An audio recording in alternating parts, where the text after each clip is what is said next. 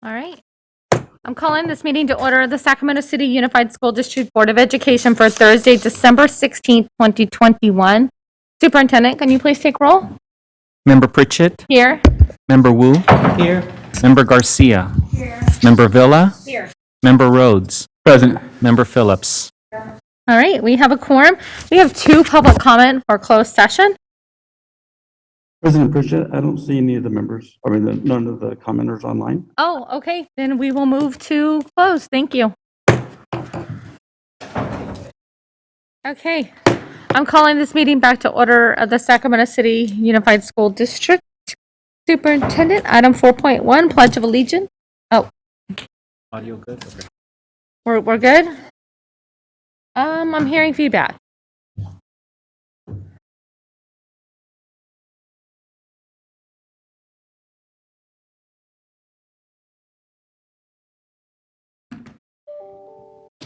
Good? Okay. Superintendent, Pledge of Allegiance. Please.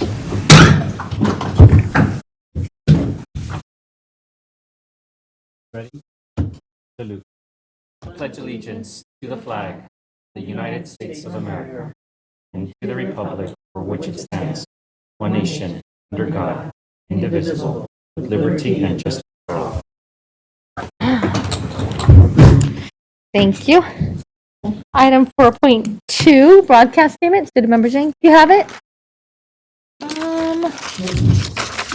I do not have it either. Do we have her broadcast statement?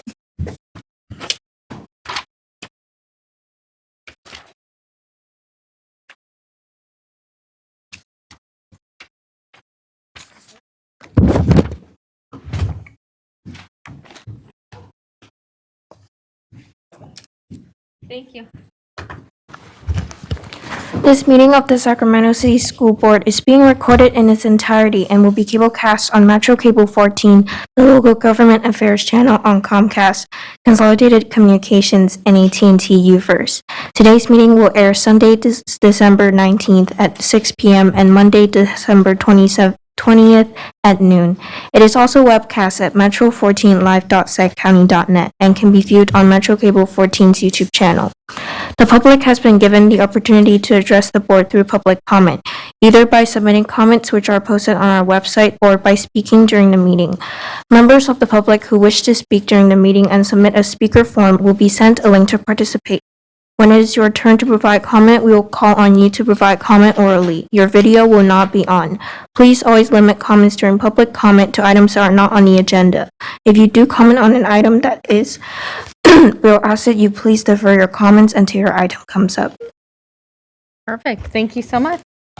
All right. Item 4.3. We are lucky enough tonight to have 2 stellar students for December. The first one, Jalea Perez from Parkway Elementary, and the second, Anna McNatt from CK McClatchy. So first we'll go with Jalea. Member Rhodes. Thank you, President Pritchett. So today we have Jalea Perez, who's a 4th grader and was nominated by her PM, Chryslin Morganan at Parkway Elementary School. Jalea was nominated for being a role model for the rest of her peers and always trying her best. Jalea is the first to offer a helping hand and does not allow anyone to be put down or bullied when she is around. She's a safe space for those around her and is an overall excellent example of an outstanding student. Thank you, Jalea. I think we have Jalea and her parents here today. Would you like to say anything? Thank you. Congratulations, Jalea. Thank you. All right. And the second, we have Anna McNatt, a junior from CK McClatchy. Vice President Morosky. Thank you, President Pritchett. It's my great pleasure to introduce Anna McNatt. Oh, there we go. To introduce Anna McNatt as our stellar student from CK McClatchy. Anna's a junior and won the California Interscholastic Federation Cross Country State Championship at Woodward Park in Fresno. She ran the 2nd fastest time in California state history. Anna then competed in the U.S. Cross-Country National Championships in San Diego and finished 27th in the nation. Anna also competes on the CKM track team and carries a 4.4 grade point average. She's being recruited by major colleges across the country and expects to make her college choice this time next year. Hearty congratulations to you, Anna. Wow. Anna, would you like to say anything? Yeah, just thank you. Thank you for recognizing me. It's amazing to see the support that I have. And so, yeah, thank you.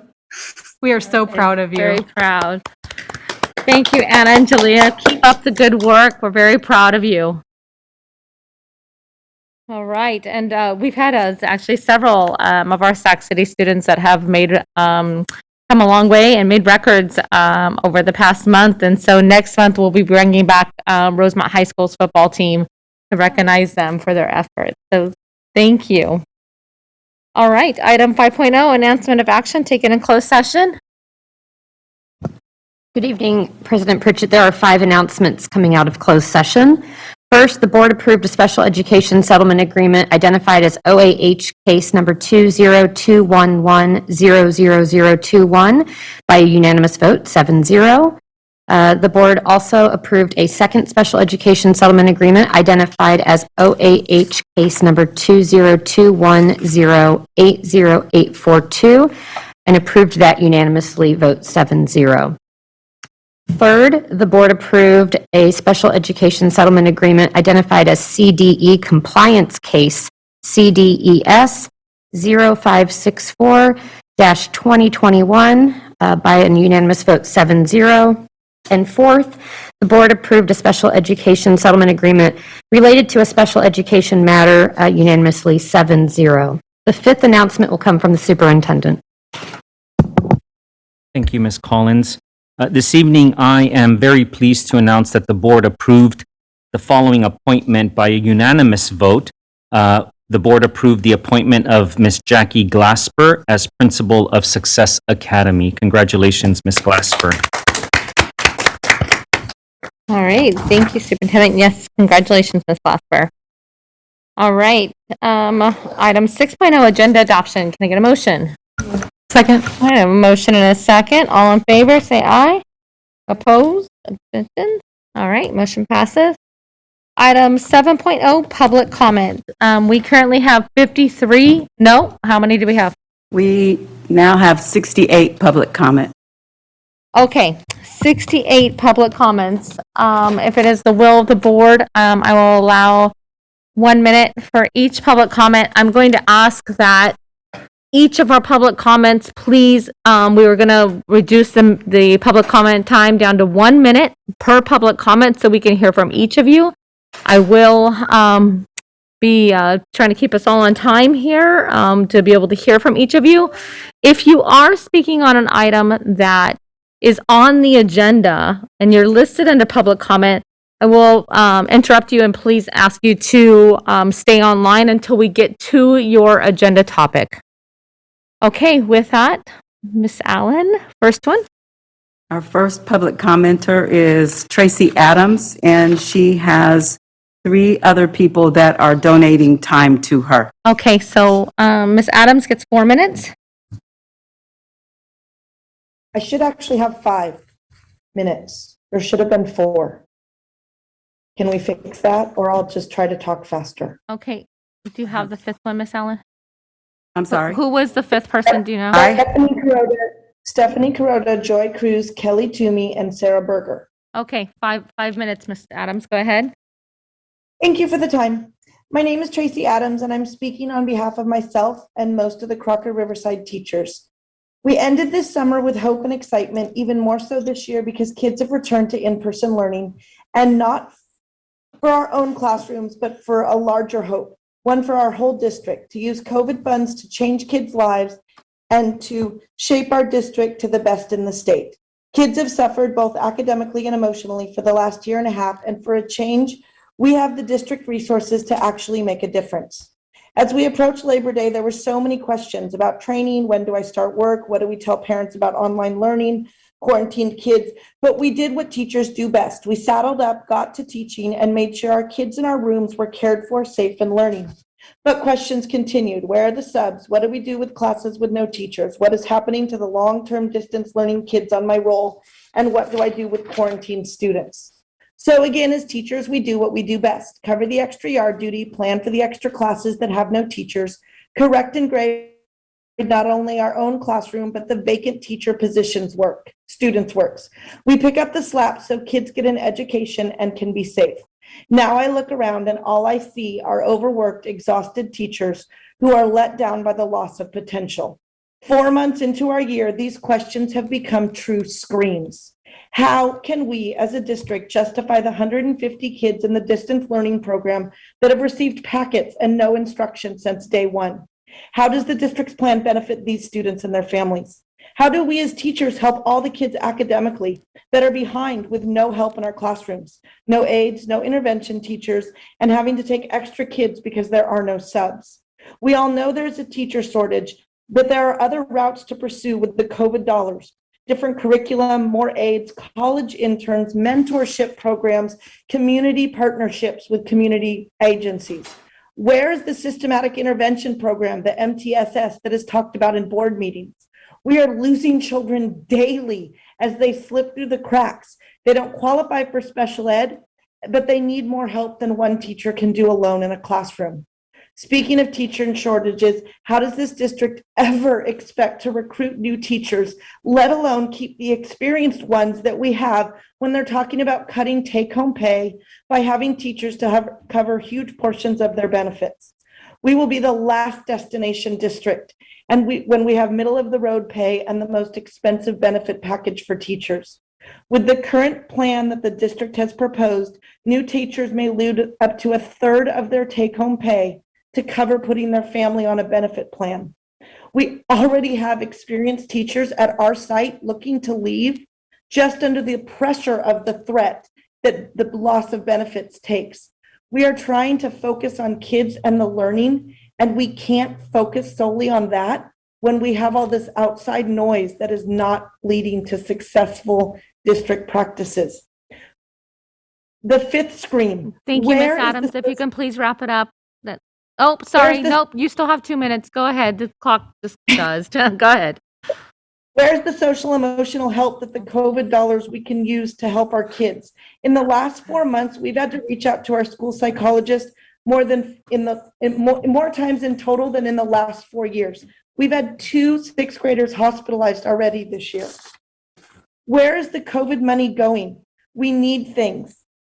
Filters, test kits, computers, but we have millions sitting in the account and it is not benefiting our children. These are the screams I hear daily from the teachers I work with.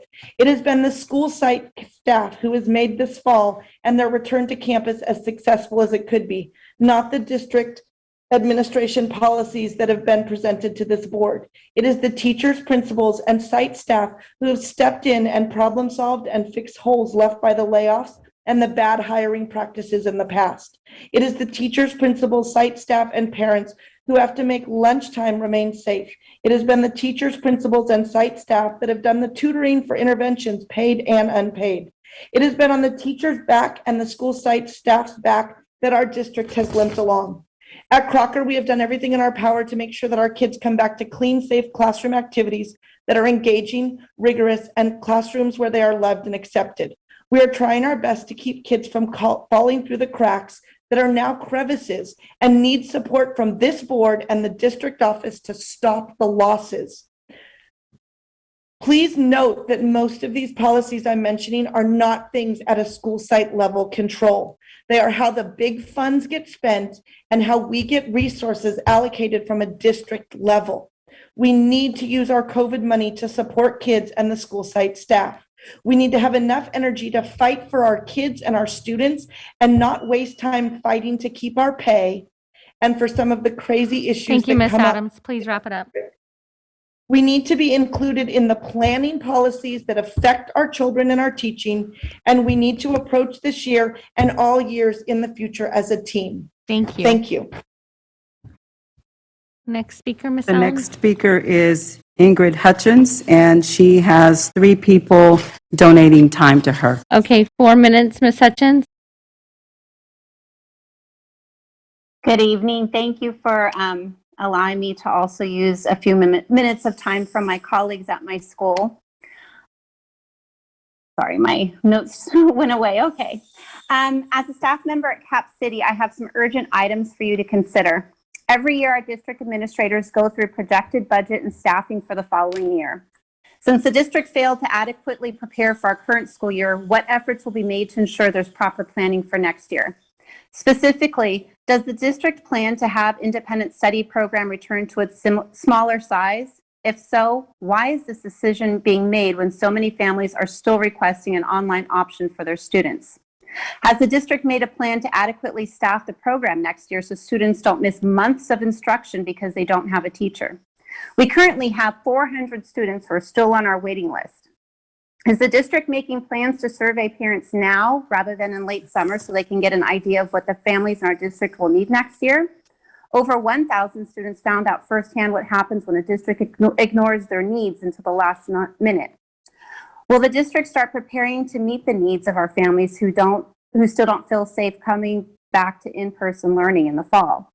Are they going to let hundreds of families twist in the wind again next school year?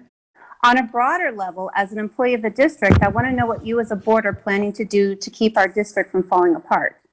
When are you going to insist the district engage in good faith negotiations? I'm sure you all realize the market for teachers will be highly competitive this summer. Without a desirable contract with SCTA, you won't be able to hire new teachers. If any surrounding districts are watching the 3-ring circus that Sac City has become, they will offer to match years for seasoned teachers. When that happens, the students in our district won't have many qualified teachers left to educate them. You can't behave like an emotionally abusive partner who tells teachers to tolerate the district's ongoing disrespect, gaslighting, and refusal to engage in good faith negotiations, then tell them to stay for the children. As in any abusive relationship, sometimes the children gain life lessons from watching the adults in their lives stand up for themselves and leave it. Thank you. Thank you, Ms. Hutchins. Next speaker. Ms. Next Allen. speaker is David Fisher, and he has 2 people donating time. Okay, 3 minutes, Mr. Fisher. Hello. For years now, the superintendent, with the support of the school board and Dave Gordon at the Sacramento County Office of Education, have demanded unprecedented cuts in certificated and classified staff's take-home pay, all the while claiming the district was on the brink of insolvency. In every case, those claims have proven to be false. Despite these claims, tonight the school board is scheduled to vote on a new contract for the superintendent, which includes huge increases in compensation while continuing to demand almost $10,000 per year in cuts to take-home pay for staff. On top of his already large salary of $327,000, an additional estimated 5.6 salary increase of over $18,000 based on the California Consumer Price Index for this year, an additional lump sum of quote longevity bonuses. I'm sorry, Mr. Fisher, are you speaking on item 9.1? Or are you speaking on public comment? Public comment, and by the way, the superintendent's contract came up after most people had signed up for it to speak. That was too late to change it at that point. But I've got whatever, I got more to say, but suffice it to say that the superintendent, you add it all up, and we're talking an increase of over $66,000 in the first year only. Now, I mean, this only makes sense if, you know, in the next scene, 3 ghosts appear to get you guys to come to your senses and do the right thing. It's ridiculous. I mean, seriously, the superintendent has continually projected, along with staff, budgets that have been wildly inaccurate. Now, Sac City budget is projected to end a 21-22 school year with a $13 million surplus. As you well know, this past spring, both certificated and classified staff voted overwhelmingly that they did not have confidence in the superintendent's leadership. One of the multiple reasons for that vote is the mismanagement of the district's finances. Since August of 2018, Mr. Aguilar and the district staff had incorrectly stated that Sac City is on the brink of insolvency. Every year since then, Sac City has run a surplus rather than the massive deficit projected by the superintendent. Now, once again, after stating that Sac City would end 21-22 with a $6 million deficit, the district is now projecting to end the year with a $13 million surplus. I was looking over old board communications. You guys were told in 2018 by the superintendent that last year you would have to cut $40 million, otherwise we would be in insolvency. When this happens year after year after year, where is the accountability? Those cuts don't happen, we don't make concessions, and you end up with surplus after surplus after surplus. What's happening again? The district is now projecting to end the 21-22 school year with $116 million. Thank you, Mr. Fisher. If you could please wrap it up. The highest in Sac State history, another record. Our teachers and our students deserve leadership that prioritize the students in the classroom over the highest paid administrators in the district, not the other way around. Thank you. Thank you. Next speaker, Miss Ellen. Next speaker is Lisa Stinson, and she has one person donating time. Okay, Ms. Stinson, 2 minutes. Thank you. Oh, Miss Lisa's not online. Oh, okay. All right. Our next speaker is Amy Tunin. Go ahead, Ms. Noonan. 1 minute, please. Hi, my name is Amy Tunin. I have been a school teacher for Sac City Unified for 28 years. I am a widow with 2 dependents. My daughters and I have insurance through Sutter Health through the school district. I've chosen Sutter Health for the mental health coverage that they offer, and I also have glaucoma, so I see a doctor that specializes in this. To keep myself and my 2 daughters insured with what the district is proposing, it would cost my family $19,895.28. That's almost $20,000 a year net reduction from my take-home pay. I'm asking the district to please reconsider this. I've given my heart and soul to this district, and this is my last 8 years, and my family can't afford that reduction. Thank you. Thank you, Ms. Noonan. Next speaker. Next speaker is Teresa Hanneman.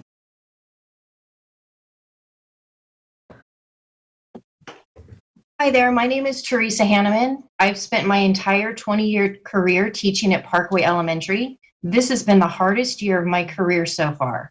Our students came to us this year with gaps in their academics and compounded trauma due to the pandemic and the pivot we had to make to distance learning the last year and a half. We are seeing frequent aggression, including fights, as well as disruptions to learning. We have a staffing crisis across all bargaining units, which impacts instruction, safety, and social emotional supports for students, not to mention the mental and physical health of staff. Staff is being asked to do more with fewer resources. I am tired of hearing from the district team that everyone is experiencing staffing shortages. It is easy to explain it away when you are not directly impacted by this crisis. What are you doing to address this? The district is proposing a huge cut in take-home pay for SCTA members. I have sat across the bargaining table for the last 3 years and witnessed the district team come unprepared and unable and unwilling to answer basic questions or explain their thinking on their own proposals or rejection of ours. The fact that this Thank board you, is Ms. Hanneman. If you could please wrap it up. a raise or a contract extension for a superintendent who has failed our students and staff so miserably is disgusting. Shame on you. Thank you. Next speaker. Our next speaker is Dawn Peters.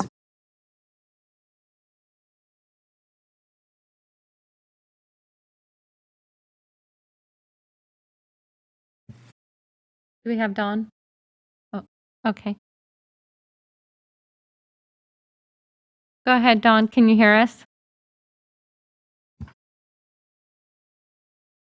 You're on mute.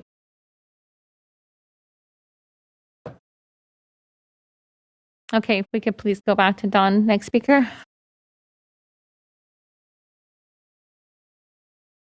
Next speaker is Alice Mercer. Good evening, Alice. She's not on? Oh, okay. Hello. I am using time from Julie Ketchell and Melissa Reynoso. Did we get Both of them are on. Okay, so you get 3 minutes. Go ahead, Ms. Mercer. Okay. My name is Alice Mercer. I am a teacher at Heber Bancroft Elementary. I'm commenting today on the absolutely critical levels of mental health need our students are experiencing and the lack of a comprehensive, cohesive long-term plan by the district to address this. I have students who were already experiencing attendance problems, unsettled home lives, and academic problems prior to the pandemic.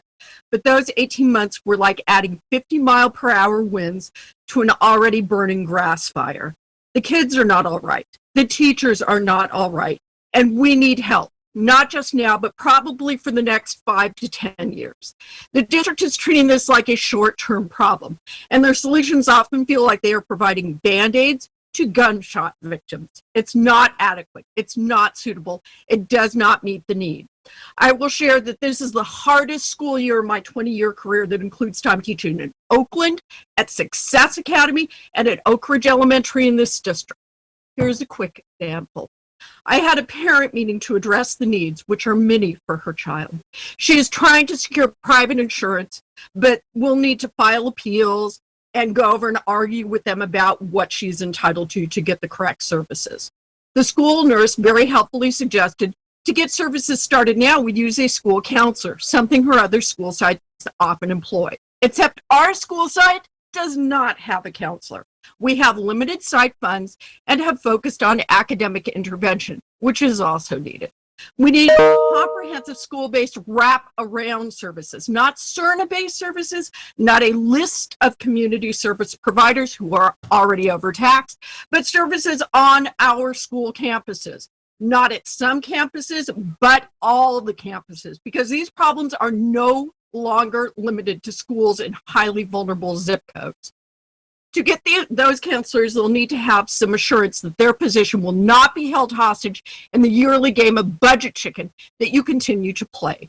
They'll need to know that the salary and benefits package offered will not be slashed or just played with, as a sadistic cat plays with a mortally wounded mouse. SCTA has offered plans for spending money in ways that improve student services. There were state funds made available for just this sort of use, but deadline passed recently without the district applying for them. Instead, we're hearing about another raise for the superintendent. The board says they need to do this because it would be tragic to have high turnover at the top. We haven't. Most superintendents have served 5+ years since I've been in the district. I'm sure it's heartening to Mr. Aguilar that you have his back, but that is not your job. It's to have the children's back.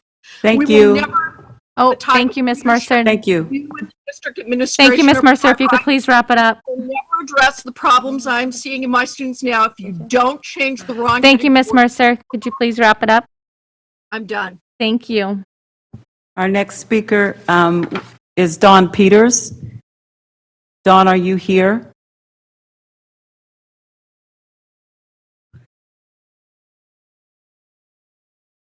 No. No? Okay, next speaker. Next speaker is Kirill Lukinski.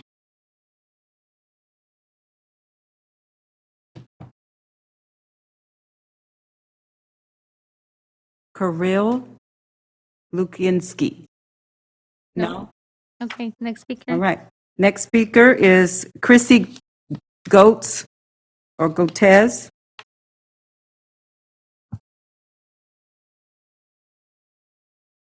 No? No? Okay, next speaker. Next speaker is Chris Love.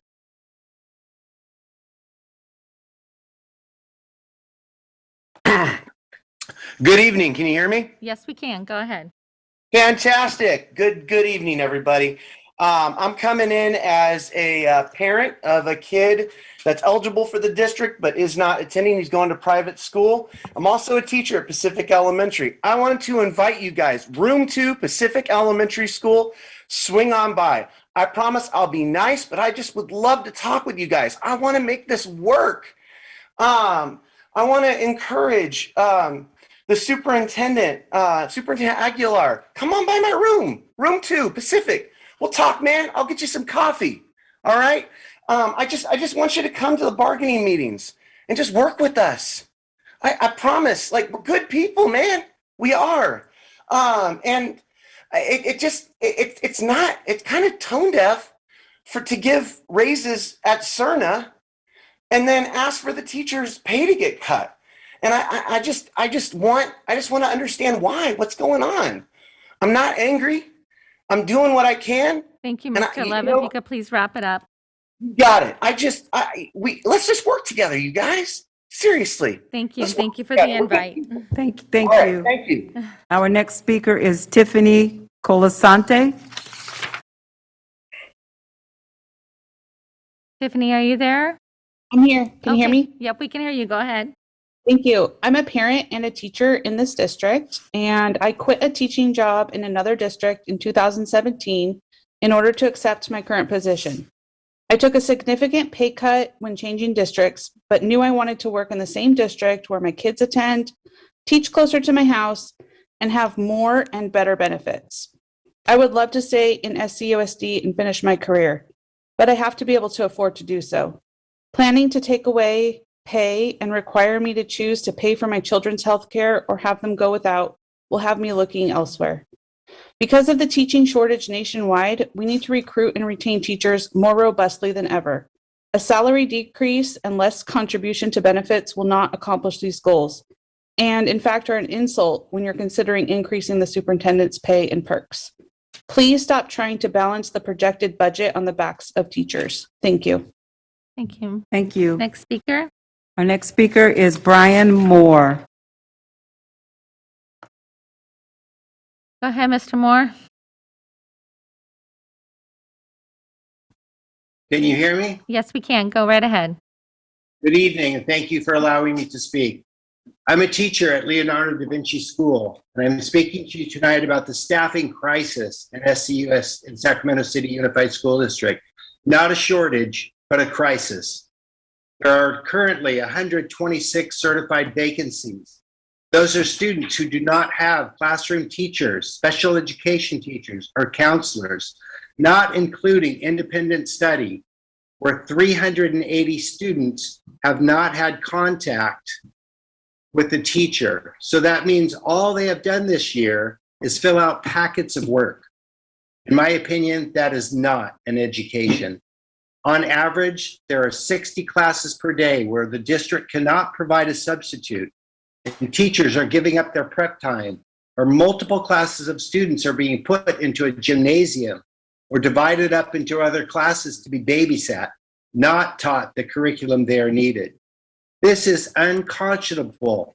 The district and board should be doing everything in their power. Thank you. Thank you, Mr. Moore. Our next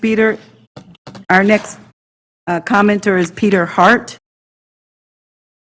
Mr. Hart, are you there? Yes, I am. Go right ahead. All right, thank you. And I'm from Fern Bacon Middle School. And I want to say that the contract negotiations are at a standstill with the cliche argument of insolvency. At the same time, district jobs are getting raises at the Cerna Center, and the superintendent is getting the obscene salary of over $300,000 a year. During this pandemic, it was us at the schools that keep things going. We educate the children. We ease their fears. We guide families to nutrition and health clinics, not the district, not the board, and certainly not the superintendent. Legal action will surely happen with budget cuts and stalled contract negotiations. Audits will be done. Money will be found then, and the cost to the district will be substantially more. You could avoid extra costs by finding the money now for the budget. You can avoid extra costs by negotiating a contract in good faith now. Do right for the teachers. Thank you, Mr. Hart. Thank you, Mr. Hart. Do right for the students. Thank you, Mr. Hart. Our next speaker is Marcy Amparo. Marcy, are you there? Hello, good evening. Uh-oh. Nope, you're here. We can hear you. Go ahead. Okay, thank you. Good evening. As a teacher, I'm fed up with the dysfunctional management. Many of us have given up all hope that the superintendent and this board will do the right thing for these children. A lot more of us are going to leave this district. I asked last night what it took to get the mayor involved last time and actually get the superintendent to the table to talk. The answer was a strike. Is that what you're waiting for?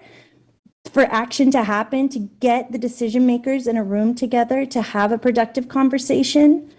The superintendent needs to step up and be the leader he's paid to be by having an uncomfortable conversation with the people who are actually in the room with the students that you all are supposed to serve. Thank you. Thank you. Our next speaker is Nafisha Young. When is this board and superintendent going to address the massive failures that are happening in special education and around the district? How is Sacramento City Unified School District going to recruit new staff and retain certain current staff with the current practices? Yes, there are shortages everywhere. And when I look at the news, employers are doing things to incentivize staff by increasing wages, making sure staff feel supported, and treating them like valued team members. Sac City, on the other hand, is offering its frontline workers, because that is what we are, wage freezes, income reductions, absurd amounts of extra work, and making it abundantly clear that our expertise is not valued, while at the same time rewarding those in the Cerna Center by giving wage increases to the superintendent and in-house counsel, just to name a few. I thought I was coming to a place that aspired to be the destination district, and instead I find myself in a district that is so dysfunctional the principals and teachers are fleeing at an alarming rate. It is time to put students first. Thank you, Ms. Young. Next speaker. Thank you. Our next speaker is Deborah Durazo.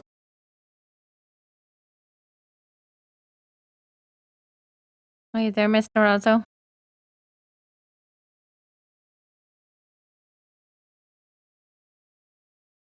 Hello? Yep, go ahead, Ms. Durazo. Yes, go ahead. I'm sorry, I'm donating my time to Charmaine Brown. Okay, perfect. Thank you. Next speaker. Okay. The next speaker is Eddie Spiller.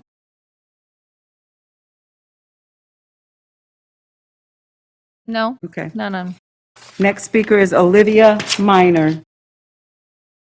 Ms. Minor, are you there? Oh, you are on mute.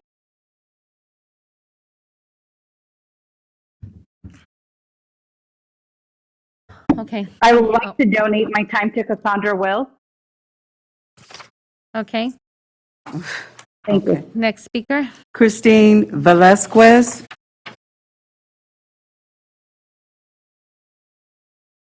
Please go ahead.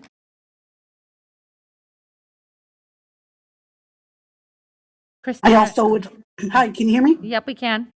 I also was donating my time to SEIU. Charmaine, is it Charmaine Miller? Okay. Thank you. All right. Our next speaker is Linda Hegney.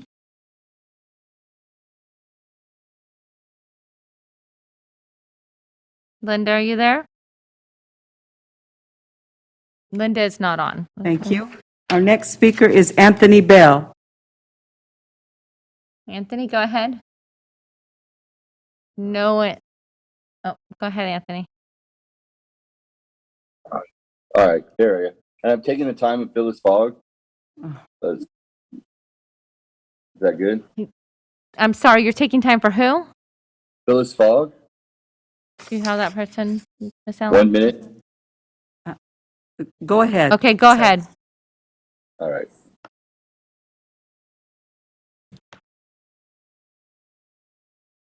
Oh, are you giving your time to that person? Waste my time. I want to say first, I've been a parent in the district a long time. I've been a coach, I've been an employee, and I'm still an employee. I currently work at Hiram Johnson High School, and I am the shop steward at this time for the campus, I believe Co. And we've been experiencing a lot of extreme situations at our campus. And I believe across the board that it's been a struggle to get kids back on task. They've had adults turned off, and everyone's a little bit stressed out and overworked. And this just seems like kind of a slap into the face to the people who've been in the front lines, keeping this thing going. And, the faculty, the teachers support the classifieds, and the classifieds support the faculty. And we have to have that going, and we have to take care of each other, and the administration has to be able to take care of its employees. And you just can't kneecap the administration. And when we have administrators like mine on my campus who are dealing with major issues, they need all the resources they can have, Thank everything you. they can have at their disposal to Thank be you. getting these kids the services that they need, not going and looking at cuts. We need to be getting innovative and finding ways to be increasing incentives, to increasing the pay, and finding a way to make that work and make that happen. We need to get back to the bargaining table, and I really implore you and beg you and hope that you will consider coming back with a more reasonable and humane offer for the hardworking employees of Sac City Unified School District. And I really appreciate your time. Thank you very much, and have a good evening. Thank you, Mr. Bell. Thank you. Our next speaker is Jean Cito. I have Jody Bones' minute as well. Okay. Go ahead. You have 2 minutes. I've been a teacher in this district for 23 years. I'm a big picture person, and I pride myself at looking at multiple sides of the situation. Here's what I see in my big picture. We are losing students, and many that we have don't have teachers. We are short-staffed and can't hire new staff. We have untold amounts of money from the federal government to help with COVID, but what is that money actually being used for? Recruitment of qualified staff, instructional aids for students, a quality independent study option? Not in my big picture. I see families using grandma's or auntie's address so they can attend that other district. You know the one that openly invests in its students. It has 28-to-1 ratio in intermediate. It has an emphasis on VAPA and STEAM. Weekly, they bust every fifth grader pre-COVID to a hands-on science experience called Starbase. Each student had a Chromebook before COVID so that the transition to home learning was much smoother. Elementary schools have full-time counselors. Or they pick the other nearby district, which is investing its money in new state-of-the-art buildings for its students, or where they've been able to hire instructional aides because they held job fairs and offered signing and retention bonuses of $2,000. Why can't we recruit teachers? Why are teachers going to STIRS meetings after school to see if they can manage an early retirement? Why are special ed teachers in tears as they try to navigate an ever-changing landscape of shifting rules, regulations, and demands? Why are student teachers learning in our district with no intention of actually working here? Yes, they do openly discuss on social media and in their college classes which districts to avoid and which ones to apply to. This is the new talent, technologically savvy group of people that we need in our district, our students need in our district. Teachers don't want to work in our district because when they have 31 students, they are considered under-enrolled. But when that neighboring district's teacher has 31 students, they're getting paid $75 extra a day. Teachers can't afford to work in our district when they're facing unfathomable proposed pay cuts. And yes, losing $700 or more from your paycheck is unfathomable to most people. We are looking to you for leadership. We are looking at you to communicate openly and honestly about monies received and how they are being spent. Thank you, We Ms. want you to Soto. help make this a district teachers and other necessary staff want to come to. Thank And you, we are Ms. Soto. yearning to help you make decisions that honestly serve our students and truly put them first. Thank you. Thank you. Our next speaker is Mike DeSantis.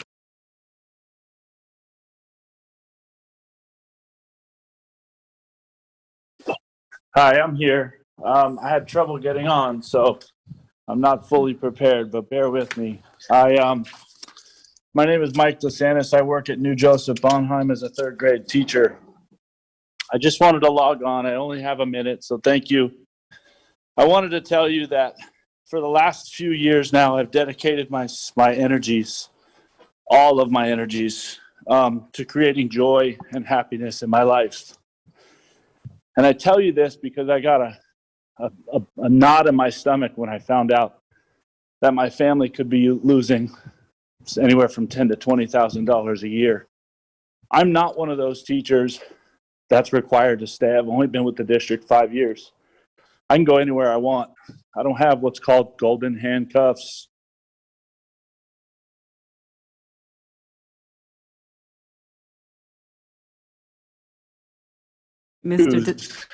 Between in the classroom and my students at home.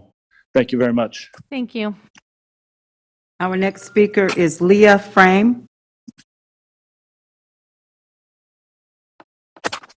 Good evening. Can you hear me? Yes, we can. Go ahead. Hello, I am commenting as a Sac City parent and an employee. The proposed cuts to take-home pay for employees will have a severe impact on my family. We have an elementary age child and a preschooler who will soon be coming up the Sac City pipeline. The proposed cuts are about the amount we personally pay for high-quality preschool. The pay cuts will make it very challenging for us to afford 2 more years of preschool for our child. Per Sac City Unified website, preschool prepares your child to succeed in school and is critical for a child's development. So I'm confused about how these cuts further Sac City's own stated goal of supporting young children in being ready for school. I'm sure there are many Sac City employees with young families in my situation. You are cutting off funding many of us use for our children's early education. Yes, I'm aware of SB 130 promising Thank you, free Ms. Frame. preschool. Thank you. Thank you. Our next speaker is Bethany Cox. Go ahead, Ms. Cox. Hello, can you hear me? Yes, we can. Go ahead. We've asked so much of our teachers over the last 18 months. At every new challenge, we have risen to the occasion. With limited resources, little support and direction, we have gotten our students through the last 2 years of school. If you listen to teachers here in our community and across the country, you will hear a pretty clear message. We are at our breaking point, and you can't expect more at this moment than what we have been getting. We love this community, and we are ready and willing to pitch in. Being part of being members of a larger community is about equity. Asking teachers to take a pay cut when there is a current deficit and all members of district leadership are taking a cut is equitable. Asking teachers to take a pay cut when we are facing a budgetary surplus and providing ample salary increases to higher levels of leadership is just inequitable. It is a statement about not valuing your frontline workers, and it is a recipe for disaster. Teachers will quit, and students will suffer more than they already have. Thank you. Thank you, Ms. Cox. Thank you. Our next speaker is Daniel Darby. Not online. Darby's not Thank online. you. Okay. Our next speaker is Mo Kashmiri. Go ahead, Mo. Mo Kashmiri, can you hear me? Yep, we can. Go right ahead. All right. I just wanted to say, I'm just, it's just sad to see all the hypocrisy of forcing teachers and bus drivers back into school and into stuffing them full of kids, and the board still hasn't opened up their own meetings like they promised they were going to several months ago. It's just, I'm tired of it, in terms of the classified staff. They haven't gotten a raise for 3 years. And now at the bargaining table, which I'm at, we don't even, all we hear is that they'll give us an economic proposal when we have all our proposals in, but then in the agenda packet, you put that you want everyone to take a 1% pay cut, a furlough, and pay more for health, dental, and vision. Our folks can't handle that. A lot of our folks are barely making minimum wage, or making above minimum wage right now. It's embarrassing. They're not just your staff. These are our community members. These are the parents of our families. They deserve better than what they're getting. Thank you, Mr. Kashmiri. Please wrap it up. This district is imploding in terms of losing top leadership, losing good principals, losing good teachers. We got to turn it around. This way that we're going is not working. And the definition of insanity is doing the same thing over and over again. Thank you. Thank you. Our next speaker is Aaron Darkay. My name is Aaron Dark, and I'm a middle school teacher at Alice Burney, and here to speak about the lack of understanding the district leadership has about what we as teachers are experiencing, and more importantly, how that affects our students. My colleagues and I show up every day to schools without enough teachers, without enough substitutes, without enough support staff. We worked incredibly hard before anyone ever heard of COVID. Now we are being asked to do even more. Still, we show up every day because we care about the well-being and education of the children in front of us. Throughout all of this, our voices are constantly being disregarded by district leadership. We are the ones on the front lines. We are the ones who know our students best and have great ideas about how to take a tough situation and make it better. Our proposals are consistently disregarded, and not once has our superintendent come to a bargaining session. We are willing to make great sacrifices for our students, but we are human and there are limits to what we can do. We need to be seen and valued for who we are and made partners in working toward a solution for the betterment of all students. Thank you. Thank you. Next Our speaker. next speaker is Mary O'Toole. Go ahead, Ms. O'Toole.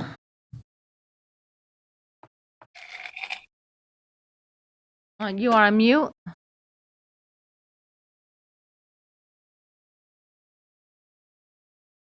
Okay, please go back to Mr. Tool. Next speaker. All right, next speaker, Joseph Fuentes. Mr. Fuentes, go right ahead. Okay, can you hear me? Yes, please go ahead. Thank you. My name is Jose Martin Fuentes. I've been an employee since 2005. I've been at the John Morse Therapeutic Center for over the last 15 years. Thank you for listening to me. I also want to commend the board for taking on additional roles at the district level.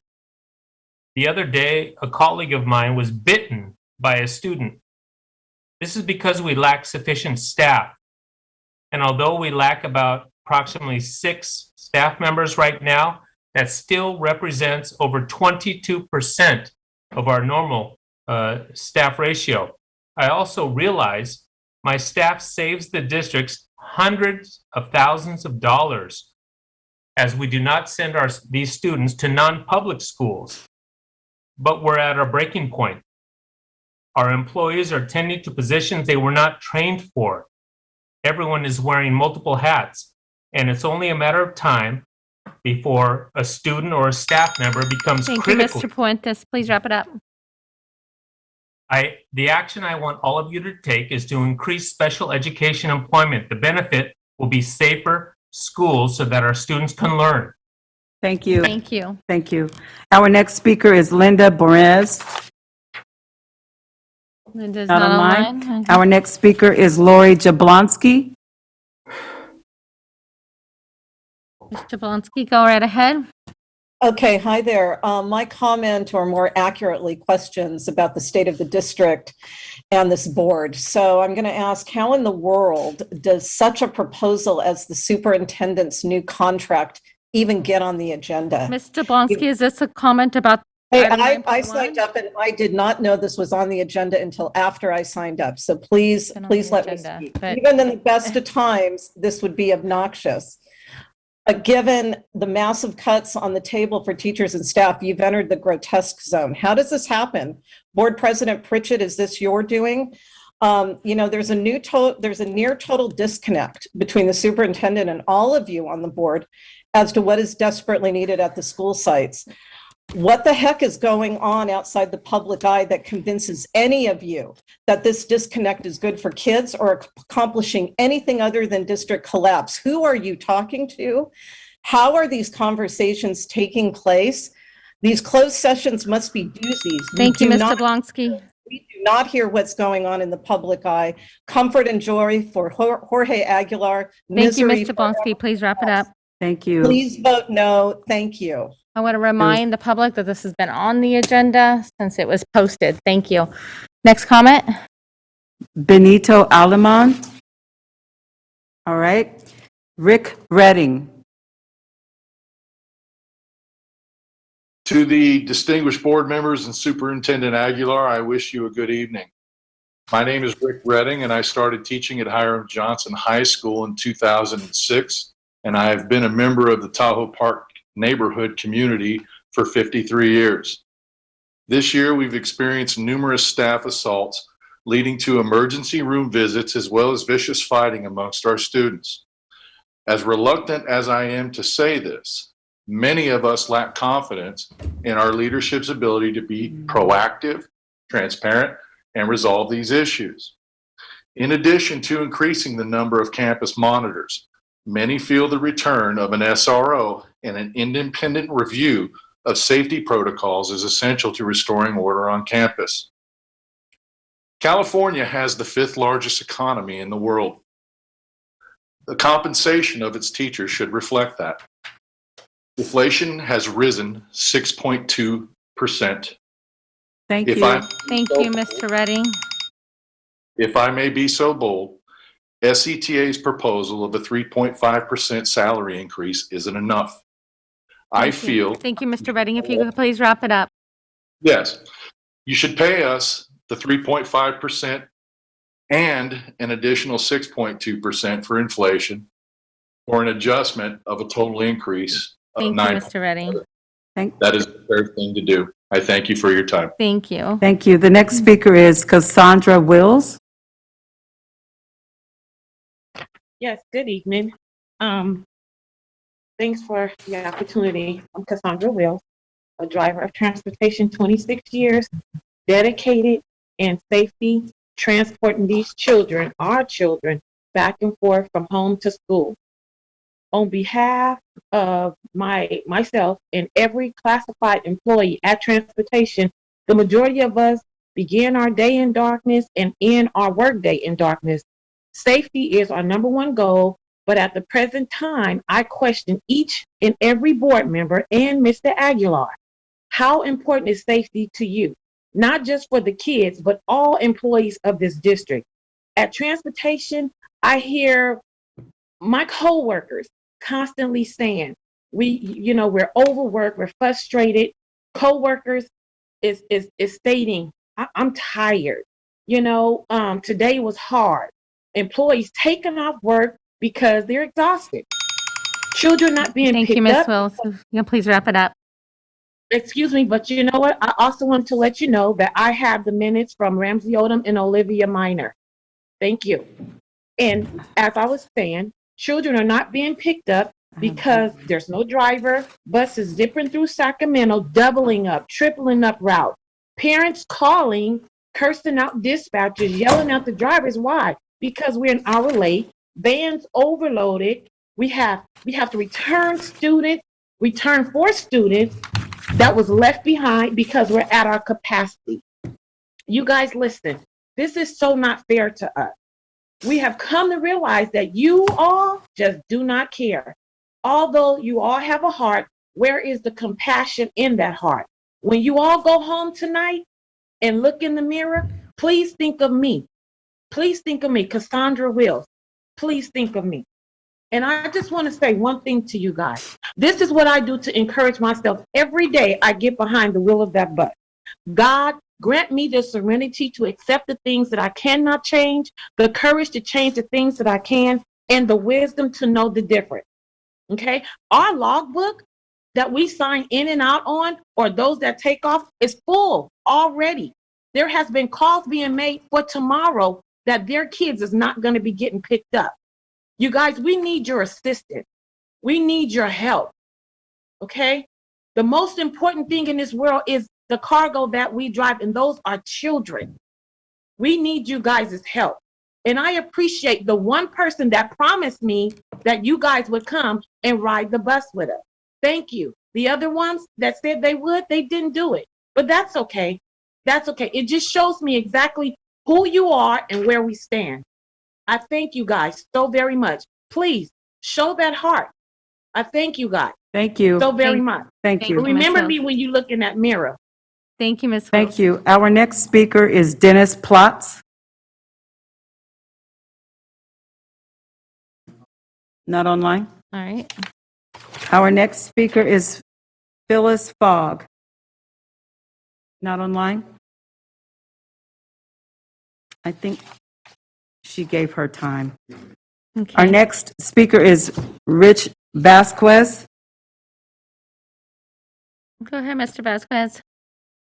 Good evening, Board President, Superintendent.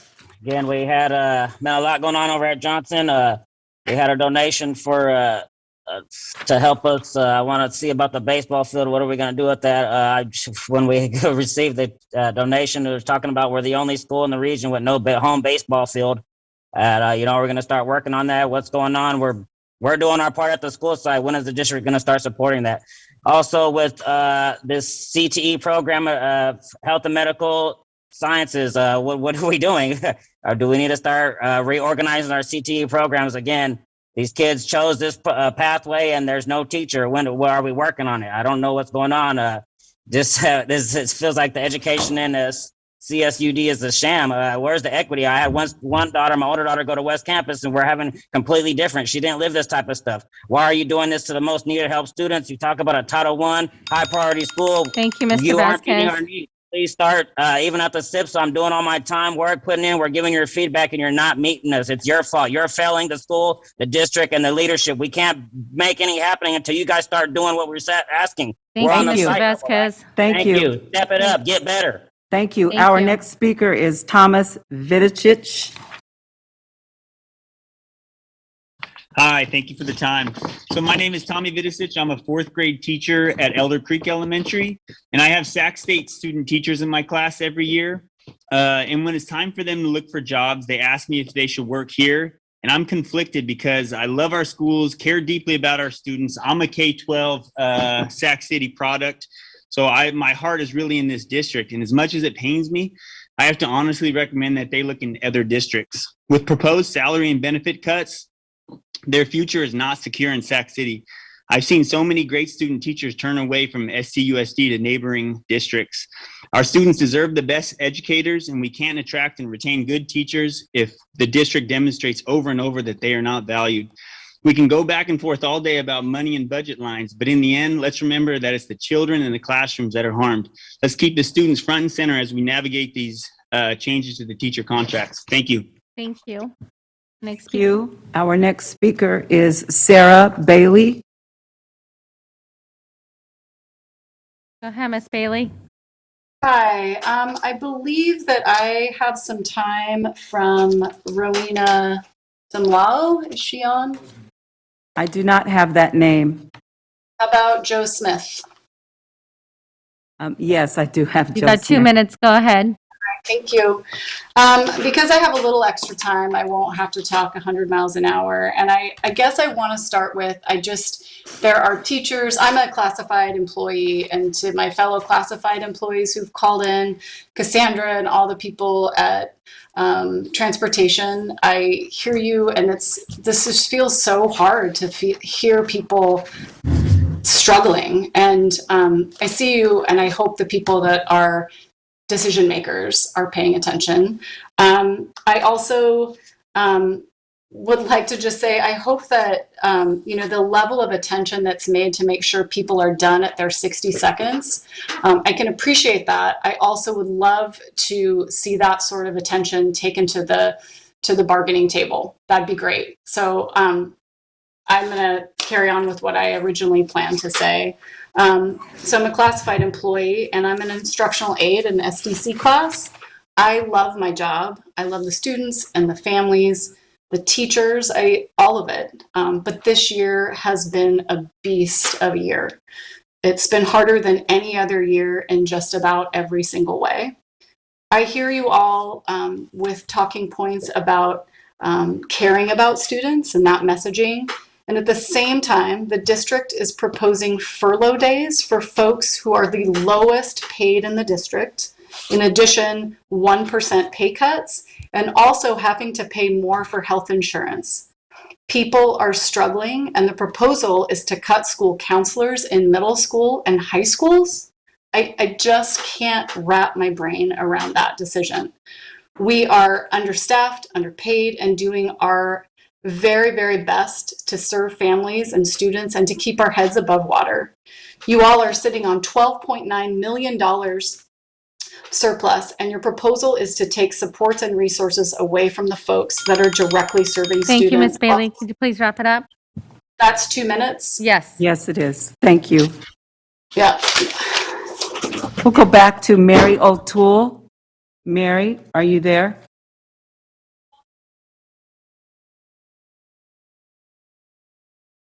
On mute. You're on mute, Mary. Could you please unmute yourself?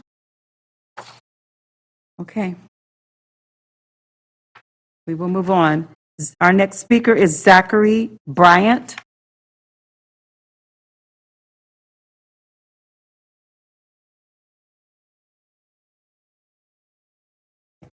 Zachary Bryant. You're on mute, I believe. There we go. I apologize. I'll also be using the time of Dennis Plotz. Okay, you got 2 minutes. Go ahead. Thank you. So myself and many other staff members, teachers have been working extra periods, covering classes that have no substitute or teacher on our preps, oftentimes without having gotten paid for those coverages so far. And a lot of this has to do with the layoffs that the superintendent and the board approved to lay off staff members and teachers, and now we're stuck with vacancies. Even at our site, one teacher was hired for a vacancy, but left to another district after waiting on HR for a month to be actually hired. So if this continues based on what was being proposed, I've been going to the bargaining table on the proposals that are there. We all know what will happen. We've heard several teachers already and other staff members say what will happen.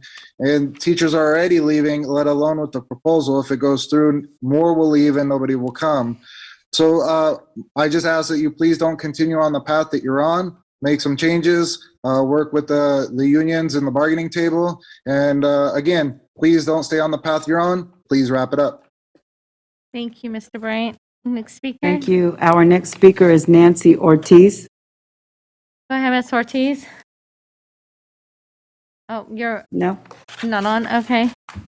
Okay, our next speaker is Terrence Gladney. Good evening, Mr. Gladney. Good evening. I have a lot to say, but I'd rather spend the rest of my minute just so you guys can absorb the comments that have been made and actually listen. So I'm going to sit on mute. Okay. Our next speaker is. I think he wanted to stay. He wanted to stay on mute. I'm not yielding my time. Yeah, he's not Oh, yielding his time. I'm I've got sorry, it on Mr. timer. Gladney. Thank you, Mr. Gladney.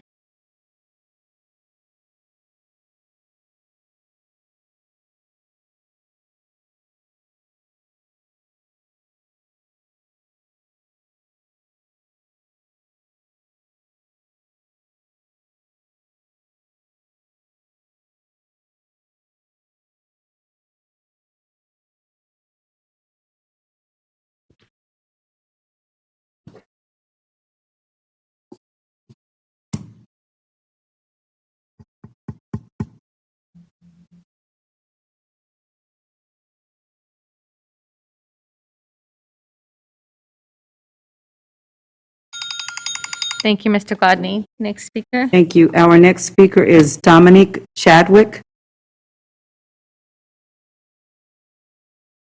Yes, can you hear me? Yes, we can. Go ahead.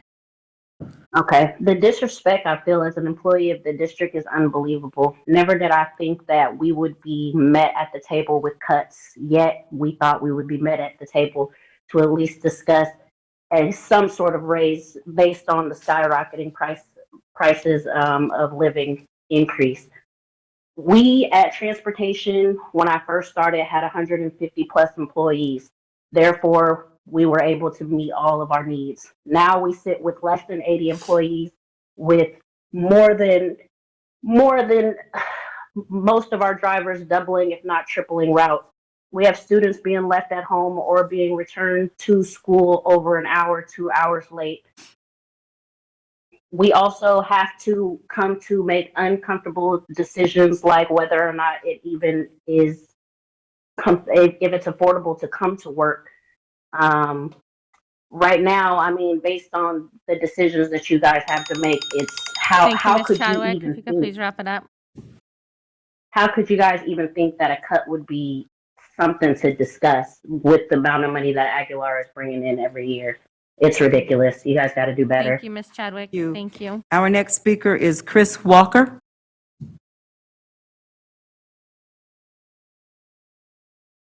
Can you hear me? Yes, we can. Go right ahead. Thank you, Madam President, members of the board. Chris Walker. I am a parent of a student who has been educated through the Sac City Unified School District, and a current student, another child who's a student at McClatchy. I'm here tonight to ask that you reconsider the ban of the SROs on campus. What you're hearing tonight are significant issues. We have chaos going on our campuses system-wide. The Hiram Johnson incident should be a pretty good indicator of the need for SROs. We don't need to have teachers and students harmed because of fights that are going on. McClatchy, we had an incident where there was a gun threat last Friday, December 10th. There was no SRO on campus. My daughter's friend who got the information didn't know where to go. They ended up going to a gym teacher. This is ridiculous. This is unacceptable. You need to restore the contract with Sacramento Police Department immediately. Thank you. Thank you, Mr. Walker. Our next speaker is Juan Martinez. Go ahead, Mr. Martinez. Hello? Yep, go. Okay. I'm gonna make it quick, as fast as I can. I'm a parent. I'm here to speak and bring light to the hypocrisy of the district. I want to know, how can the district send letters to parents of absenteeism, being absent from school, but yet not have my son, but yet have my son missing his education on a regular basis? Why not having a permanent teacher or the substitute, not having a substitute?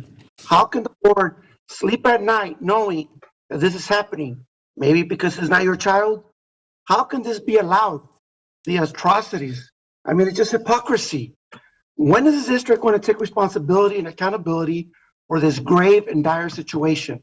How can there be a reach agreement with the Superintendent Aguilar contract while it's in shambles with the staffing crisis, and yet not having Thank you, agreement Mr. Martinez. with the other districts, with the other bargaining units? Thank I you. hope Thank that, you. because I Thank know you. it's not your kid, but this is serious. Come on, let's get it together, folks. Let's work together. Thank you, Let's Mr. get Martinez. together, let's We work appreciate together. it. Thank you. you. Thank you. Our next speaker is Marty Ortiz. Go ahead, Mr. Martinez. Ortiz, sorry. I don't see them online. I think, go ahead. Are you on mute? Unmuted. Okay, perfect. Thank you. Go My name is ahead. Marty Ortiz. I've been with the school district since 1986. I'm a lead mechanic in transportation. I'm also a recent retiree from the California Army National Guard, which I was a proud member serving for over 32 years. Mr. Aguilar has received a pay increase. I also understand that he recently applied for another position at another district. As soldiers, we expect our leaders to lead by example and from the front. It's not all about me and my group of friends or cronies. Leaders must encompass everyone of their subordinates, all the way down to the lowest level. I find it disappointing that the leaders we put our trust in here at the school district make me feel like they don't care about us or our families as much as they do themselves and their closest circle of friends. Our families are your students, at least mine were. As an Army leader, soldiers' care is the most important. I didn't eat until my soldiers had food, and I didn't sleep until my soldiers had a place to bed down. Are my expectations too high for the district leadership? Have I Thank put you, too much Mr. trust Ortiz. in them to do the right thing? Thank Thank you. you. Thank you. Our next speaker is Felton Calloway. He's Not not online? online. Okay. Our next speaker is Charmaine Brown. Go ahead, Ms. Brown. You're on mute. Hi, good evening. I was gifted time from two of my SEI sisters, Deborah Durazo and Christina Velasquez. Thank you, ladies. My name is Charmaine Brown, AKA Miss Brown, and I'm the office manager at Oak Ridge Elementary, the mom of two New Tech alumni, and a brown and black woman raising a Mexican, Asian American, non-binary sophomore at West Campus. Me and my babies are at where we want to be, but why does my employer want to take the little that I earn for us? Whose debt is our livelihood paying for, and why is that okay? It's simply not. It's not okay to cut our salaries and benefits as district leadership brings in administration to navigate futures for those you've never met but are quick to be on camera and act as if you have. No disrespect, just keeping it real. It's not okay to not see us as your VIPs. It's not okay not to have a bus to take a learner to school. It's not okay to dump on and not build up the capacity of your doers. It's not okay to keep taking what's not yours, and I simply will not and cannot stand to empower you to think that it is. Please stop while you're ahead and make things right so we can educate, empathize, and pave pathways for young learners and families. Love on us like we love on our learners. Don't take away. Add, multiply, encourage, uplift, and support. Please, I beg of you, and so do my babies. Thank you. Thank you, Ms. Brown. Thank you. Our next speaker is Onethia Riley. Please unmute yourself. Oh. Okay, go ahead. Hello? Go ahead. Yes, I only have a minute, so I'm not going to try to be cute and kiki with y'all right now. I don't know. I get the impression that maybe we need to strike. I need to remind y'all that the CTA and the SEIU are unified. So if that's what we need to do to shut it down and to bring you all to a point of realization that we matter, that you can't just do to us what you feel like doing because you all are sitting in your privilege, as I'm sitting here watching y'all, you're unmoved. Maybe we need to do things in order to move you. If it needs to get like that, if it needs to be confrontational, sometimes confrontation brings about positive change. And I think that's where we're at this point. Because y'all won't even sit down and have a conversation with us, with the union representatives like you should. And then you want to cut us 1,000 times? No, absolutely not. Not when we are putting our lives at risk. Thank you. Please wrap it up. Oh, I'm done. Hopefully you all are done too. Thank you. Thank you. Our next speaker is Veronica Baldars. Go ahead, Veronica.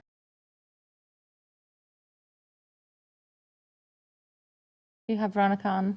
Okay, you're on mute, Veronica. Please unmute yourself.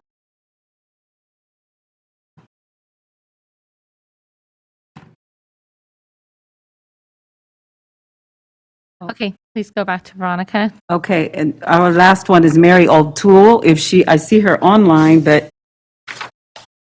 it's either Mary or Veronica.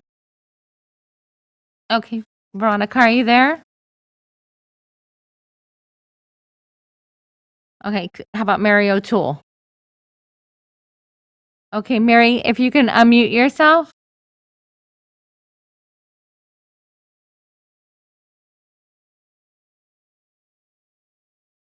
Hi. Okay, it's Mary. I'm here. Okay, go ahead, Mary. It's just my first time doing this, so I just wanted to listen to what everyone else had to say. You guys can hear me, right? Yes, we can. Go ahead. And I appreciate all the voices of my colleagues, parents, teachers. Please listen to us. We are struggling. I can't say more than what everyone else has already said, so please listen and support us. That's all I can say right now. Thank you, Miss O'Toole. Thank you so much. All right. And our last commenter is David Gonzalez. Go ahead, Mr. Gonzalez.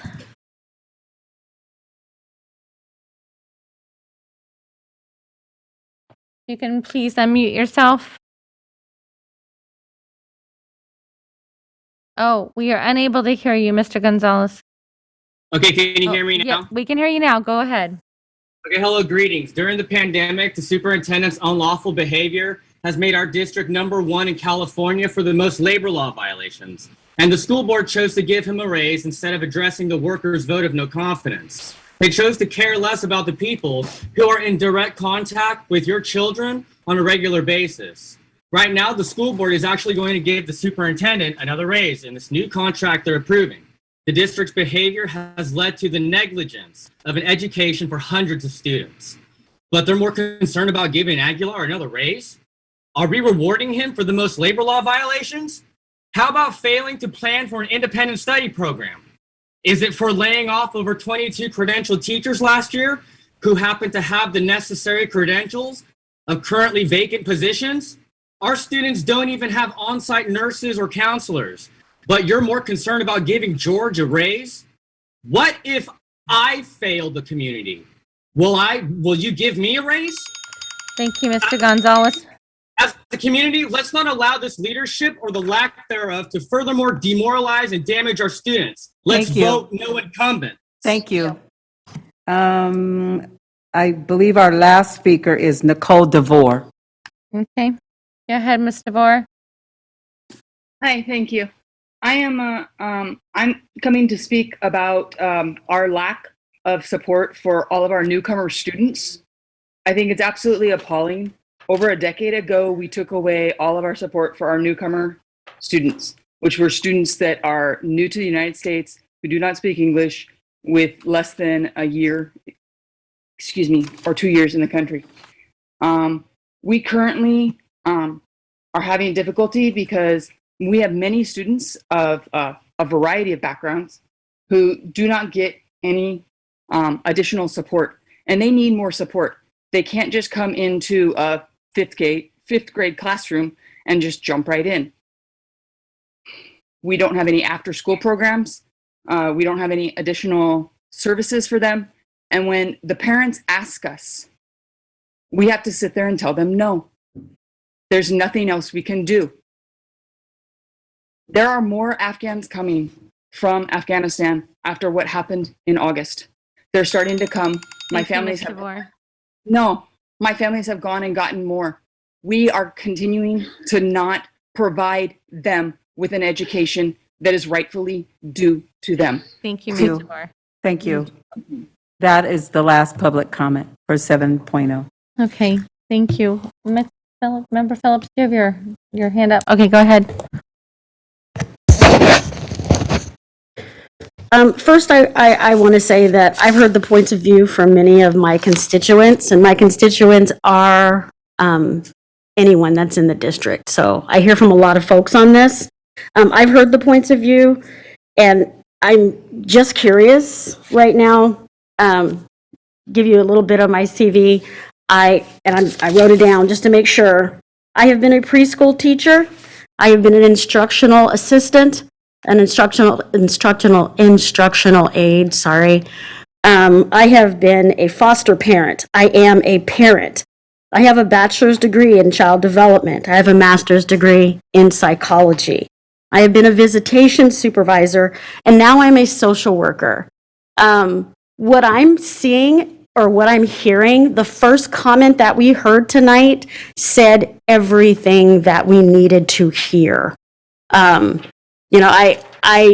truly am frustrated with the voices that I'm hearing. These people are hurting. I am a frontline worker at CPS, and it is the same situation with higher ups not necessarily listening to the needs of us. Our needs are something that are very important. We're not saying anything that is new. We're saying the same thing over and over again. Our scholars are not learning. They are not thriving. They are not as safe as we would like them to be in their learning environment. Mental health is a serious concern. In my line of work, I have calls that come in regarding persons at our schools who are struggling. And it's, just like we heard, the kids are not okay. The parents are not okay. The teachers are not okay. Our classified staff is not okay. And it's really time that we listen. I understand the beef with the superintendent's salary. It's something that I have tried to understand for quite some time, or at least the last year, and it's frustrating to me. But if we believe the message that's coming from all of those people who had something to say tonight, we really have to be clear in our explanations to them. I say this as a person with a learning disability. When it comes to explanations, I need them in English. So I am hoping that tonight we find our way to come to the level of where people are, meet folks where they are so that we can have a conversation about this. I will say, though, because I'm flipping papers, SROs have no purpose in our schools, and we have to remember that I know that their job is to protect and serve, but there are many populations that are just being policed by police. It's really important that we consider that before we put cops back in the schools. It's just frustrating to me right now that people are asking for SROs to be put back in schools when we really should be focusing on the mental health of our students and of our staff. So I'm listening. I hear what everyone is saying. It is extremely important that we make some kind of shift, some paradigm shift that's going to have these people feel like they're heard. They don't feel it. Everyone tonight was pretty much upset and mad And it wasn't a happy thing to hear folks this angry. So I think we're going to have to really not just hear them, but listen to what they have to say and act upon what they're saying. They're on the ground floor. They know what's happening. It's very important for us to accept what they're saying. Member Phillips, Yes. some of the items that you're bringing up are out of order, so we just need to make sure that we bring this back up on a future agenda topic. So the SROs was another agenda tonight? No, not tonight. We'll bring them up on a future, we don't want to pull this meeting out of order. Okay, I made my point about the SROs. Thank you. Yeah, I guess that's pretty much all I need to say for now. Thanks. All right. Item 8.0, special presentation. 8.1, resolution 3244, recognition of National Special Education Day, December 2nd, 2021. Mr. Linares? Good evening, everyone. So for this resolution, I'm just going to share a little bit of background. So December 2nd, we celebrate National Special Education Day. December 2nd commemorates the anniversary of our nation's first federal special education law, which is the Individuals with Disabilities Education Act, which was signed by President Ford on December 2nd in 1975. The Individuals with Disabilities Education Act, or IDEA, made public education available to all eligible children with disabilities across the nation. This law was a critical first step towards making education resources equitable for all students. And as our district continues to push for greater equity, address our significant disproportionality, and work to establish a sustainable and effective multi-tiered system of support, this resolution serves as a reminder of the work that still needs to be done, as well as a reminder that in order to do this work, we will need to continue to advocate for more adequate funding at a federal and state level to support the valuable instructional programs of our students with disabilities. Thank you. Thank you. All right. Do we have any public comment on this? We do, actually. Three public comments? 4 public comments? Okay.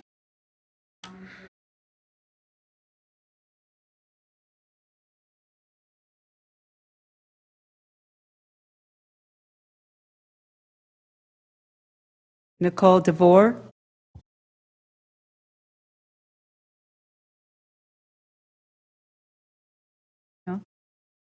No? Okay. Our next public commenter is Daniel Darby, and they have 2 minutes or 1 minute? 2 minutes. 2 minutes. Mr. Darby, are you there?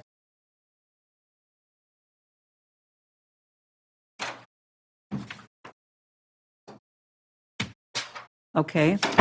Our next public commenter is Renee Webster Hawkins.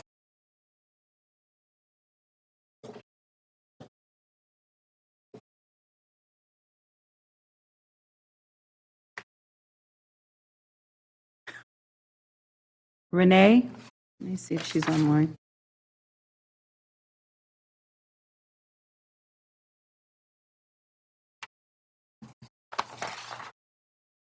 Renee Webster Hawkins. She's online. Renee, are you on mute? Can you hear me now? Yeah, we can hear you now. Thank you. Thank you for your patience. And dear President Pritchett, trustees, and Superintendent Aguilar, I'm grateful that you're taking the occasion of National Special Education Day to recognize the importance of fulfilling the civil rights and meeting the educational needs of all of our students, including those with disabilities. As the resolution documents, we have over 7,000 students in our district. That's about 1 in 6 of our student body who have a disability that impacts a major life activity. I wish that after 45 years of the passage of the federal IDEA, we could be truly proud of the services that our students receive. But as you know, and as Mr. Linares acknowledged, but the resolution does not, we have much more work to do here in this district. Work that this resolution should acknowledge and set meaningful commitments to achieve. If this resolution is to have meaning, it should humbly acknowledge the findings and recommendations of numerous reports, lawsuits, and due process claims, all documenting the ways in which our students are not receiving a free and appropriate education. What it could do is to celebrate the significant ways in which this board and district leaders have begun to make true commitments to inclusion and high quality education for students with disabilities, in adopting the 2021 LCAP. As you know, that document acknowledges that students with disabilities are general education students first, commits to MTSS and evidence-based supports, and a general education program which, through the principles of universal design, will increase the access to and outcomes of all of our general ed classrooms for all students, as well as our special day classes. I'm disturbed by the amount of text in the resolution devoted to deficits of funding, especially when you have tranches of funds, some one-time, some ongoing, that are intended to improve special education services and invest in the professional development for our teachers. I'm wishing that the resolution acknowledged that you were first using these funds to fully fund the activities in the LCAP that you approved. Thank you. Thank you so much for considering these concerns. Thank you, Renee. Our next public commenter is Terrence Gladney. Go ahead, Mr. Gladney. Hello. This is another resolution that, again, in title and in language, it looks okay, but, if we combine this with what we heard coming out of the closed session, there were 4 settlements around special education. So I hear the plea for additional funding, but how smart are we being with the dollars that we do have? How transparent are we being in these resolutions when we don't acknowledge the vast, wasteful amounts of money that we spend on litigation when we could initially provide the services to which students are entitled? There's no acknowledgement of the failures we've had for these schools, but we just deflect the blame on we just don't have enough dollars, right? If a student doesn't have enough time to do their homework because they have, band practice or a basketball or football game, or they have family engagements, teachers in our system says, make it work. We have the amount of dollars that we have, but we're making it work by forcing families to go through litigation until we do the right thing. That's what SCUSD is, doing things when forced to. It's not kids first, it's litigation first. It's, let's do what we're told to do when we're forced to do it. Let's twist the language and the intent of law. The law says we redirect students and families to least expensive or least costly solutions that don't fit the needs of those students. How truly committed are we really to college and career readiness for all of our students? Thank you, Mr. Gladney. Thank you. That was the last public commenter. Oh, we have one more? Okay, go ahead. Hello, thank you for acknowledging my hand. I'm Ingrid Hutchins, and I just wanted to speak up on this just for a quick second and use this as an opportunity to remind the board and to remind the district that we have numerous special ed students who are not able to access independent studies, although the law says they should, because they're awaiting the IEPs. I think there's close to 100 right now that are sitting in a pile just waiting to be taken care of and acknowledged. And so this would be a wonderful time to make this resolution into something meaningful and make sure those kids actually get in with a teacher. Thank you. Thank you, Ms. Hutchins. Was that the last comment? Okay. I believe Anna Molander has a public comment. Do you have Anna Molander online, Vincent? Okay, go ahead, Anna. You are on mute.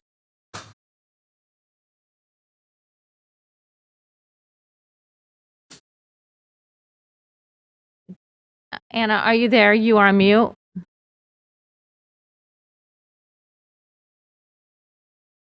Okay, we don't have her on. Okay. Thank you. That was the last comment. Okay. Do we have any board comments on this agenda topic? Member Morosky? Thank you. Real quickly, I just wanted to say thanks to Ms. Webster Hawkins for your eloquence and advocacy and calling out many of the items that we maybe should be talking about when it comes to special ed. But just, this is not the first resolution. It won't be the last. It's not the first programmatic item on special ed. It won't be the last. So just wanted to recognize that, yes, we do have a long way to go. I do think it's worth taking a moment to celebrate that we have made great strides since IDEA was passed. We're nowhere near done. But the one thing this resolution does is call out the funding for IDEA specifically, and full funding for IDEA at the federal level is worth calling out and worth advocating for, and that's just what this resolution does specifically. So on that basis, I'm happy to move it at the appropriate time. Thank you. Perfect.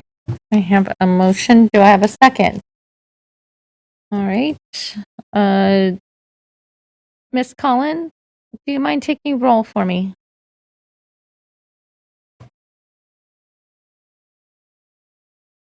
Aye.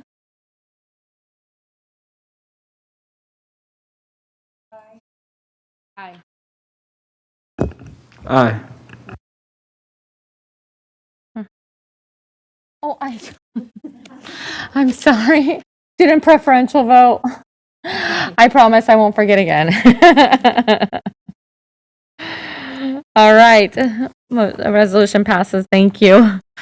Item 8.2, update on mandatory COVID-19 vaccine for eligible non-exempt students and staff. Mr. Lyons, Ms. Flores, and Mr. Bozio? Good evening. I'm Victoria Flores. I serve as your Director of Student Support and Health Services. Sorry, meant to say good evening, Board President Pritchett, Superintendent, and members of the board. It's been a long day. I have with me here tonight Chief Information Officer Lyons, Chief HR Officer Concy McCarn, and our Community Engagement Manager, Nikki Kangas. Next slide, please. So just a brief summary of the mandate that we passed and that we've been working so hard to implement. Remember, all students 12 and over have some choices here. They're either fully vaccinated or they can file for an exemption and register for COVID testing. Right now, we are really trying to focus on COVID registration for COVID testing for all of our non-compliant students, or even students that are in that vaccine series dose. So if they've got one dose, we still would like to get them registered until they're fully vaccinated. And then we can continue to work with our families on pursuing those exemptions or potentially vaccine records. Same really for our 5 to 11-year-olds, right? We passed a board resolution. I'm really focused on the safety for this age group because they weren't yet eligible for vaccine. So we said we really want our students to engage in testing, so they all need to be registered for COVID testing, or they now, of course, have that option to seek vaccination. And so we are asking for those records. They are not required to submit an exemption at this time. We have not, required that yet. And so again, that focus on registration for all non-vaccinated students. Next slide, please. Some quick updates. There's been a lot going on in our world with the pandemic, as there has been for the last 2 years. We do see our case count starting to creep up. We kind of anticipated this after Thanksgiving. 14.1 new cases per 100,000 residents. It's continuing to eke up. We did meet with the county today, Sac County Public Health. They said it's kind of starting to hold steady, but we know we're going into more holiday gatherings. Some really good news, our 16 to 17-year-olds were approved for the Pfizer booster dose. They can actively seek booster. We are advising that they seek a walk-in clinic at this time. The My Turn website wasn't quite ready for students to register, but we are able to serve them. We encourage our students, our children of this age in our county, to go seek booster as long as they're 6 months past that second dose. And then, of course, we've all been paying lots of attention to Omicron, this new variant that's been detected pretty much everywhere in the world and has now been detected here in Sacramento County. Today, we learned that one of our neighboring districts in Yolo County, Washington Unified School District, is experiencing what they're deeming an outbreak in one of their classrooms. And so our hearts go out, to that district and all of those impacted students. One of the things I really appreciated that the public health officer in Yolo County said I think Dr. Sisson is how you say their name is. We already knew Omicron was here in the community, and our schools are a reflection of our community. So I just think we all need to prepare our hearts and minds for seeing this, likely parallel in Sacramento County. But we are going to double down on all of those mitigation measures. We've been through Delta, and we feel pretty confident. We will do everything we can as we learn more about Omicron. We also learned that CDPH did reissue that statewide masking mandate, but I just want to reiterate, it doesn't change anything for us here in Sacramento County. We were already under that indoor masking mandate, and we reconfirmed with Sacramento County Public Health, we are good. All of the current guidance around masking still stays the same. We also heard a lot of news this week about different, California school districts and their vaccine mandates. We heard that Oakland Unified, looking at their submission rates, did bump back their timeline. So they had an initial, or their final deadline was January 1st. They've now bumped that back to January 31st. And then probably one of the bigger news, LA Unified School District did, vote to bump back their timeline as well to the fall of 2022. They got really far.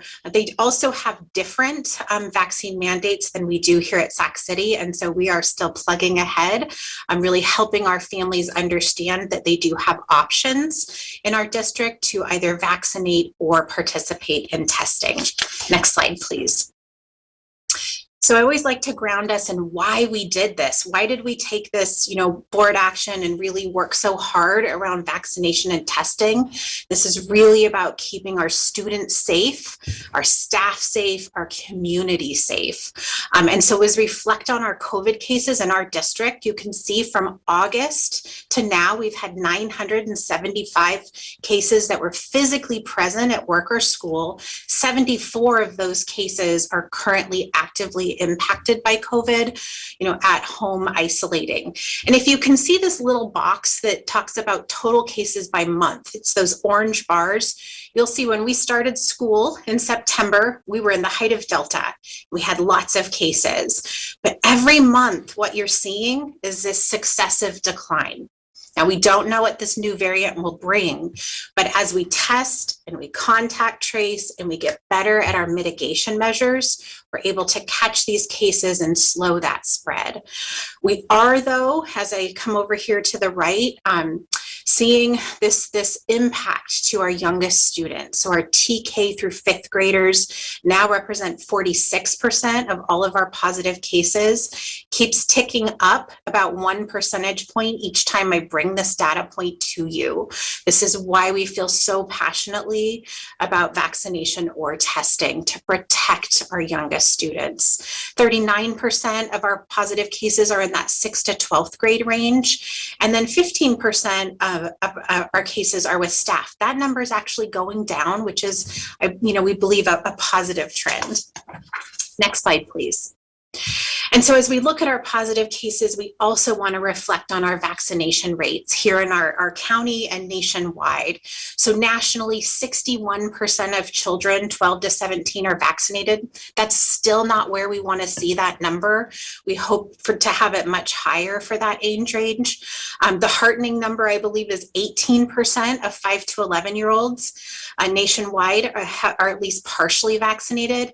And what I want to draw your eye to is this is a place where Sacramento County is actually outperforming the national stat there. 20.4% of our 5 to 11-year-olds have gotten at least 1 dose. And I know I've had the privilege of watching families and kiddos come in for that second dose in these last couple of weeks, and it's really, really sweet.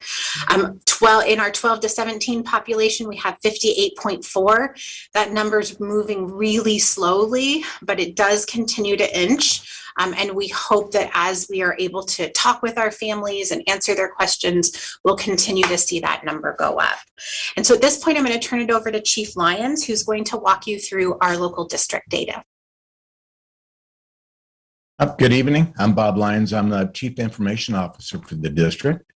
And this slide is a screenshot of our student COVID vaccination dashboard that's published on the district website. This data has been verified by our Health Services Department for ages 12 plus as of this morning and entered in our student information system, Infinite Campus. As you can see, about 46% of our students 12 and older have reported full or partial vaccinations. 1.5% have filed for an exemption, and about 52% have not yet submitted information. And it's very hard to see, but the pie chart lists the actual numbers associated with the percentages displayed in this chart. This dashboard does not reflect about 1,500 students' submissions that are in the queue being processed by the health services team. This represents about 6% of the unreported total. So we do have submissions being turned in big numbers now. So we are also requesting that parents to please submit their student forms and records, whether vaccinated or filing an exemption. The website dashboard defaults to the 12 plus age group. Now, looking for the whole district, if you on the far right side under age group, there's a little eraser button that will pop up when you hover over it. If you click that eraser button, it will default to the whole district, so ages 5 and older. And the last update is listed next to the reset button. So this was just updated. This was just updated this morning. So the dashboard is updated daily when school is in session. This dashboard is important because it will help us understand compliance rates across the district by school, and it informs us where additional efforts are needed. Next slide, please. This slide is a screenshot of our enrollment reason by status of approximately 18,000 student respondents as of noon today. This table indicates any planned student movement as a result of the vaccine mandate and allows us to predict any budget concerns. So if you look at rows 1 and 2, it's about 99% of in-person and independent study students will not change their enrollment. They'll just stay where they're at. Row 3 indicates about 0.4% or 89 students will move from independent study to in-person. And the next row, you'll see that moving from 87 students will move from independent study to or from in-person to independent study. So those are a wash. Now, rows 5 and 6 indicate that less than 0.2%, or about 34 students will move out of the district and disenroll. Now, just as a reminder, this is just survey data only. And when parents submit this, they are not committed to these submissions. So this is just anecdotal data from this survey. Next slide, please. This slide is our staff vaccination dashboard and indicates vaccinated and unvaccinated staff and those filing for an exemption as of Monday morning. We just recently had the update. We didn't have time to update the dashboard, but the current data is very close to what these numbers are right now. At this point, about 76% of staff reported being partially or fully vaccinated, and about 22% have not submitted vaccination information. About 2% of staff have filed for an exemption. Now, this dashboard does not reflect about 180 submissions that are being processed right now by the health services team, and that represents about 16% of our unvaccinated staff. As a student dashboard, or as in the student dashboard, the bar chart lists the actual numbers associated with the percentages in the chart. Now, they're very hard to see in this slide, but they're from your computer, you'll be able to see these. The staff dashboard is updated twice a week just because of the time it takes to update this dashboard. Next up, Victoria is up again. Actually, I think I'll step in to try to help with this one really quickly. The dashboard that you just saw around employees is going to help allow us to predict anticipated staffing concerns. So we've reached out, as you can see, with 75.84% fully vaccinated. We still do have some way to go and some needs. So we have sent emails to work and home addresses. We have sent postcards. We have made phone calls, trying to make sure that employees have awareness of the requirements, trying to ensure that if help is needed, that they have access to sessions that we are holding, one each week. Some of them taking place at departments such as at transportation or at nutrition, to help with things like they have their documentation, they're just not sure where it goes, where to upload, what that process looks like. So we provide individual assistance in that way. Some have questions about exemptions. What are the options? And so we talk through that. We work with our risk management team who are helping to helping to staff those sessions so that employees can have their questions answered and have the additional assistance that they need with their documentation. So with about 1,000 staff non-responsive yet to these outreaches, we're going to continue to hold sessions, which have been fairly well attended, even more so when we have them at the departments. So through January, we will see continued sessions taking place, one each week, where people can come, get questions answered, have actual help. We have laptops ready to go and helping them input the data. What we expect as we continue with the outreach, we do see increases in the response rates. So we will continue to do that and continue to be there as long as we can to help people access the information they need. And with that, I will turn it over to Nikki. Good evening, everyone. I would like to provide a quick overview on our communication strategy to make sure that we're reaching every family in our district during this timeline. So this is a quick overview slide of just how district-wide we've been using every tool at our disposal to inform families and staff of the vaccination requirement and how they can be in compliance. At this point, as the deadline is approaching, we have brought in our school site leaders to help engage in the communications and outreach. And if you go to the next slide, we know that our principals and our school staffs have the most relational connections with our families. So on December 6th, we hosted a meeting to walk them through how they could help with the vaccination requirement outreach. We've provided them with scripts, resources, but basically making sure that every school had enough of the forms in multiple languages that they could be backpacking home. We've provided PowerPoints that they can host their own virtual meetings with their families, provided a tutorial video that shows them exactly where to find and how to submit those records. And those can be found on the SCUSD YouTube channel as well for anybody who is struggling and needs to know where to look. And we've shown them how to pull compliancy reports through Infinite Campus so that they're able to target those students who have not yet reported their status.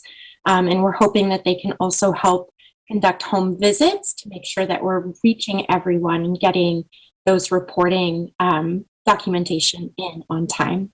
Next slide. In addition, we've also engaged our board members to participate in a video shoot, which we did today with a "We're Unified Against COVID in Sacramento" message. So we are creating this video and asking them to share it with their networks as well in an effort to amplify this message and share how this affects not just our students and staff, but our entire community. Next slide. In addition, following winter break, we will be sending families confirmation that they are in compliance, also notifying non-compliant families that they may be moved to independent study if they do not report their vaccination or consent to testing. And we will continue to ask our school sites to pull those weekly non-compliance reports to perform multi-tiered targeted outreach to our families and get as many of our students to report their status as possible. Next slide. With that, I'm going to turn it back to Victoria.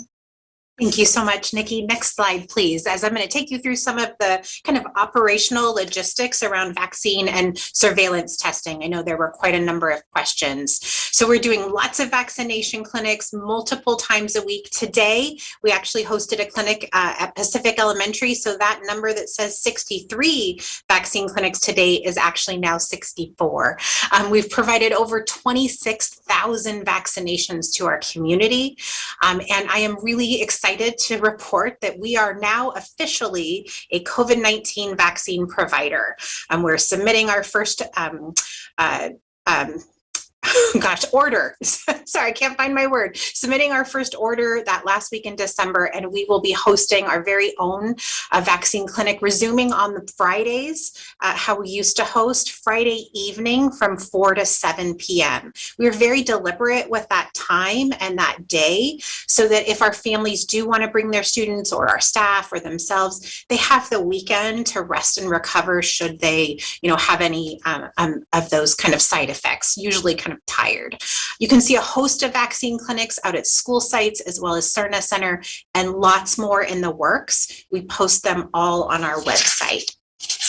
And I just want to say, all of our clinics, our standard is first, second dose, booster, 5 and older. We want to be able to serve everyone. And they're not just for our students or, Sac City families. They really are open to our whole community because the healthier we have our community, the healthier our schools are. Next slide, please. Also, just another plug for all of the free COVID testing that we are doing. Our school site care rooms will remain open. I know I've gotten some of these questions, like, will we still have our health aides? Yes, we still want to be able to provide that responsive COVID testing, particularly if somebody becomes sick during the day.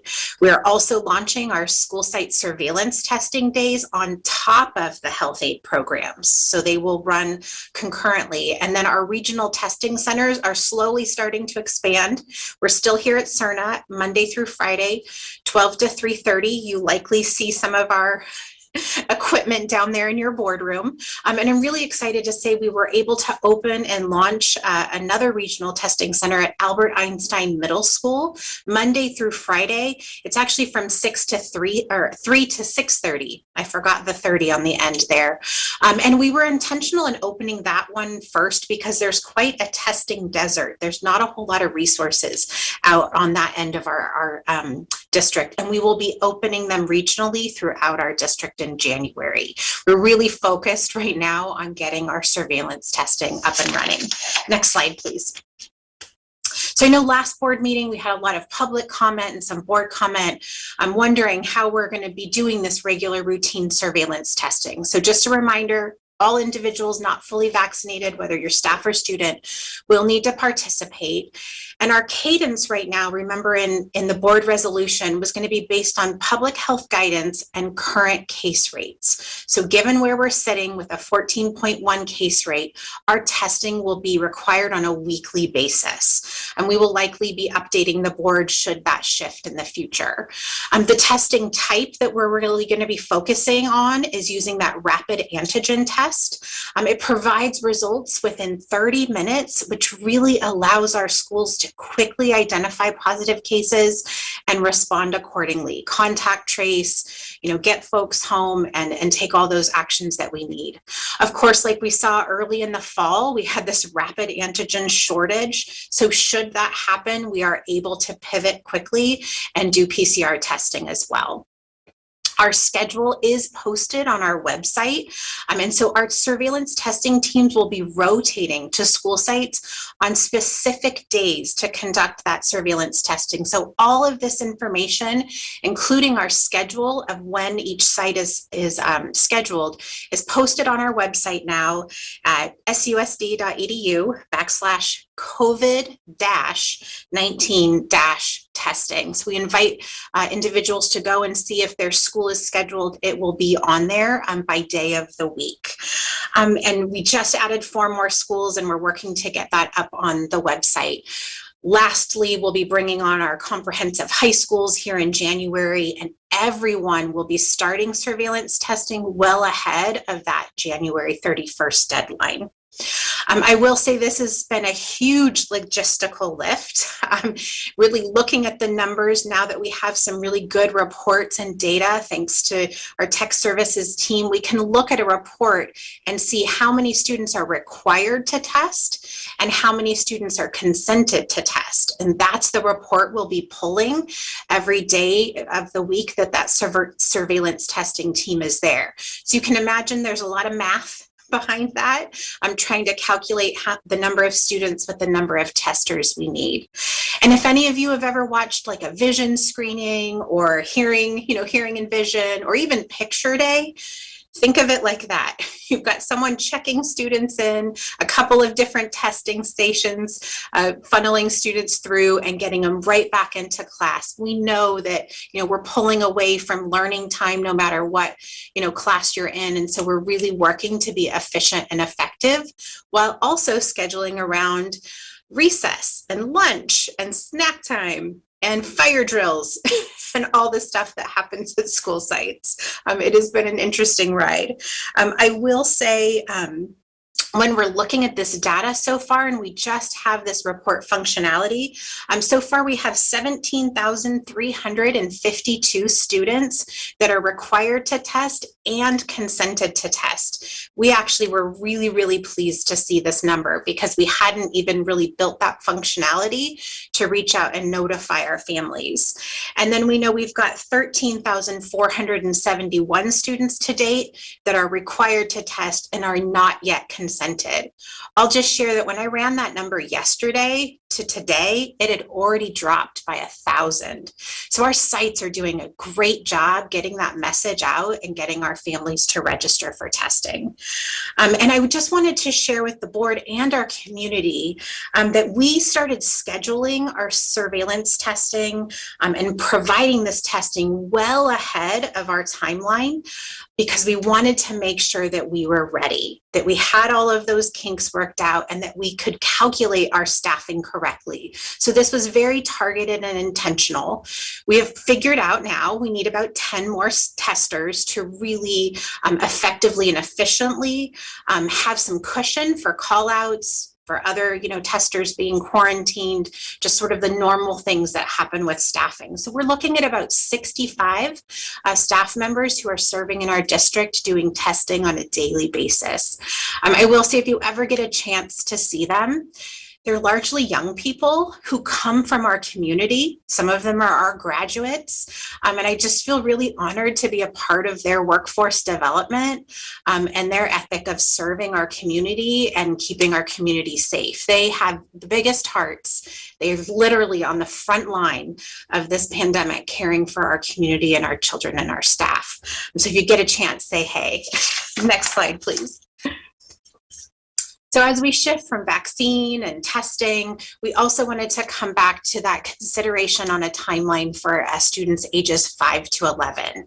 We did, like we had shared, convene some of our local health experts from various, health organizations, and got together to just have a discussion. Of course, they somewhat have to be careful about representing their agencies, but they were really open with their time and their thoughts and their research. And they all agreed there are no concerns about the emergency use authorization of vaccine for 5 to 11. They support vaccination. They strongly encourage our families to get their children vaccinated. The vaccine has a really strong safety profile. At the time we met, about 21% of our children had received that first dose. And, from the trials, we saw very similar effects like we did in 12 to 15. When we started to talk about that reasonable timeline, it's very different than kind of the hard science, right? And they really shared the hard science is good. But when you start talking about timeline and parents and, this is their precious baby, their child, you really start to get into these bioethical concerns and really ensuring that parents feel comfortable and have enough time to consult with their provider. So they were pretty vocal about that. They did agree 2 months seemed a little too short, pushing that a little too hard, and also kind of reminded us that we had limited data on those second doses. So we're just now seeing that first wave of students that got vaccinated. getting those second doses. So that's something for us to hold. The other considerations we're thinking about, we did check in, none of the other large urban districts, or even not large, no one else is looking at establishing a timeline for students 5 to 11. I think, there's such the focus on the current population. We definitely need to consider our operational capacity to implement. We are still partway through our own implementation. We've learned a lot, and we still have a whole lot more to learn as we have this another month and a half. And then we also want to continue to assess the impact of Omicron, and kind of, seeing what data comes from that. We know it's still pretty early in the, science around this new variant. Next slide, please. So we really did kind of ground ourselves in, okay, well, what are we doing currently?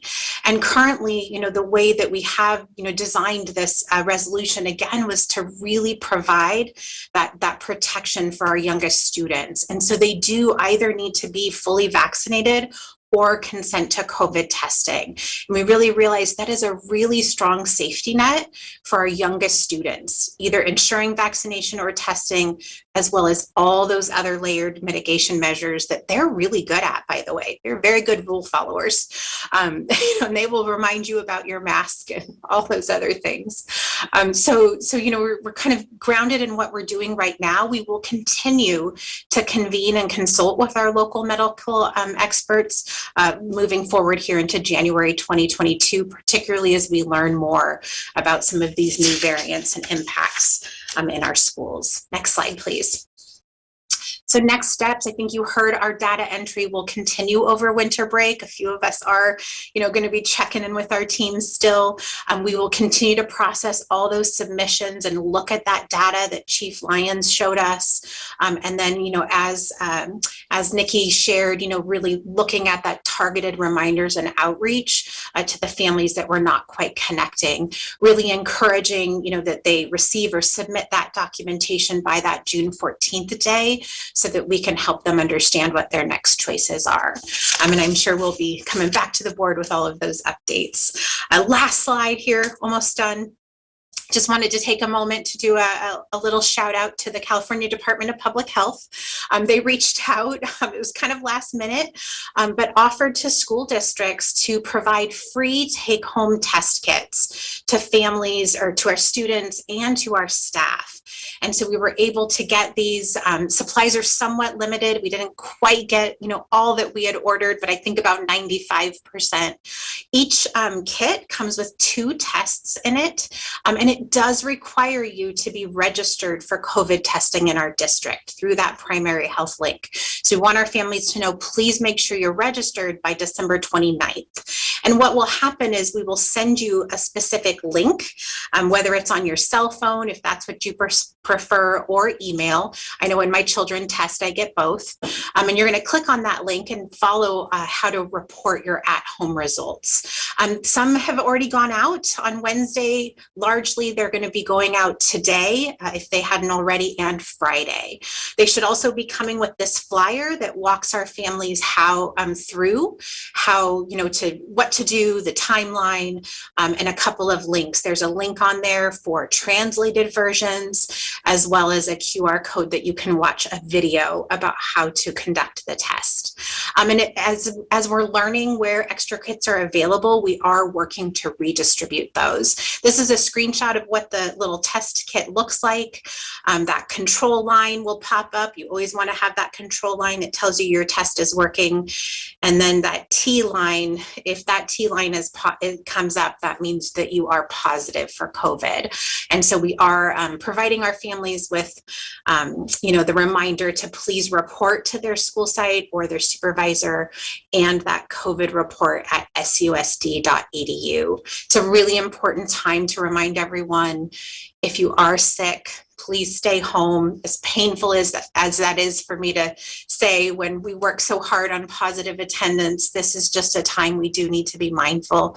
Stay home, get tested, and reach out and let us know. So we hope that this is a good resource. This is a pilot project that CDPH is doing, and we will see what the impact of this is and how we might be able to use this resource in the future. And with that, we are wrapped up. Thank you. Perfect. Thank you so much. We have one public comment. Yes. Daniel Darby.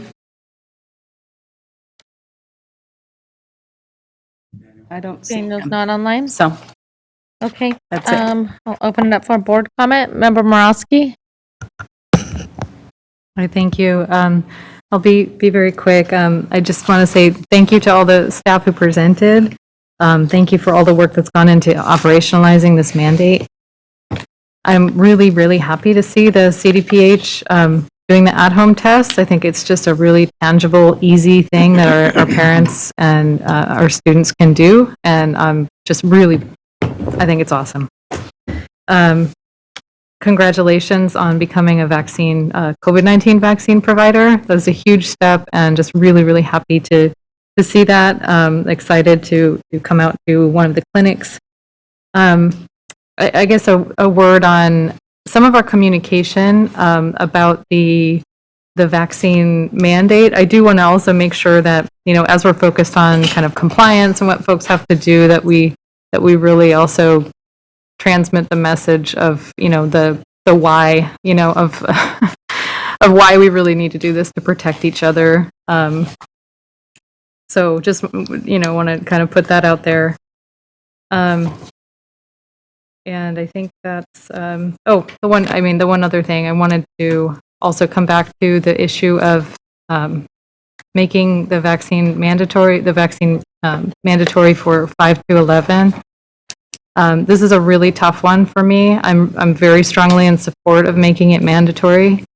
That said, I respect your recommendation as staff, and I don't want to undermine that. I know, you know, you've raised a lot of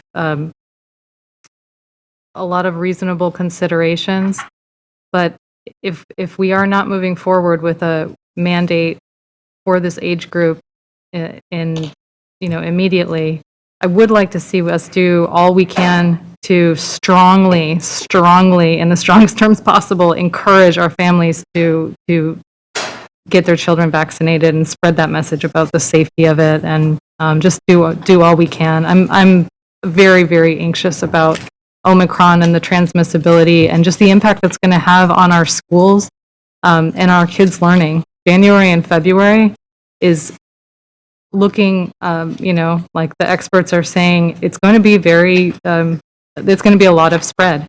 And so I'm just worried about, pretty severe impacts. And we just have to do all we can to transmit that message that every 16, 17-year-old needs to get boosted to stay in school.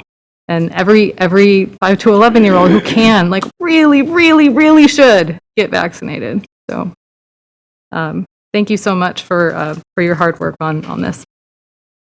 Thank you, Member Morosky. Member Rhodes. Thank you. Once again, kind of echoing Member Morosky, I think that I love this pilot that we have going on for the winter break take home test for our students and families. It's amazing, especially going into the break and not having the school sites available for testing like we usually do. Now families can do that right at home, and I'm looking forward to the data that comes back around how that impacted our students and families. And then also I had a question, and you might have said it, but I just wanted to get clarity. On page 7, when was this survey given out? When's the most recent surveys? Like, what date was this giving out? On page 7. Enrollment and reasons by Member Rhodes, let me just clarify.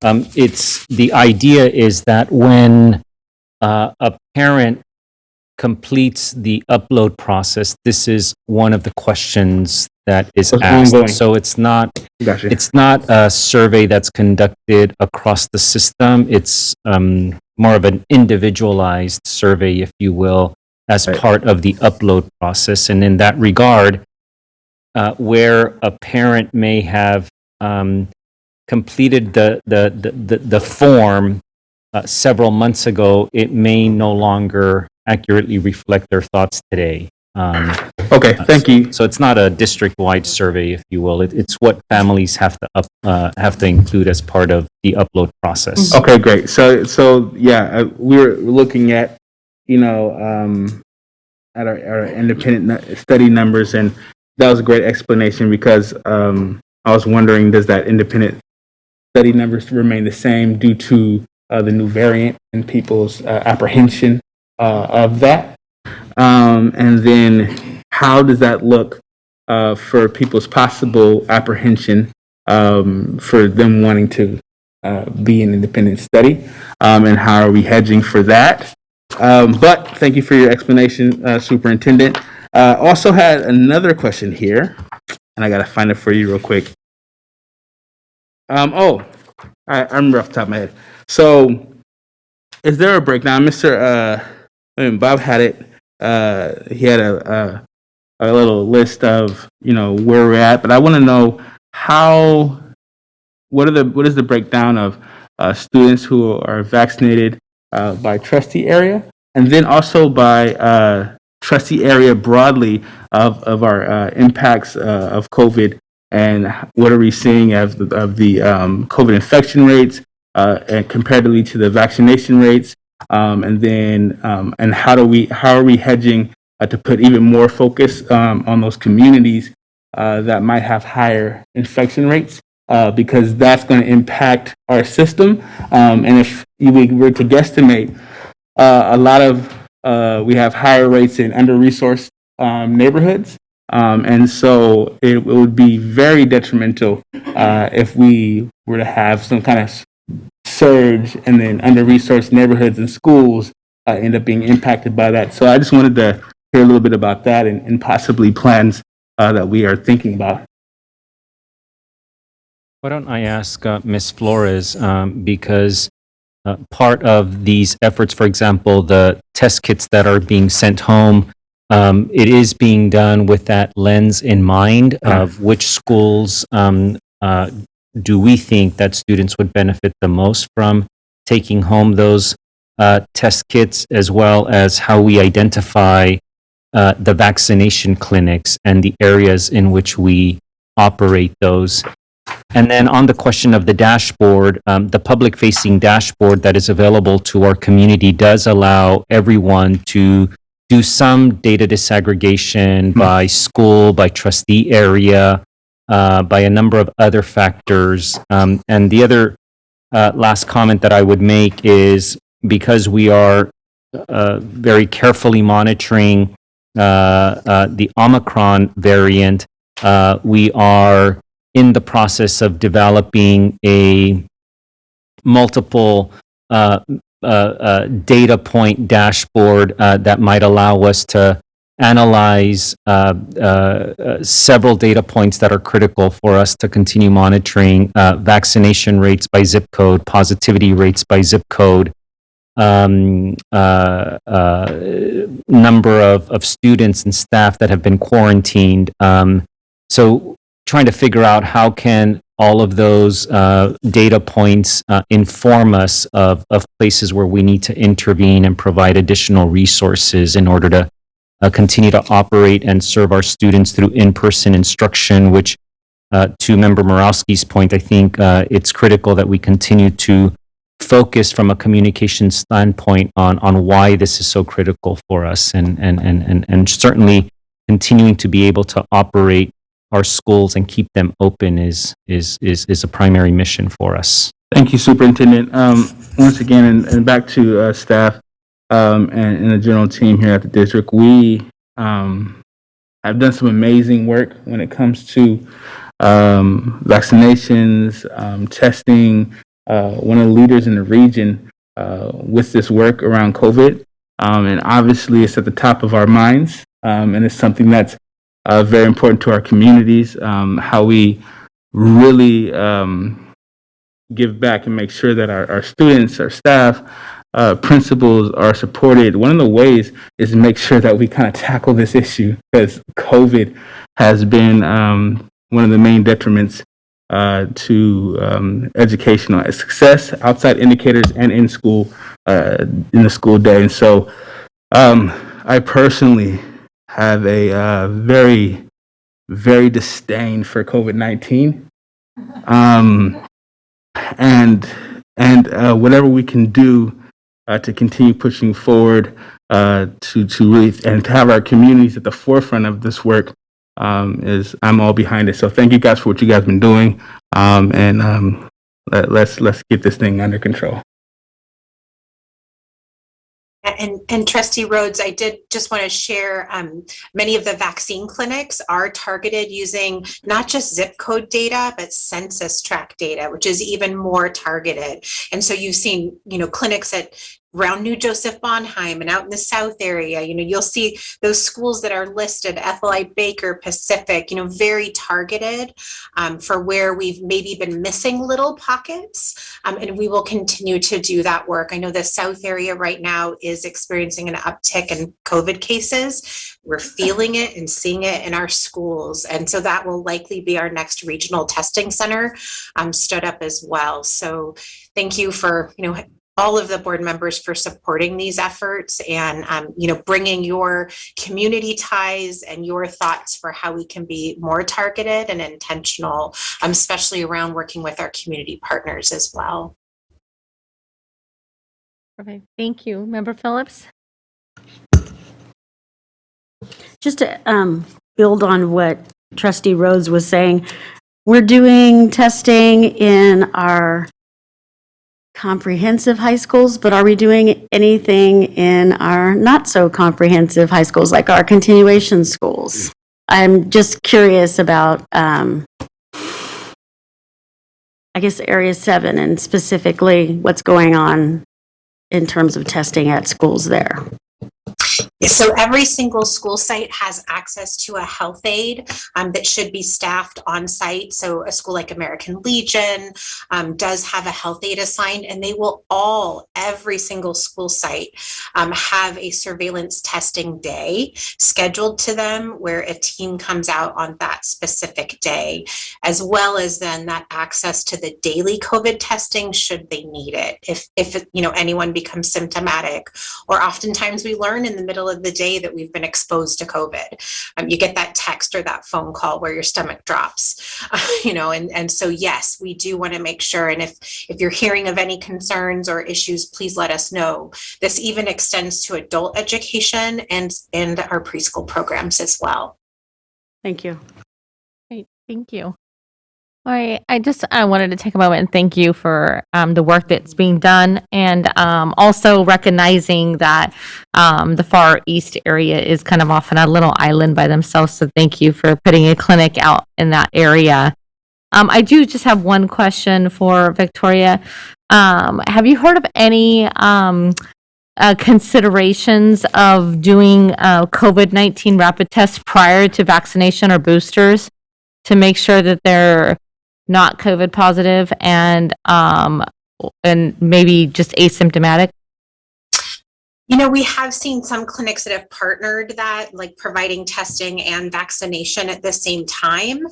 We haven't totally done that here, but I will say, with this new variant and new, considerations, that's definitely something we could do. I mean, we have capacity to do, out at our school site, hosted clinics, or even here.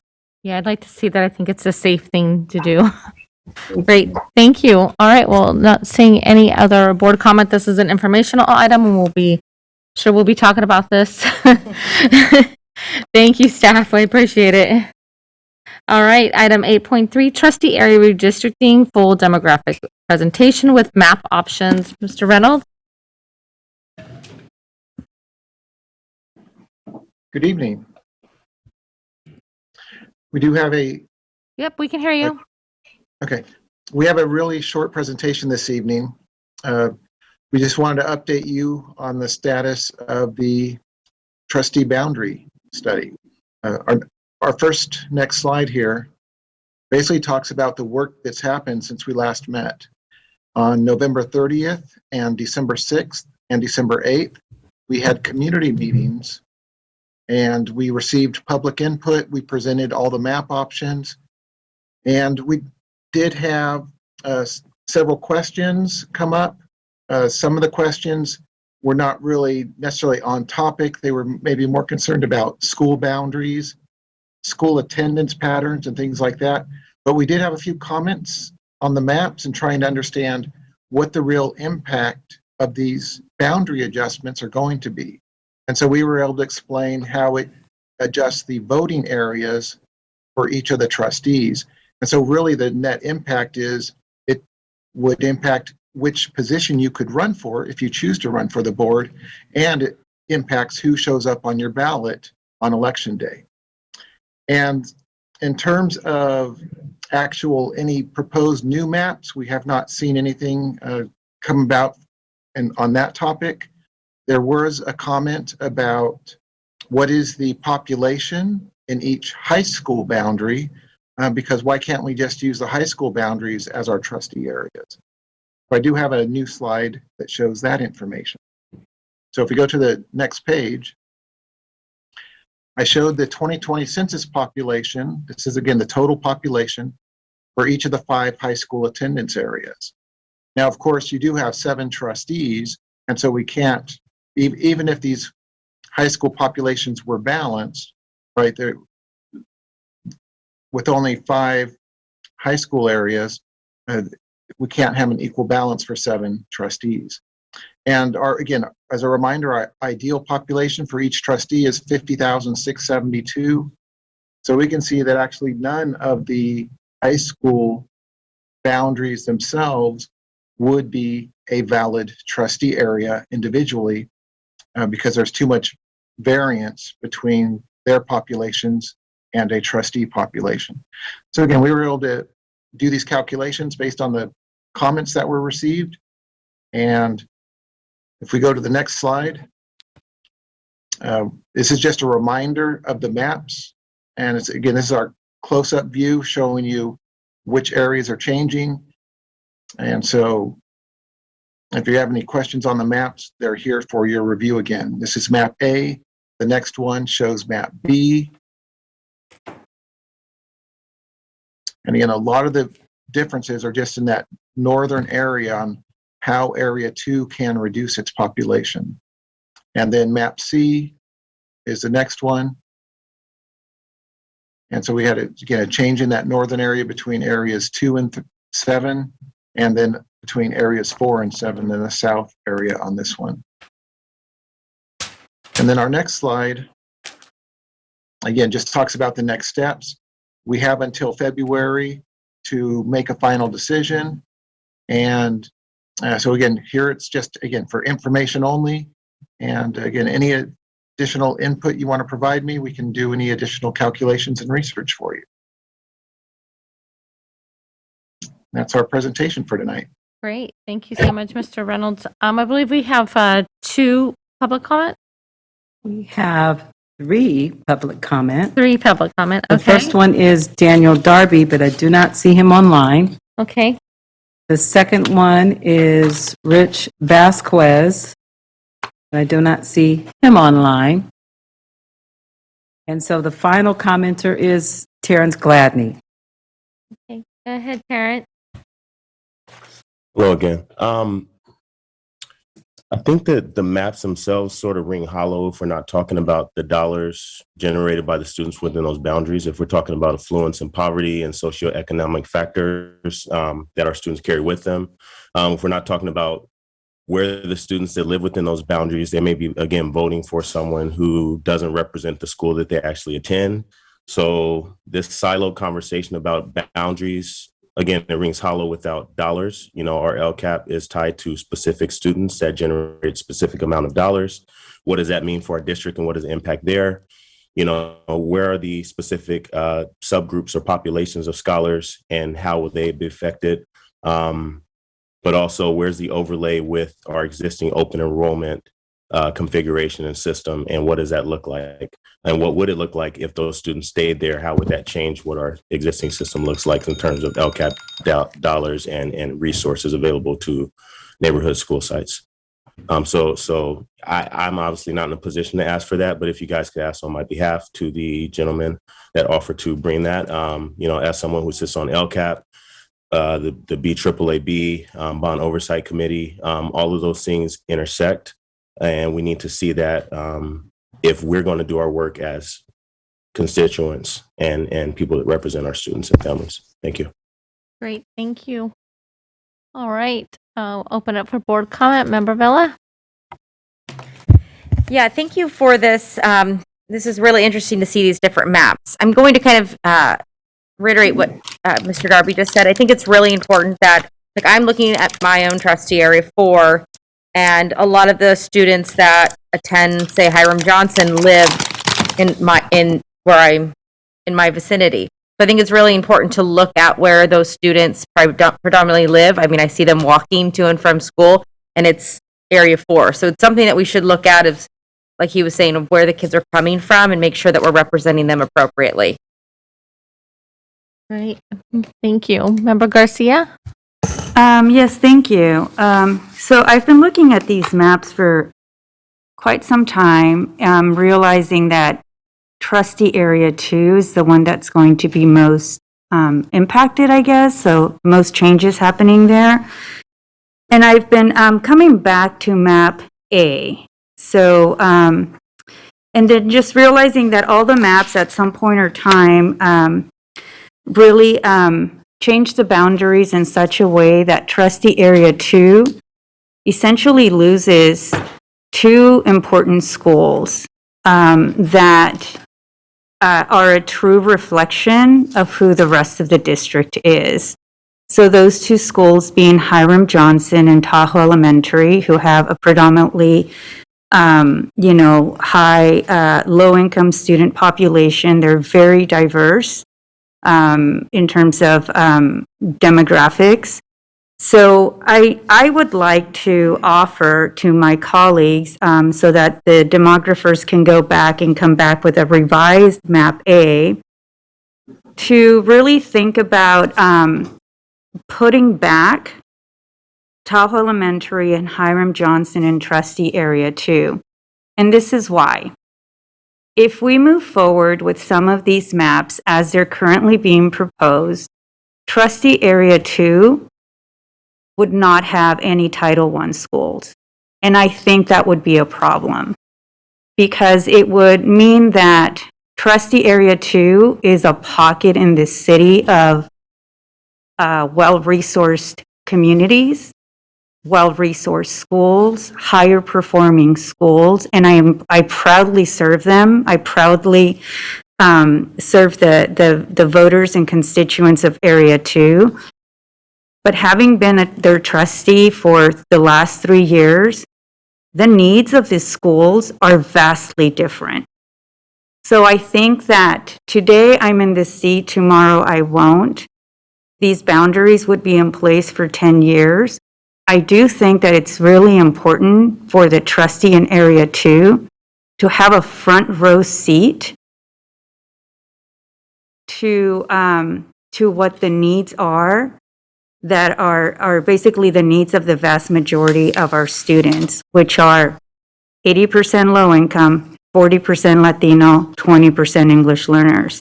That's who our district is. Going back to the LCAP, that's where the resources need to go, these schools that have high needs students. So I would like to propose, and I hope my colleagues agree, that it's really important that all trustee areas have schools that have high needs students. And with some of these maps, that will not be the case for trustee area 2. Further putting, I think, trustee area 2 in alienated and in a bubble that it's going to be really hard to really understand what some of those needs are when you don't have a front row seat into what some of these schools are going through. So again, I'd like to propose that map A be modified to put back Tahoe Elementary, so the boundary being like either at 59th Street or 58th, and then Hiram Johnson into trustee area 2, so the boundary being at Reading. Thank you. All right, thank you, Member Garcia. Are there any other board comment? Member Phillips?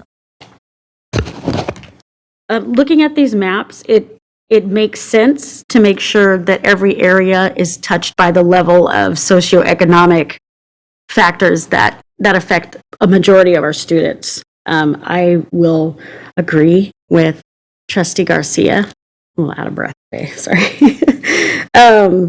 I will agree with that, and I'm looking at what happens to Area 7 if we put 2 more Title Is in Area 7. Balance is what we need, but it sounds like it's more a misunderstanding perhaps of equity versus equality. It is somewhat, I mean, some people would call it elitist if we have Area 2 blocked off to not the suffering so much, but the experiences of our student base. So I agree that that would be something that we could bring back. All right. Okay, any other board comment? All right. I hear what you're saying, Member Garcia, but I also hear Member Villa, and I know that it's always been a topic of discussion that that area represents the majority of the Hiram Johnson students. And so if it's the will of the board, we can ask for the next presentation in January, yeah. In January, that we bring back the different options to show the options that we currently have by board discussion, and then an option that has 1 or 2 of the Title I schools back into Area 2. I'm asking for both schools to be back in Area 2, so the modifications. But yes, that's, I agree that those multiple maps need to come back. Okay. Is this the will of the board? Yes. Go ahead, Member Phillips, yes. So can we make sure that the maps are labeled appropriately so that we can see where our Title I schools are located within those? Yeah, is that a possibility, Mr. Reynolds? Yes, I can do that. Thank you.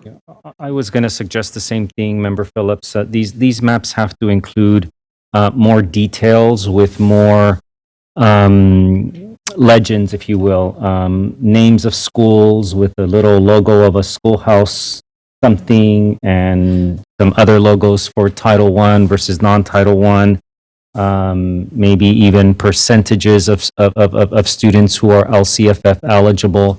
They just need to be clear for the discussion for our board members and our community to be able to see, because my eyesight is not very good. And it's hard for me to see where the boundaries are in terms of streets. And I've got to remember in my day-to-day travels where schools are located in terms of very specific streets. And it's hard to see that in these maps. So Yeah. we will do something to overlay information in a more clear manner. And to be honest, it'd be nice to maybe just have each trustee area on one page or to show us like the different areas. Yeah, that shows the school site. Okay, it sounds like it's the majority of the will of the board, that we will bring this back, with the different options in January. All right, this is an informational item. We'll see you back next month, Mr. Reynolds. Oh, go ahead. you. Uh-huh. President Pritchett, very quickly, just because I'm looking at the sequence of the next agenda items, and we do have Mr. Bozio here, who's been instrumental in helping with 8.3.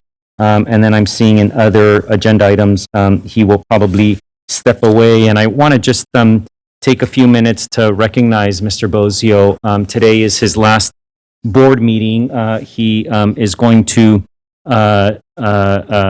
focus some of his energy on in an area that he needs to focus on as just a father and a husband. And I want to just really recognize the immense efforts and successes and difference that Mr. Bozio has made in his time here at Sac City Unified, first as a teacher and now as our in-house legal counsel.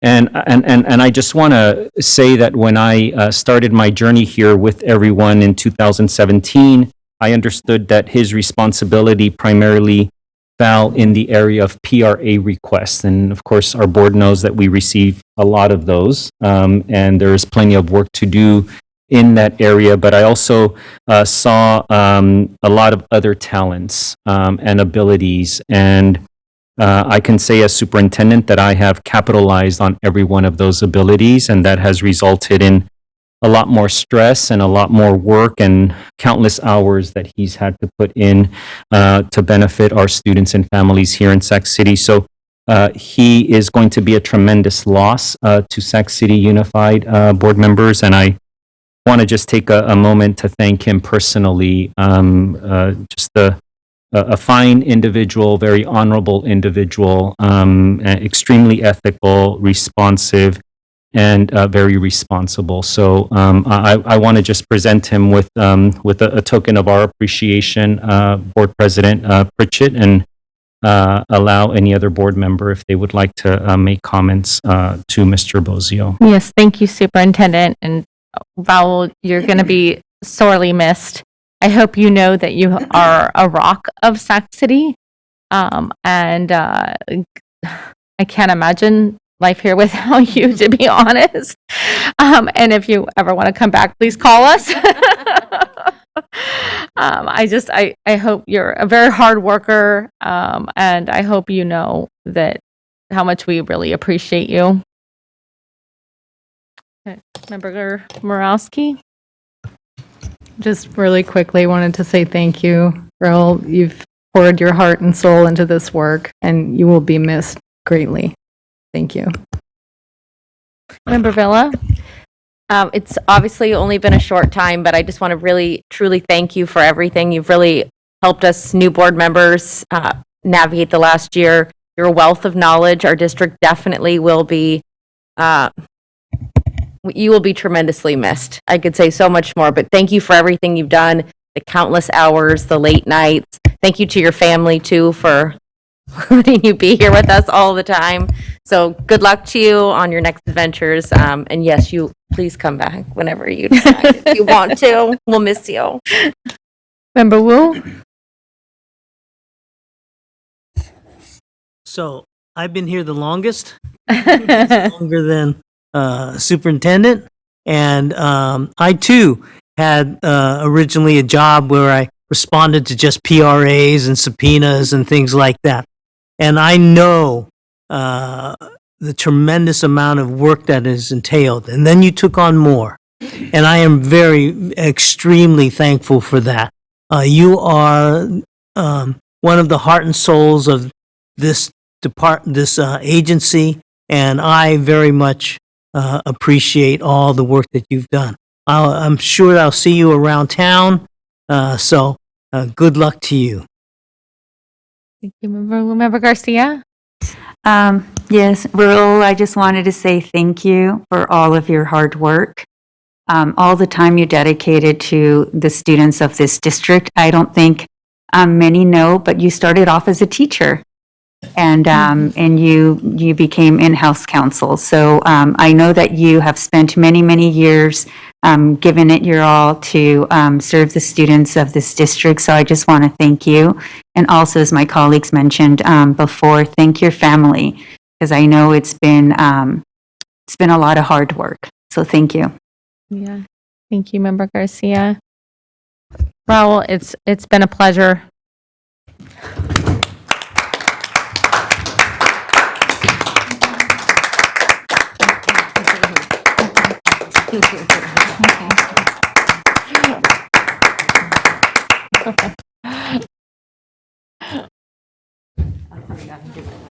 I really appreciate it. I appreciate all the kind words. Thank you so much. Absolutely. So much. Been a pleasure. Thank you. Raul has never felt like there's anything below him. He's even gone for an occasional caffeine run when the board president is really tired. All right. Thank you, Superintendent. Okay, item 8.4, approval of annual organizational meeting of Board of Education, election of officers. The board shall elect a president, vice president, and second vice president. As we know, every meeting or one meeting in December is dedicated to the reorganization of our executive committee. So do we have any public comment on item 8.4? Yes, we have Terrence Gladney. All right, Mr. Gladney, go right ahead. Yeah, I just want to say I recognize that, that to sit on that dais, takes bravery and courage, but it does come with the tremendous responsibility to remember what it was like when you're on the other side of the dais, right? The structure is set up so that even when we return in person, those of us in the community have to look up to you. It's not just figuratively, it's physically as well. And you guys have to hold yourselves in the highest esteem with every vote, every comment, even, when we get cut off at a minute, but then Mike can return and go beyond the 2 minutes and not be told to wrap it up, right? That's what you guys are supposed to represent for us. You guys are supposed to uplift us and our opportunities to use these once or twice a month engagements with you to let our voices be heard and really listen and let it sit on your heart and then move to your brain and your hands and take action upon that. So again, I do recognize it's a tremendous commitment from you guys. And I hope that you guys will just honor the commitment that you have chosen to serve. And thank you guys. Thank you, Terrence. All right, I'll open up to the board. Member Moralski.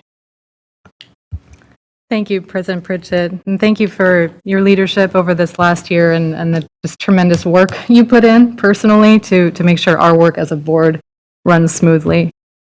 So it's been a great honor over this last year serving as your first vice president along with you. And in order to maintain that continuity and also to build our leadership bench, I am pleased to nominate you, President Pritchett, as board president, Member Garcia as first vice president, and Member Rhodes as second vice president. So with this leadership team, you have an amazing mix of experience, energy, great ideas, governance mindset, and I look forward to a very productive year with this strong leadership team in place. So looking for a second on that motion for this leadership team. Thanks. Second. All right, I have a motion and a second. And Member Moralski and Member Wu, I have to say that it's been a pleasure serving with you too. All right, I have a motion and a second. Student preferential vote. All right, and Superintendent, roll call. Oh, I'm sorry. I apologize, Member Garcia. Go ahead. Oh, you accidentally hit. Okay, gotcha. Superintendent, roll call. Member Pritchett, Aye. Member Moralski, Aye. Member Wu, Member Garcia, Member Villa, Aye. Member Rhodes, Aye. Member Phillips. All right, thank you, board. Whew, all right. Item 9.0, board workshops. And just a quick moment, congratulations to Member Rhodes and Member Garcia. Or I should say, Vice President Garcia and second Vice President Rhodes. Congratulations. Item 9.0, board workshop, strategic plan and other initiatives. 9.1, approve the superintendent agreement for Jorge Aguilar. This would be me. Hold on just a second. All right.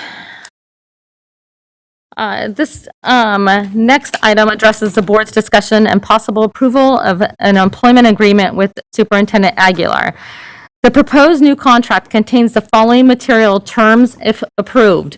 Replaces the existing superintendent contract that was dated May 4th, 2017. Number one, The term of the contract under the existing agreement through an addendum approved on January 16, 2020 is currently June 30th, 2025, with the provision that following a positive evaluation in any subsequent school year, the terms of the agreement will be extended by 1 additional school year.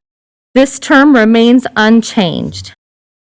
The superintendent's base salary for the current school year remains the same as for the 2021 school year at $327,071. Number 3, following any satisfactory or higher evaluation after the effective date of the agreement and through the end of the 24-25 school year, the superintendent shall be entitled to an annual base salary increase provided to members of the certificated bargaining unit, unless the district and certificated bargaining unit are unable to reach an agreement on salary for any given school year. In that case, the superintendent will receive a salary increase consistent with the California Consumer Price Index for that school year in lieu of any increases subsequently negotiated for that school year.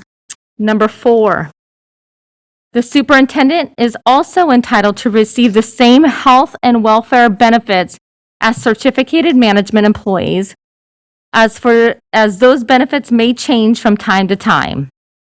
Number 5, the superintendent is also entitled to lifetime health benefits on the same terms and conditions as other qualifying certificated employees as the time of his initial employment. Number 6, the district will reimburse the superintendent up to $6,000 annually towards life insurance and will reimburse the superintendent no more than $7,770 annually towards the annual premiums for disability insurance. Number 7, to incentivize longevity of leadership and to provide stability to our district, following any year in which the superintendent receives a satisfactory or higher evaluation, a lump sum will be paid to the superintendent as follows. On July 1st, 2022, 4% of the superintendent's 21-22 salary. On July 1st, 23, 5% of the superintendent's 22-23 salary. On July 1st, 2024, 6% of the superintendent's 23-24 salary. On July 1st, 2025, 7% of the superintendent's 24-25 salary. Number 8, the superintendent's work year will be 239 days. He shall earn 1 day of sick leave with pay for each full month of service, 22 days of annual vacation not to exceed 44 days, and receive an expense allowance of $750 per month for reasonable actual and necessary business-related expenses, all as provided for in the existing agreement. Number 9, following a satisfactory or higher evaluation, the district shall contribute a supplemental retirement plan for the benefit of the superintendent, a lump sum equal to the maximum salary reduction contribution permitted for a 403B plan. Number 10, the superintendent will be provided technology devices by the district and be reimbursed for actual and necessary expenses incurred within the course and scope of his employment for travel and related expenses under the same terms as the current agreement. Similarly, the district will continue to pay for the superintendent's membership in community services and professional organizations. This concludes the summary of the existing and proposed new material terms to the superintendent contract. Complete copies of this are available from the district office upon request. Is there any public comment on this item, Ms. Allen? Yes, we have 13 public comment. Okay. The first one is Mr. Darby. I do not see him. All right. The second public comment is Allison Lau. She's not on. Okay. Okay.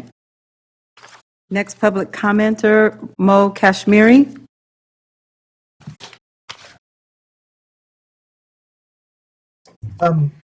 I would urge the board to vote against this proposal. Our district is in shambles.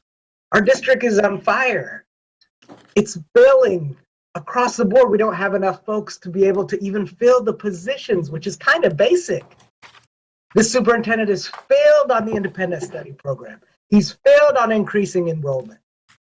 He's failed at building any goodwill with any of his labor partners. He's failed at engaging teachers and classified staff. He's failed building schools that we're proud of. Instead, we're a local embarrassment. Instead of working with our partners like every other school district around us, we go backwards. Partially because of his lack of just ability, lack of ability to build the relationships with the folks that actually do the work. It's a slap in the face to the folks that actually do the work to give him 22% bonuses just to get a satisfactory evaluation. It's a slap in the face to give him a total compensation benefit package of over $450,000. That's ridiculous. It's outstanding. And it's completely inequitable by design. It's not right. Our classified folks are working near poverty level, just making it day to day. And they won't get CPI raises. They haven't gotten raises in 3 years, and many of them work for close to minimum wage. They have to work 2 or 3 jobs just to get by. Do you think anyone in this district, anyone in this community came to this district because of Jorge Aguilar? Nobody did. And has anybody wanted to bring their kids more into Sac City Unified since he's been here? No. It's been a disaster. We need a change in leadership. The last thing we need to do is give him huge bonuses and claim they're not raises, right? I think everyone who actually does the work on the ground should get these kind of benefits and wages. Thank you, But they Mr. don't. Kashmiri. So please vote no on this proposal. It's time for a change in leadership of this district. Thank you, Mr. Kashmiri. Thank you. The next comment is Michael Minnick. Hello, Board Member Minnick. Hello, I'm Michael Minnick. I'm a community member and school board member from 2016 to 2020. I am speaking to support moving forward with the new contract for Superintendent Aguilar. When we as a board chose him to lead our district in 2017, it was because of his dedication and focus on students. He has unapologetically put the needs of students first throughout his tenure. And I'm sure I don't need to tell any of you that he is tirelessly working for our kids 7 days a week. He hit the ground running in 2017 and hasn't slowed down a bit. And consistency is important. He has led the district through some incredibly difficult times and showed his commitment to the community. And it's really important that our community gives him the opportunity to continue the work that he's begun. So I ask that you all vote to approve this next contract for Superintendent Aguilar because our kids deserve him. Thank you. Thank you, Board Member Minnick. Nice to hear from you. Thank you. All right, next, public commenter is Ingrid Hutchins. Ms. Hutchins, go right ahead. Hello again. This time I'm combining time with Alan Cox, Shelley Lawson, Jean Seto, Janine Johnson, Jody Bone, and Holly Conway. Okay, wait, I lost track. How many minutes was that? How many people was that? That would be me. And then I have Alan Cox, Shelley Lawson, Jean Seto, Janine Johnson, Jody Bone, and Holly Conway. So that would be a total of 7 people, myself plus 6. Okay, you get 14 minutes. Thank you. I'm speaking to you tonight on behalf of the multitude of teachers who are absolutely livid that this agreement is even being considered. I want to begin with a few questions to activate our collective critical cognitive thinking skills before I dive deep into the details of the agreement. As I point out each item, please ask yourself, what has the superintendent done to deserve such a generous contract? Are you rewarding him for failing the students in our district? Or is this a reward for his efforts to destroy labor relationships? Let's look at a few crucial points. Section 1A states, if the superintendent receives a positive annual evaluation in any subsequent school year, the term of the agreement shall be extended by an additional school year. I realize this item was added back in January 2020, but I'm curious about the evaluations themselves. How can you, in good conscience, and as elected trustees for the areas you represent, give a positive evaluation for a superintendent who had two of the district's largest unions deliver you a vote of no confidence in his leadership? The fact that you blatantly ignored the input from such a large number of the district's employees makes us wonder if you're serving the needs of the students or of the superintendent when you evaluate him. Those of us who actually work in the district have direct experience with the effects of Mr. Aguilar's tenure with our district. I'd love to know what information you used to decide that you had more confidence in his leadership than his employees did. Section 2, the superintendent's current salary shall remain the same for the 2020-2021 school year at $327,071. That sounds like a wonderful concrete number, but then the next subsection added some ways in which his salary will be increased. The first one, the board reserves the right to increase the superintendent's salary at any time during his term, so long as such an increase is approved by the board. I'm sure this decision will be made with the same ambiguous rubric that you use for its evaluation, so I'm pretty sure that salary will be increased. Following any satisfactory or higher evaluation, the superintendent's salary shall be increased by the same percentage increase provided to any members of the certificated bargaining unit. Right there, that sounds great. But then you say, if the district and the certificated bargaining unit are unable to reach an agreement on salary for any given school year, then the superintendent will receive a salary increase consistent with the CPI for that school year in lieu of any increases subsequently negotiated by the certificated bargaining unit for that school year. Well, SCTA is asking for a 3.5% increase. The current CPI is 5.6%. Seems to me that it should be an item that you, as the only group that provides oversight to the district, should have seen as a huge red flag. You're allowing him to benefit more from not reaching an agreement with his labor partners than from engaging in good faith bargaining. It seems to be an enormous conflict of interest that you're allowing if you approve this agreement. The third section is fringe benefits. I was searching for this section for the cuts that you plan to make to his health insurance since you're allowing the district to cut teachers' health benefits, but I failed to find any. I did, however, find some items that he wants to receive that teachers could only dream of. He is set to receive lifetime benefits from his first day of employment rather than earn it by being a long-term employee. These are the same benefits that teachers must work decades to receive, and these are benefits that he wanted to take away from teachers. He also wants you to agree to reimburse him up to $6,000 annually towards his life insurance. While his job is not inherently risky, teachers' lives are at risk not only from COVID exposure, but from the current threats of violence on our school campuses. Why would you agree to reimburse his life insurance benefits but not offer the same to the people who willingly go to work every day when danger is involved? He also wants you to agree to reimburse him for the annual premiums for a disability policy up to $7,770 per year in an effort to provide disability income equal to approximately 100% of his then current total annual salary. I couldn't figure out if this was a joke or a misprint.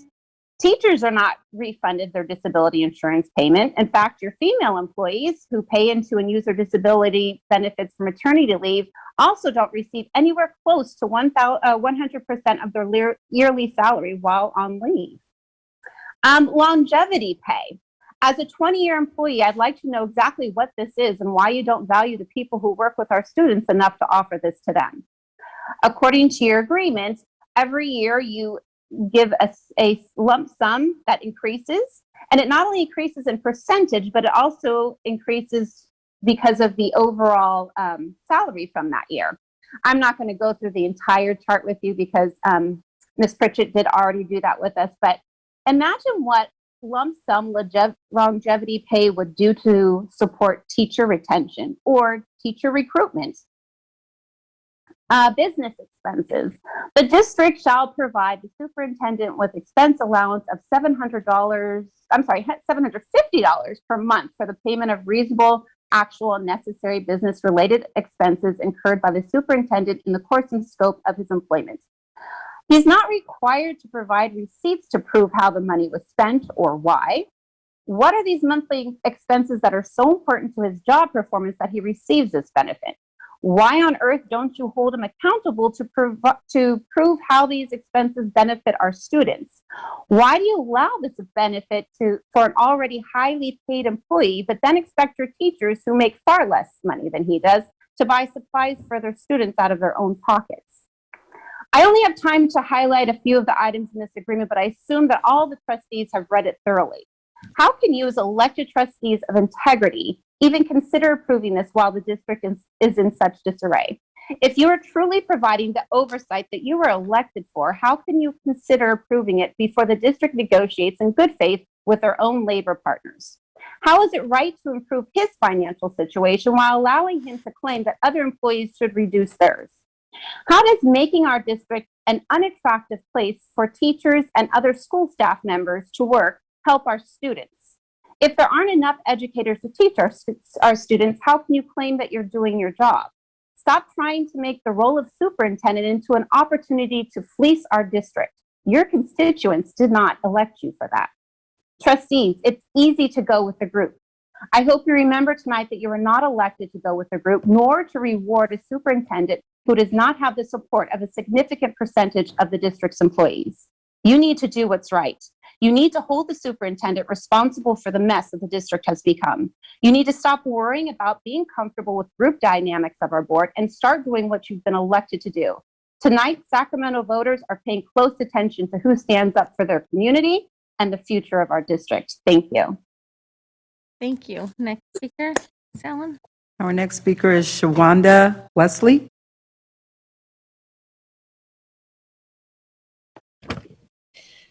Thank you. This is Shonda Wesley. I'm a parent of a third grader. My child was scheduled for a COVID test today at school, but my child and many more were not tested due to a staffing shortage. And instead of prioritizing my child's safety through having adequate testing staff, we will instead grant our superintendent a huge salary and benefit increase while cutting staff benefits and salary. We cannot recruit and retain staff with the way this district is functioning. This isn't in the best interest of my child, nor of the school district. We have a $13 million surplus. I encourage you to revisit your priorities as a school board, ones that reflect our children's safety and the teachers who keep them safe. My first experience with the district was during the disastrous independent study rollout. If I ever leave this district, it will not be because of the teachers.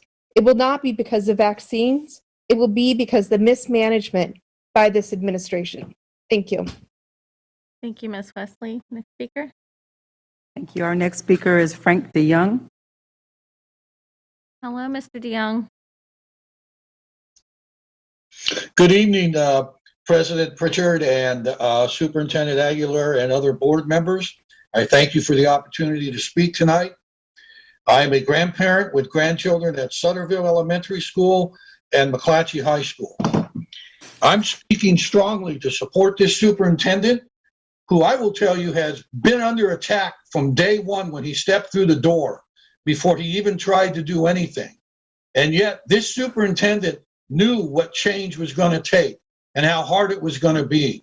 And he had a vision and he had plans. And our educational partners have chosen to put walls up in front of him every time he's tried to make a move. And then they dare to blame him for this district not moving forward. They're the ones that need to look in the mirror. And any of you board members who choose not to vote for him because the union is in your pocket or has the power to believe they're in your pocket, you should be ashamed, because it's about our children. And trust me, our educational partners who were ruled by PERB to not be bargaining in good faith.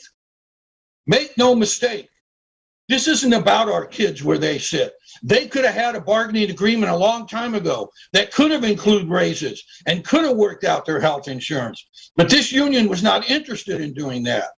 So they need to look in the mirror instead of telling everybody else to look in the mirror. To not vote for this superintendent and support him when he's chosen to stay here. Most wouldn't. Why would they want to be in this environment? So don't tell me he's not committed to this community and he's not willing to dig in and do the things that need to be done to help our children. I'm telling you now, he is. And to not vote for him would be a serious mistake by this board. Thank you for your time. Thank you, Mr. DeYoung. Next speaker. Our next speaker is Terrence Gladney. Good evening, Terrence. It wasn't that long ago that this superintendent said he gets confused on where our schools are and he needs, reference points to understand our communities. It's not that long ago that he said that Cabrillo was a gentrified school and neighborhood. That doesn't show someone that's committed to our school. So I respectfully disagree with Frank. I love him to death, but to address Mr. Minnick's comments about the work that the superintendent has begun, he's been here 4 years, but yet openly said he has not implemented any new academic programs.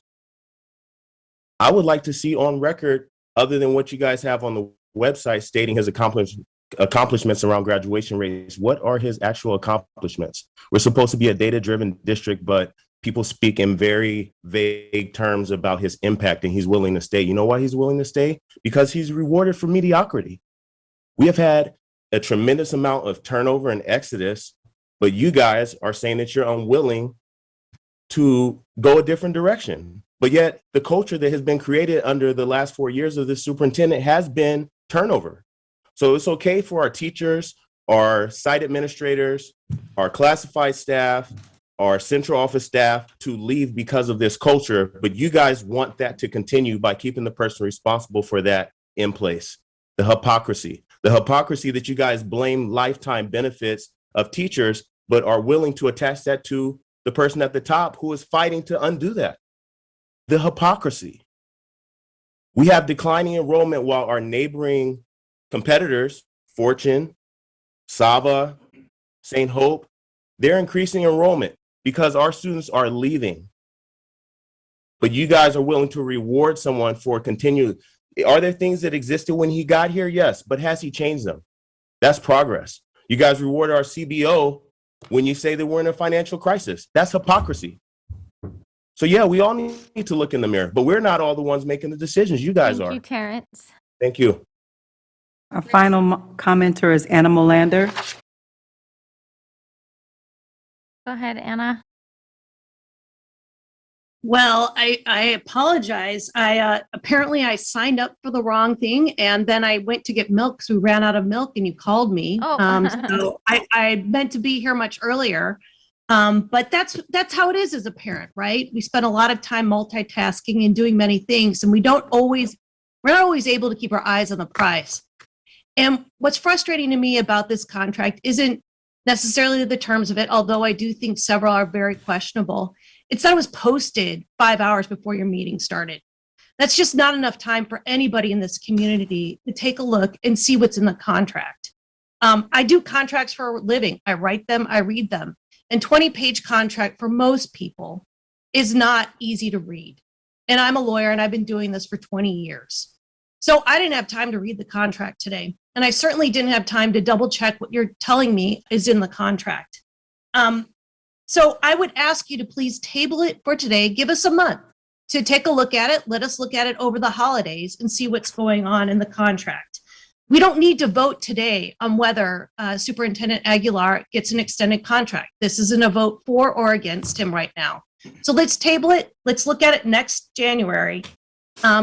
Because I want you to hear, I can hear it in Ms. Pritchett's voice, and I can hear it in a lot of voices tonight. Parents are tired. We're angry. It is not a good time for you to shut us down and not hear our voices. I've been saying for well over a decade that Sacramento has the ability and the opportunity to be the best school district in the state. And I feel like you are stopping us from being that district. So be transparent.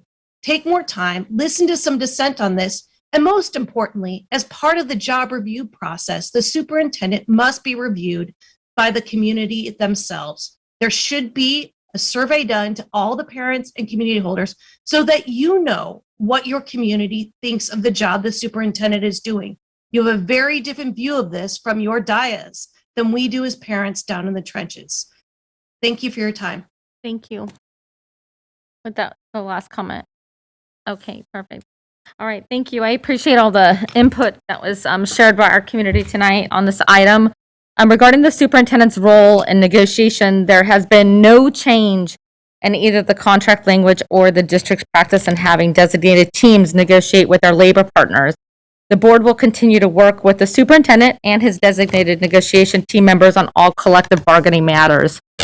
Tonight, I am prepared to vote to approve this contract, and this is why. The terms of this contract make our district competitive with other districts in California that are like us, that are seeking to retain and recruit a superintendent. This contract also recognizes and incentivizes the stability of leadership. You know, I got to tell you, when we were doing superintendent search meetings throughout our communities, I attended several of them, and the biggest thing that I heard from the community was that they wanted longevity. They were tired of the revolving door of superintendents. They wanted someone that was here to stay. Under this contract, Superintendent Aguilar will be the longest serving superintendent since Dr. Sweeney was superintendent in 2003. He lives in our community, he breathes in our community, his kids go to our community.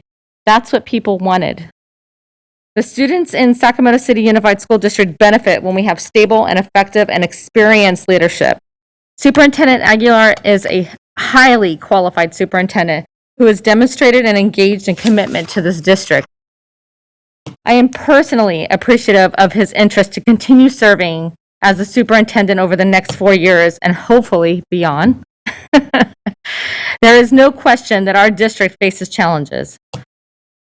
Some that all districts are struggling with, like supporting our students during the COVID-19 pandemic, and some that are unique just to Sac City Unified. Superintendent Aguilar understands these challenges and has a track record of working hard to address them while staying focused on equity and supporting all of our students. Our goal is to make Sac City Unified a high-performing district that gives all students an equal opportunity to graduate with the greatest number of post-secondary choices from the widest array of options. Superintendent Aguilar fully embraces this guiding principle. I will open it up for board discussion. Member Garcia. Oh, did you not have your button? No. Okay. Member Morowski. Hi, thank you, President Pritchett. I don't have too much to add to what you said. I am also excited that Superintendent Aguilar is as committed and as dedicated to our district as he is. Is he solving all of our problems? No. We have tremendous challenges in Sac City, as many districts do across the state. Staffing, all kinds of, social, emotional issues that our students have. Like across the board, we have many challenges. But he is working diligently on understanding them, on piercing through to understand what in the system has to change in order for our students to have academic success. And he sees our students' success as his success. That's what he measures himself by. And that's what we measure him by as a board. So I just want to, I understand it's very easy to rail against executive compensation at any level. As a board, one of our most critical, our most sacred duties to hold this all together is to hire a chief administrative officer for the district. That is what we are doing to retain a highly qualified, competent, respectful, responsible, responsive, smart, creative. I could go on and on. Is he solving every problem? No. And that's just life. But he has been great for our district. He will continue to grow and be able to actually implement things that he wants to do. I just, I know there are elements, because I've looked at the SACB archives over the last 30 years about newspaper articles, about superintendents and things that people were saying about him. And if Insanity is doing the same thing over and over and expecting a different result, well, that's just what boards have been doing in this district. It's been a revolving door of superintendents, and that has not served us well whatsoever. So I think we are lucky as a community to have a dedicated public servant like Superintendent Aguilar, and I will support it at the right time. Thank you. Thank you, Member Morowski. Any other board comment? All right, I have a motion to move. We have a motion on the table. So, what was that? I did not ask for a motion, but we have a motion. Yeah. Yeah, is there a second on the motion? There is a board comment, yes, on the motion. Okay, Member Phillips?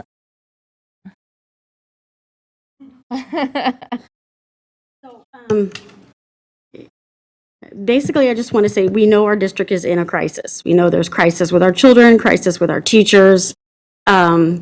What I want to make sure that we understand as a board moving forward is that a lot of the measurements that we're using, or the measurements we should be using to evaluate our superintendent, we really need to make sure that we are firm in how we're going to design that.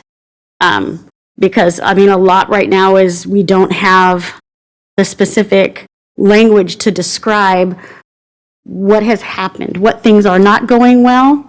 We need to talk about what's not going well and then work into making ways to repair that. Part of me is that we need to recognize that we need to pull together as a board, and we need to absolutely make sure that we have the proper measurements in order to let the public know and our constituents know that we are evaluating him properly. That's something we need to move into. Thank you. Yes, thank you, Member Phillips. Member Garcia?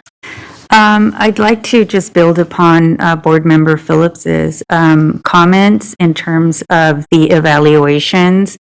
I have felt that they have been inadequate thus far, and so I'd like to see maybe an ad hoc being formed with, the right number of board members, because we can't all be there to start this process, to see what that looks like, so that we can come up with an evaluation process, the metrics that we're going to use, in terms of holding the superintendent accountable as we consider future evaluations.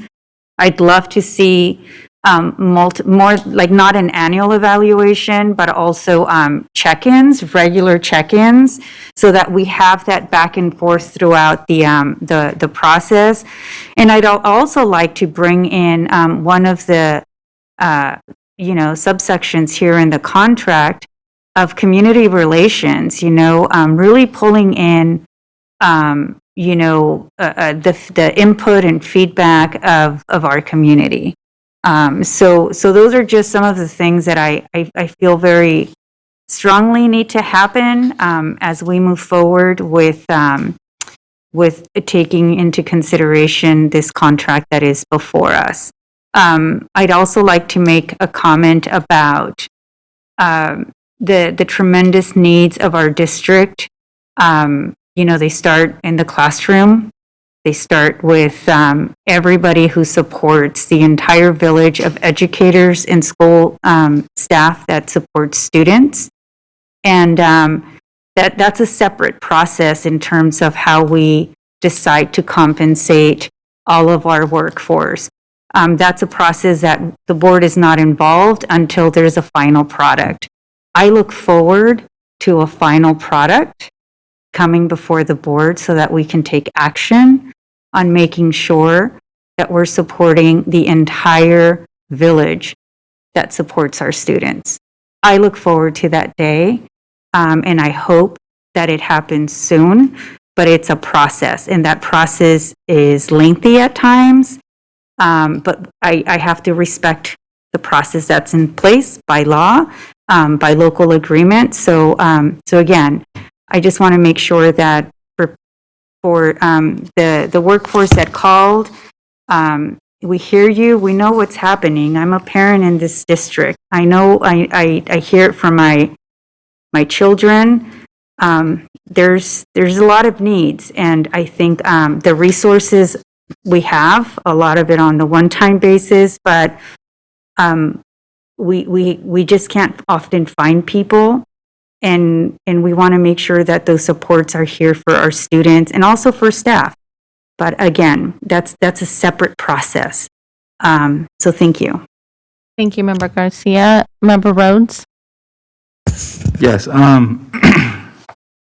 I think when it comes to evaluating our superintendent, one of the commenters, I don't remember which one of our community members gave a great idea that I think we should add into our repertoire. Remember our Vice President Garcia also mentioned it as well. The idea of the community having input on the evaluation of our superintendent, or at least us getting that community input from broadly across the district. Community survey for the superintendent evaluation, I think, is going to be very important as we move forward. There's things here that give me pause. I've voiced them before, but I think as we move forward, we have to look at truly evaluating our superintendent, our main employee, well, so that we can do well. If we continue not having the structures in place, then we do a detriment to our superintendent, we do a detriment to our board, we do a detriment to our system and our students at the end, who are the final end users. And so that's what I'll say for right now. Thank you, guys. All right, thank you, colleagues. I have a motion and a second on the table. Student preferential vote. All right, superintendent, roll call. President Pritchett, can I defer perhaps so that the roll call Maybe is we done can by ask legal Ms. counsel, Collins. Yeah, please? that's fine. Yes, President Pritchett. President Pritchett. Absolutely, yes. Member Morowski. Yes. Member Wu. Aye. Member Garcia. Member Villa. Aye. Member Rhodes. There are things in a contract that I can't vote in good conscience to improve, so I'll say no this evening. Member Phillips. No. All right. Thank you, colleagues. We have a majority vote. Thank you. All right, item 9.2. President Pritchett, can I make Yes. just Go ahead, just a Superintendent. very quick comments here? Thank you so much. Thank you. First, I just want to thank you, President Pritchett, members of our board.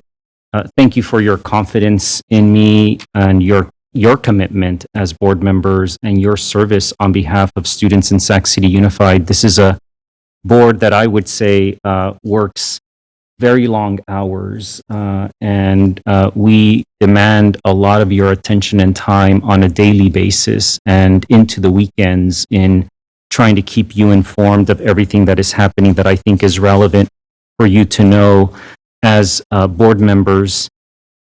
Since July 1st of 2017, when I started as your superintendent and as your employee, I've awakened every morning committed to Sac City Unified, not just as your superintendent, but as a proud parent in the district. And I look forward to, over the next 4 years, 2 of our children, who are now in the 9th grade, will finish high school, their high school careers in Sac City Unified. And I hope that our youngest child, who's a 7th grader, will have the opportunity to graduate from Sac City Unified as well. I also want to thank the Sacramento community for welcoming me and my family since we moved here We've put down roots in Sacramento, and I very much value being part of our community. Yes, I'm proud of some of the progress that we've made, but much work remains to help Sac City Unified achieve the thought and the goal of becoming a high-achieving urban school district. And yes, stability of leadership at the helm of any organization is usually a positive attribute. And it's no secret that high-performing districts across the state have consistency of engaged leadership.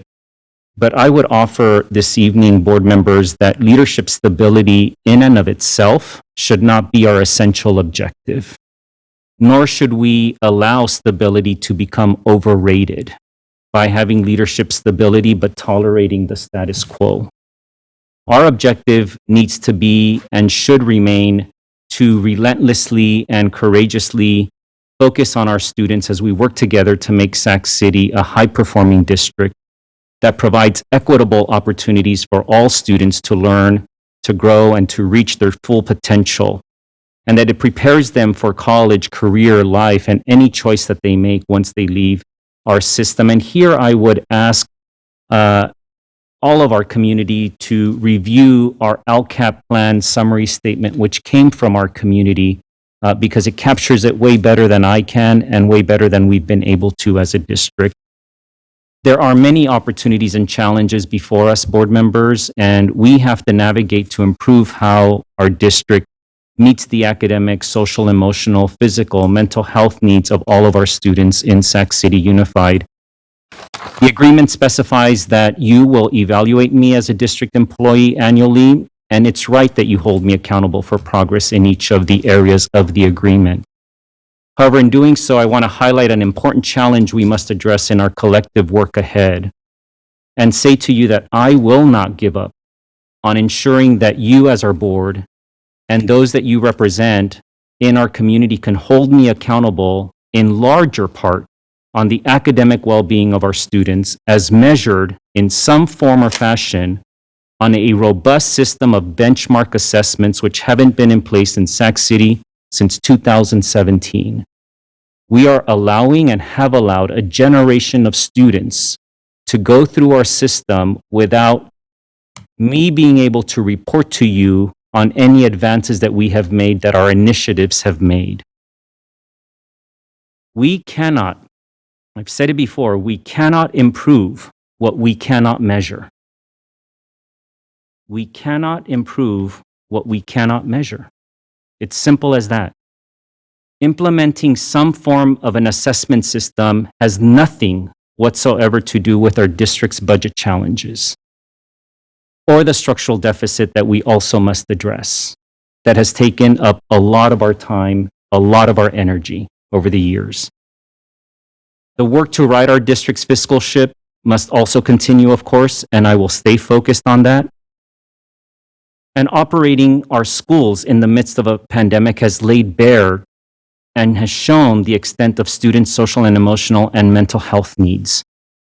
By using our limited COVID relief funding wisely, we can make great strides toward implementing systems that compassionately address those needs in partnership with community-based organizations.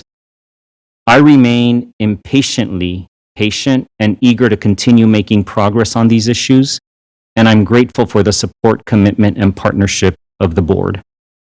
I applaud and thank the board for the healthy governance practices that you've been engaged in, for some of the policies that you've put in place that, as I heard Member Morowski, other boards of education of the past, other superintendents have not been able to achieve. And those will create a lot of discomfort and a lot of anxiety and a lot of criticism that you will feel and I will continue to feel. Lastly, I, of course, look forward to continuing to work with you in the years ahead, really to pierce through and solve long-standing challenges that will put our district and our students on a path to a brighter future. Thank you, Board. Thank you, Superintendent. All right. Item 9.2, the 2021 first interim revised budget approval and FICMAT update. Ms. Ramos? Yes, good evening, President Pritchett, board members, and members of the public. Presenting with me tonight are a couple of our staff members, Assistant Superintendent of Business Services, Mr. Adrian Vargas, and our Director of Accounting, Jesse Castillo. If I could get the next slide, please. The agenda for tonight is we will go over the financial reporting requirements, the district's fiscal status, and then some changes that have happened since the adopted budget for 21-22. The multi-year projections, and we will review with you the budget calendar, the FICMAT matrix update, the COVID funding sources, and then finally we'll end with a summary and seeking your approval for the first interim budget. Next slide, please. As you know, we share this slide at all of our financial reporting periods. These are the educational codes that guide school districts' financial reporting. The first one is with respect to the interim reports. There's two that we have to do every year. The first one we're doing now is called the first interim report, which covers the period of July 1 through October 31st. That represents our actual activity during that time period. And then our second one is the second interim presented in March, which covers the period through January 31st. And both of these reports then will project the remaining months of the year through June, just to provide an update on what we anticipate in terms of expenditures and revenue. The second code it refers to the board that based on this information that you are receiving and based on the certain criteria, the district must certify whether or not we will be able to meet our financial obligations for the current year plus 2 years out. And then finally, the last code refers to districts that receive a qualified or negative of any of their interim reports will file a third interim report as of April 30th. Next slide, please. And so here we go to the district's fiscal status. As you may recall, the district's 21-22 adopted budget was conditionally approved by SCOE because of our continuing structural deficit and the use of a lot of one-time funds. In addition to that, the letter from SCOE stated the district must approve a fiscal recovery plan by December 15, 2021 to address the ongoing structural deficit. And following this report, the next board item is the proposed fiscal recovery plan. So the 21-22 first interim will be filed as a qualified certification for many reasons. Some of these are listed here for you. We're still in need of an approved fiscal recovery plan that addresses the deficit. Our projected structural deficit stands at 19.5 for the 22-23 year and 26.2 for the 23-24 year. Cash flow, although positive, as seen in the multi-year, nonetheless continues to diminish rapidly because of the deficit. So in other words, the reserves are paying for those deficits because our revenues do not balance to our expenditures. Our enrollment has seen a significant decline, and our negotiations are unsettled for both of our bargaining groups, our certificated and classified units, excuse me. And there's a lot of uncertainty with respect to the proposed state budget. We're not sure. We know that there's additional fund revenue in the system statewide, but we're not sure how that's going to be rolled out to school districts, whether it's going to come by way of categoricals, which really doesn't help our deficit situation, or if it would just come unrestricted, that would certainly be of assistance, but that's an unknown right now. And therefore, the Sacramento County Office of Education Fiscal Advisor will remain assigned until the deficit reduction plan is achieved, and therefore remain under stay and rescind authority. And I'm just going to pause here for just a quick second and just to spend a little bit, not a whole lot of time, just to explain some districts that do file a positive, because that question has come up since our cash flow is positive and since our reserves are pretty high. Why isn't it that, we're not filing a positive or recommending a positive? Some districts, as many of you are familiar, if you look at their financial statements that have been filing a positive, they filed a positive most likely in the recent last few interim periods. In addition to that, most likely they do not have a structural deficit. In addition to that, their enrollment may be stable and their negotiations may be settled.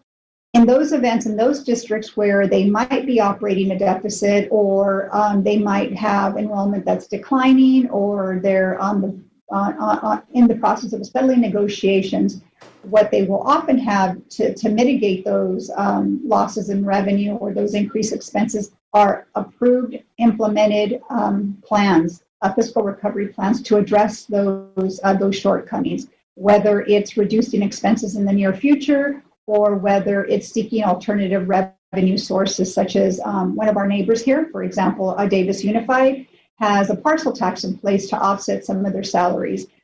Some of our neighboring districts in the Bay Area are implementing some budget reductions in order to be able to afford raises. So those are examples of districts that maintain their positive certifications and do spend additional dollars, but they're reducing expenses or they have implemented plans to increase their revenue. And our district is not currently in that situation.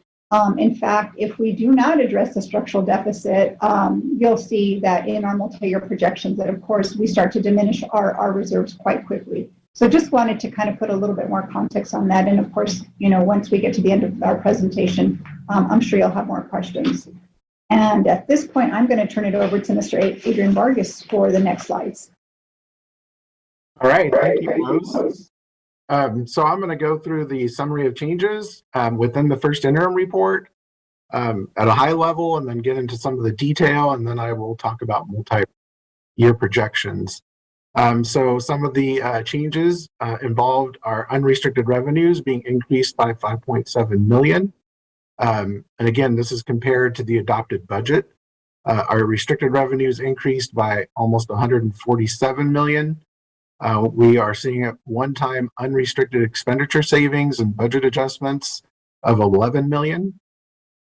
Restricted expenditures increased by almost 137 million due to budgeting for CARES and COVID funds and other carryover like Title I, Title II, Title III, and then funds related to our CTE programs. And then also our contributions decreased by 3.2 million, and primarily that is due to an increase in our special education funding, which we talked about in the August update. Next slide, please. And then, as Rose mentioned, we're projecting a positive cash flow through the end of the fiscal year of June 2022. Our multi-year projections will meet the required 2% reserve for the current year and 2 subsequent years. But also, as Rose mentioned, we are projecting an unrestricted deficit spend of 19.5 million in 22-23 and 26.2 million in 23-24. And again, we need the fiscal recovery plan, which includes a negotiated solution to achieve sufficient ongoing reductions. Next slide, please. So this slide is just basically 2 tables showing the difference between the adopted budget and the first interim budget. So the first interim budget's on top. And as you can see, our expenditures, mainly the biggest change outside of the 11 million in savings on the unrestricted is the increase in expenditures on the restricted side of the budget.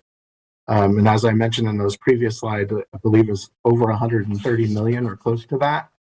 So that's the biggest change between the adopted and the first interim budget. Next slide, please. And then this table basically shows by category the differences from adopted budget. And so you can see on the unrestricted side, there's the 5.4 million increase, and most of that is related to the LCFF increase, and I'll talk about that a little bit more in the subsequent slides. There you see the 11 million in savings on the expenditures, and you could see how it spreads out between salaries, benefits, books and supplies, and other services and operating expenses. And then you see the contributions changed by 3.2 million. Next slide, please. So in terms of the changes for the unrestricted revenues, as I mentioned in the previous slide, the LCFF revenue went up by 5.3 million. That was primarily due to the concentration grant increase from 50% to 65%. And we talked about that as well in the August update. However, I believe at that time that projection was roughly about 8 million, but it's lower because of our unduplicated percentage that we were using for the adopted budget has been roughly about 72%, but with our preliminary CBEDS report that our IT department is working on currently to certify this, I believe this week, we are showing that we are at 68%, and so that's roughly the $3 million difference. And then there was a small increase in local revenue, primarily due to school donations. Next slide, please. And then on the unrestricted expenditures, this kind of details out the 11 million. We're experiencing 6.3 million in one-time savings for a decrease in salaries and benefits, primarily due to savings in our sub-budgets, extra duty, and then our vacancies. And just as a reminder, we built our budget on an enrollment of 39,703 students for the 21-22 year. And to put that in context, our preliminary CBEDS enrollment report that was used for the first interim, I was using a 38,044 students. So that's roughly a decline of 1,700 students. So we staffed at that 39,700 student, but our actual enrollment that we are seeing is in the range of about 38,000. Also, we see a decrease in supplies and services of 1.4 million, a small increase to capital outlay, and then another big change was indirect costs of 3.4 million.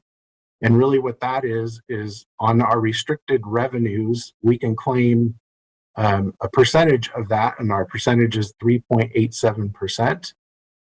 So we can collect it back to the unrestricted side of the budget to help offset the work that we do at the central office. And that's what it goes to. And that increased by 3.4 million.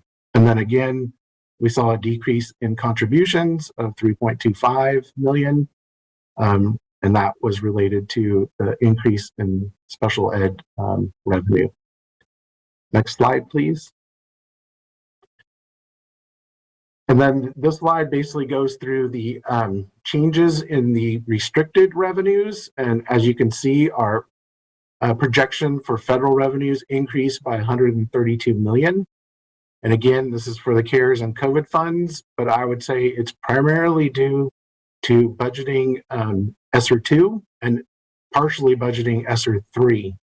And between those two resources or funding sources, that is roughly about 100 and so it's 61 million and 50 million, so 111 million in just those two resources alone.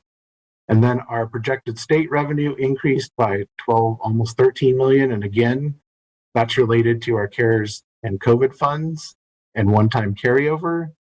Our local revenues increased by 2.1 million.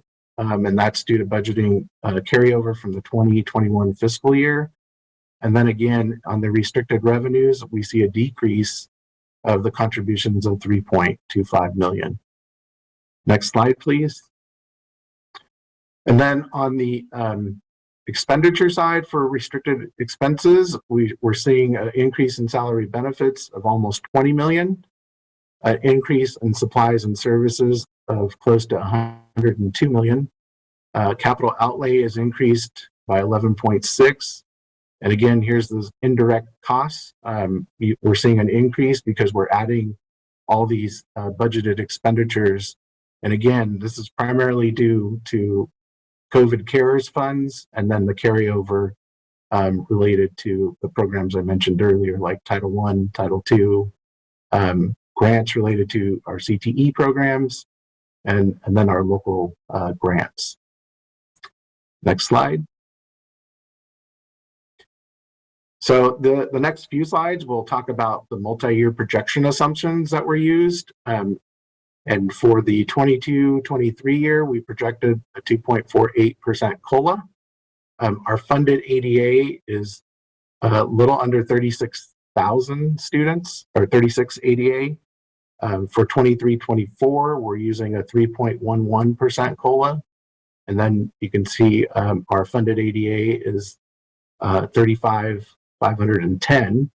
And again, just as a reminder, we adjusted our enrollment for the first interim, and we're using a 38,044 number. And then we're using the district's natural decline of 0.5% in 22-23 and then 23-24. And then for restricted revenues, the multi-year projections are removing the one-time COVID-19 funds, funds that are related to expiring programs like SIG, and then removing the one-time carryover. And then in the 23-24 year, we're adding a small amount to budget the additional ESSER 3 funds of 671,000. Next slide, please. And then this slide reviews the unrestricted expenditure changes that are happening in our multi-year for the 2 out years. We increased salaries, certificated salaries by 1.5% for step and column. Adjustments were made to add back the savings from the first interim.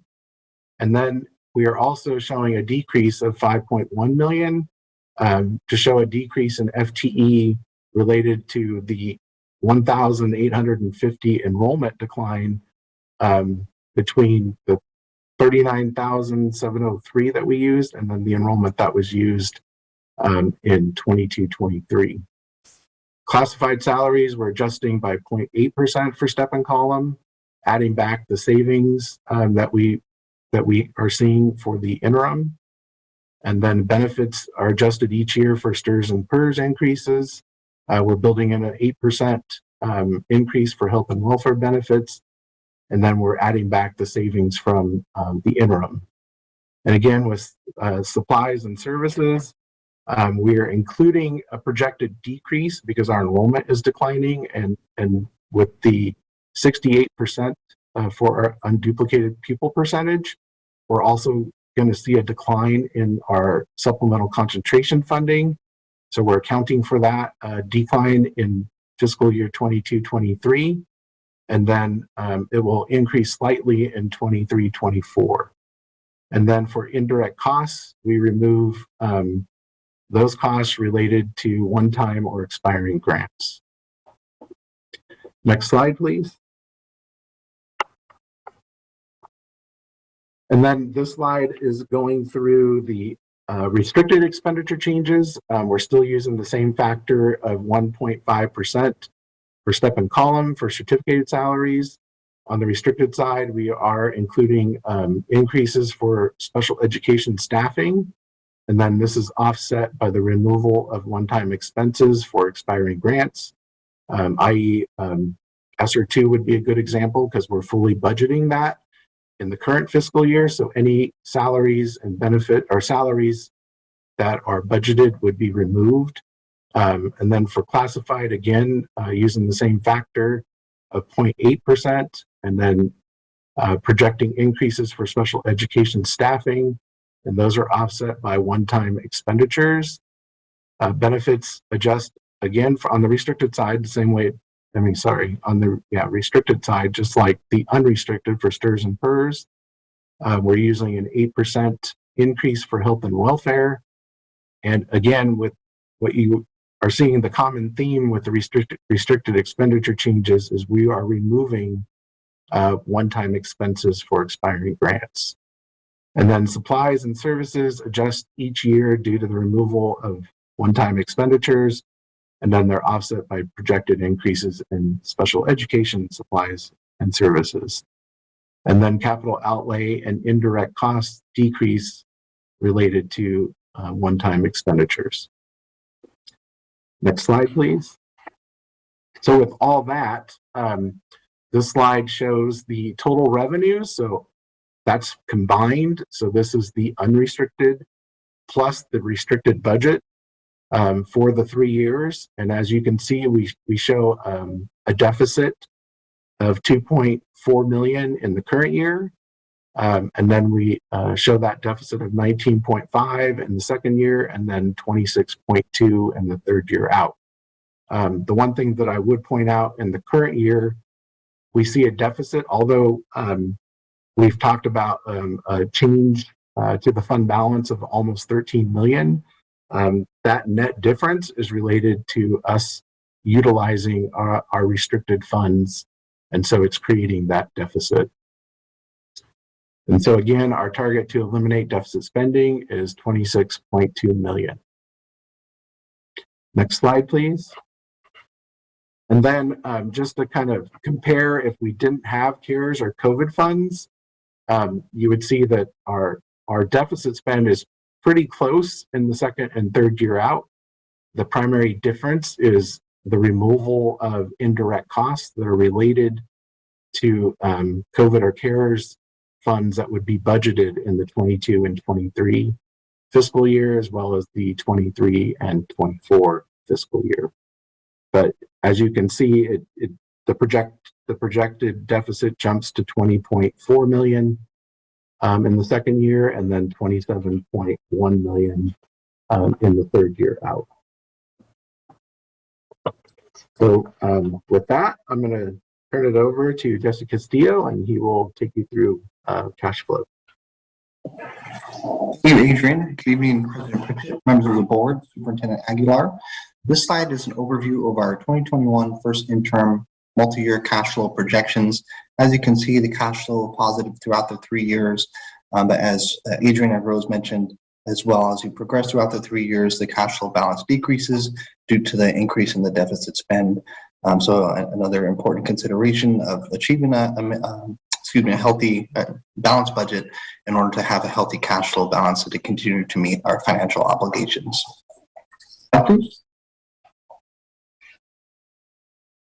This slide is a comparison of our cash flow where we were with 1 year ago at the 2020-21 first interim cash flow compared to where we are today with the 2021-22 first interim cash flow. As you can see, it's a significant difference, especially if you look at those later months in the year, and that was due to a lot of changes and a lot of uncertainty around that time. As you may recall, at this time last year, we were still facing cash deferrals and a lot of the later months of the year. There's still a lot of uncertainty around our LCFF funding and COLA funding. There was little to no conversations at that time regarding the increase in concentration grant funding and less COVID funding flowing throughout the budget as well. So this chart is really just a great illustration of how those changes at the state level can have a significant impact at the local level with our school district budget and our cash flow projections. Next slide, please. This slide is the Government Finance Officers Association's recommendation on having a 17% reserve or approximately 2 months of average payroll, which is about $82 million for our district as of the 2021-22 first interim report. Next slide, please. This slide is an overview of the 2021-22 budget calendar and timeline. As you can see, here we are at the first interim report on December 2021, with our next important period being January 2022 with the governor's January budget proposal, followed shortly by the second interim report scheduled for March 2022. Next slide, please. This is the Fiscal Crisis Management Assistance Team, or FCMAT, Fiscal Health Analysis Update. Back in October 2018, FCMAT came in and conducted a health analysis in which it identified 60 deficiencies and provided recommended corrective actions for each of those. We've corrected 34 of those findings, and there's actually been 4 of those that have been corrected since our last update. So great job to those teams implementing those corrective actions. And that leaves 26 findings remaining. We do have an additional detailed report included in our executive summary as well as available on our website. And our next update will be during the 2021-22 second interim report. Next slide, please. This table is an overview of our COVID-19 funding sources received since the 2021 fiscal year. As you can see, a total allocation of $322.5 million. In that rightmost column is the corresponding expiration date for each of those funding sources. Definitely an important planning factor as we look at spending down those funds.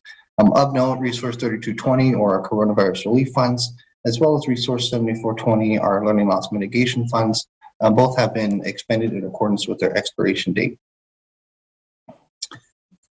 Next slide, please. And with that, I'd like to pass it to my colleague, Rose Ramos. Thank you, Jesse. Ms. Ramos, before you start, sorry, I need to just do a quick interruption. It's a little past 10:30 and we need to extend our meeting. Can I get a motion to extend till 12:30? Thank you. Got a motion, a second. A student preferential vote? Superintendent roll call? Or just say, yeah, we don't need roll call, actually. Everyone say aye. Opposed? All right, abstentions? All right, go ahead. Sorry, Mr. Ramos, go right ahead. Thank you. This is a similar slide that we shared with you earlier in the presentation. It was slide number 4. I'm not going to repeat this, but it's just a reminder of our fiscal status, what we are proposing to certify the budget as qualified, and the reasons why. Next slide, please. And next slide, please. This is the multi-year projection. You've seen the first 3 years already, but we also wanted to present to you the next 2 years out, even though we're not required, just to show the impact on the deficit should the district not do anything in terms of being able to address the deficit. Now, we know those 2 years out, it's a pretty good guess, and we try to use as many factors that are available to us out there provided by school services. And there's some information out there as far as future COLAs are concerned. There's information as far as our pension plans are concerned, and some of the CPI information that's out there. Now, the fifth year starts to get a little tricky because, as we project out that far, it really can change drastically. But nonetheless, we just wanted to illustrate the impact on the deficit if we're not to do anything, and our expenses are to remain as is, and our revenue as well. So what happens is that you quickly start to deplete your reserves. The cash balances that Jesse shared with you in the cash flow, that's what our reserves are. We start to use those up in order to close this gap because we just do not have enough revenue to manage our expenses. So we're not like at this danger situation right now where we were about 2 years ago, where we were looking at a state loan quite quickly because of all this cash in the system and because of all the one-time savings due to the school closures. We're finding ourselves in a pretty, I would say, good situation in terms of financials. Academically, I understand that it's been a very difficult situation to have schools closed. But because of that, we were able to realize one-time savings and really build up our reserves and offset these deficits. So now we're at a point where we can methodically and thoughtfully implement some actions to try to reduce this or to find some other solutions. And you'll hear a lot more about that when we present the fiscal recovery plan to you. But we just wanted to illustrate, if the district were not to do anything, what does that mean to the deficit and what does that mean to our reserves? They start to deplete. And as you'll see in the 5th year, our ending fund balance does go into a negative. It is projected to go into a negative based on this information. Next slide, please. And here we share this slide with you also in other reporting periods, the risks and the opportunities. So the risks are that our enrollment will continue to decline significantly, as we saw this last year. As Adrian shared, we're projecting 0.5%. We're assuming that we're going to go back to a normal, and that this latest huge dip that we realized is just going to be this 1 year, and that next year we'll go back to just 0.5%. And of course, we'll keep you apprised of that, as we go into the year and we start to enroll students for the new year. There's a little bit of uncertainty with the state budget and the impact that it can have on K-12. And I talked about that in terms of new money coming in. How are we going to see that new money? Is it going to be categoricals or is it going to be unrestricted dollars? And then, of course, any future salary settlements that will have an impact on the district's budget. And the opportunities are, pretty much the opposite of those items, that, state budget will be great. We'll recover that enrollment, and that we will find a fiscal recovery plan that's sufficient to restore the district's fiscal stability. In January, as you all know, that's when the governor rolls out his budget proposal for the coming year. So we're anxiously awaiting to see what that information looks like, and we'll provide you with an update as soon as we get that information. Next slide, please. And so we're at the end of our presentation. So in summary, again, the district has implemented more than $50 million in ongoing and one-time reductions in the last few years. So that's why when you'll look at the fiscal recovery plan, it's not as robust in terms of the large dollar amounts, because you get to a point where it's difficult to find those big savings anymore. And the board did take action back in February of this year to approve a fiscal recovery plan of $4.5 million. However, we still need a $26.2 million solution to achieve fiscal solvency. And as you know, we're required to have an approved plan by December 15th. And we will be bringing back another interim report in March.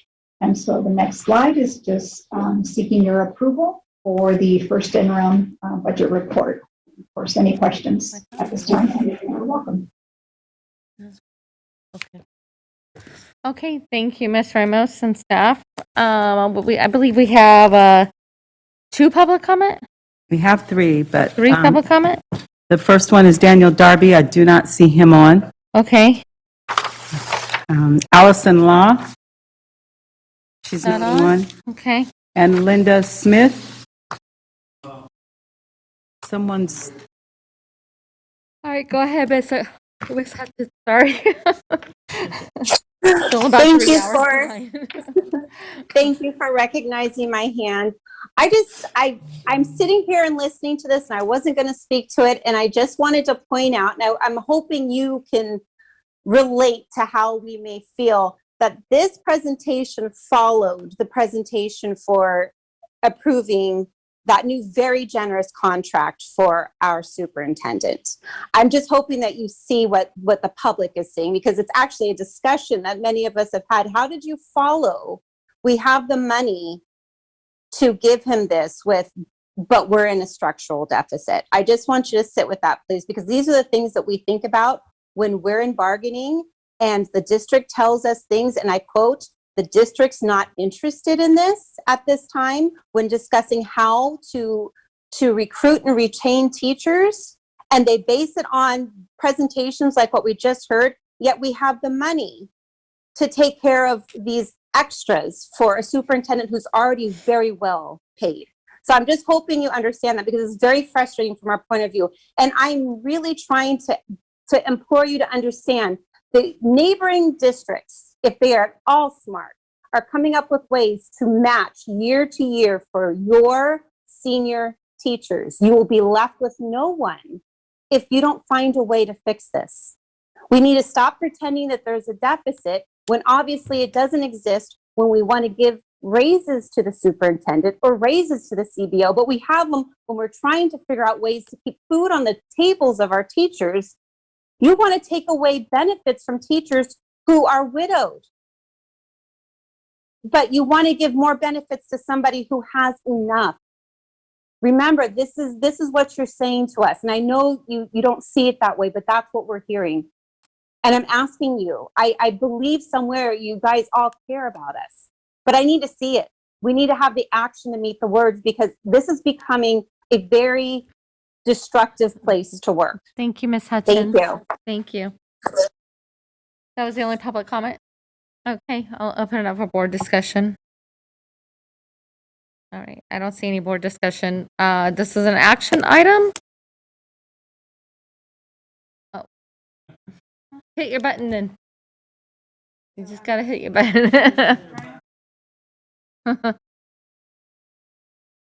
Member Garcia. Thank you. Thank you. You're moving a little fast for us tonight. Maybe I'm just moving slow. Either way. So, Rose, I just want to thank you for including that 5-year, multi-year projection, because I think there is a lot of funds available in our district now, just like in all the districts in California. There was some very generous state funds, available this year. Some of those were ongoing, so that helps our bottom line. A lot of those are one-time. So the fact that you included this 5-year, multi-year projection is very helpful, because many of our federal one-time dollars go away in 2024. So that's when we're going to see that that number balloon again. And we continue to see that we're deficit spending. So we continue to rely on our savings to fund the gap. It also assumes that there are no changes between now and then, right? And we know that's not going to be the case. We know that our expenditures will increase because we have a pending agreement. And then we also know that the the economy is doing really well in California. We're going to have another historic year in terms of funding. So I expect that education's going to benefit once again.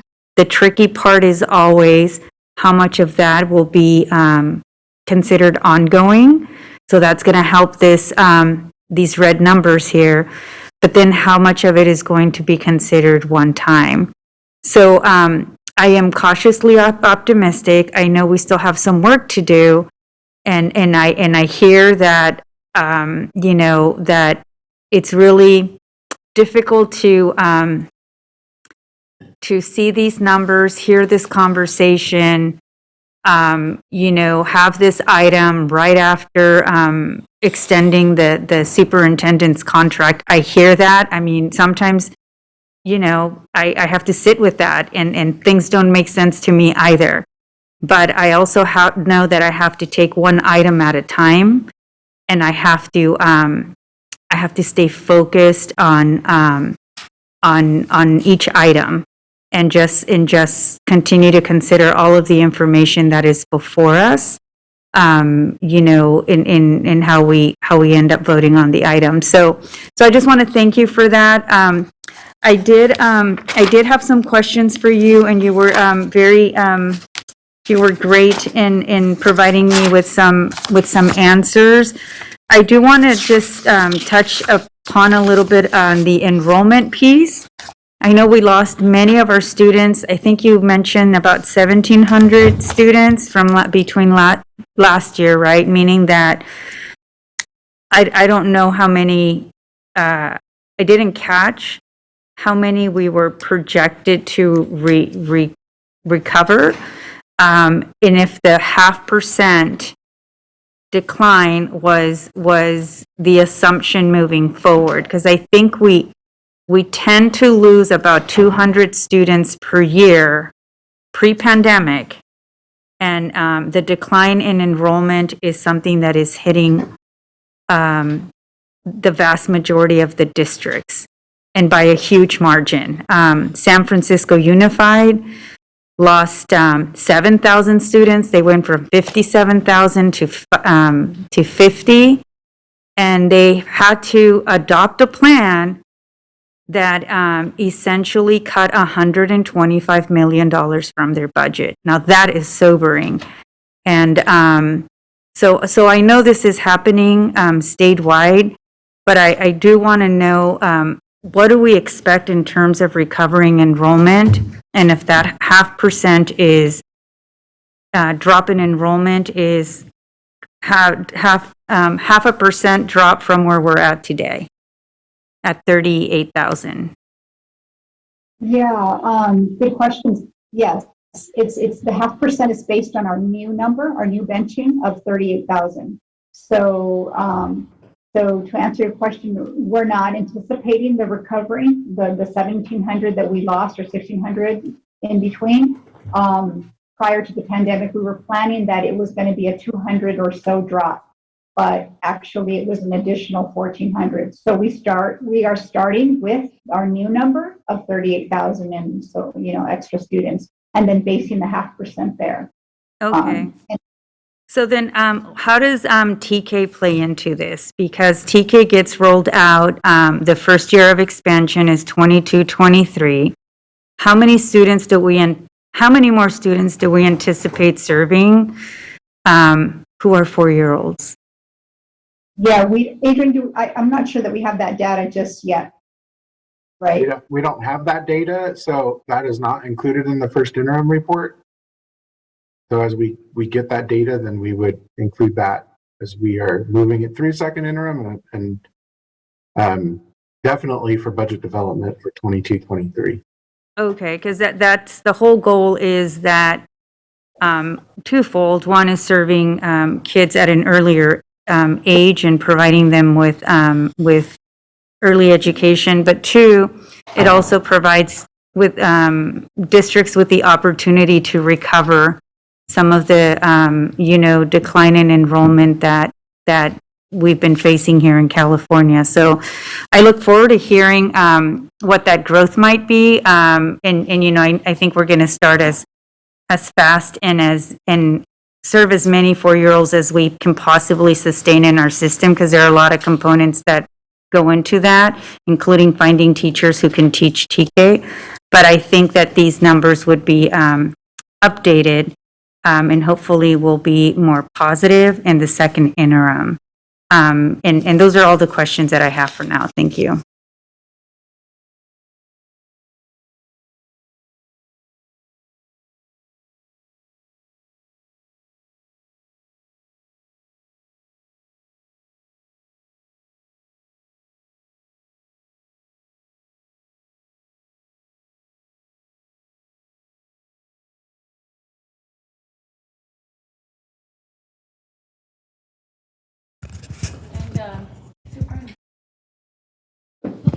Yes.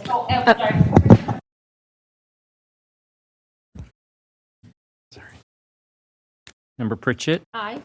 Member Morowski? Aye. Member Wu? Aye. Member Garcia? Member Villa? Aye. Member Rhodes? Aye. Member Phillips? Thank you so much.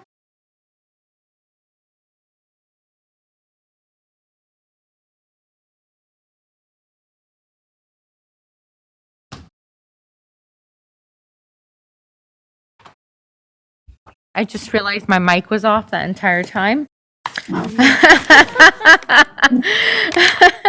That was all I vote, Mr. President. We're moving on to the next. Item 9.3, fiscal recovery plan.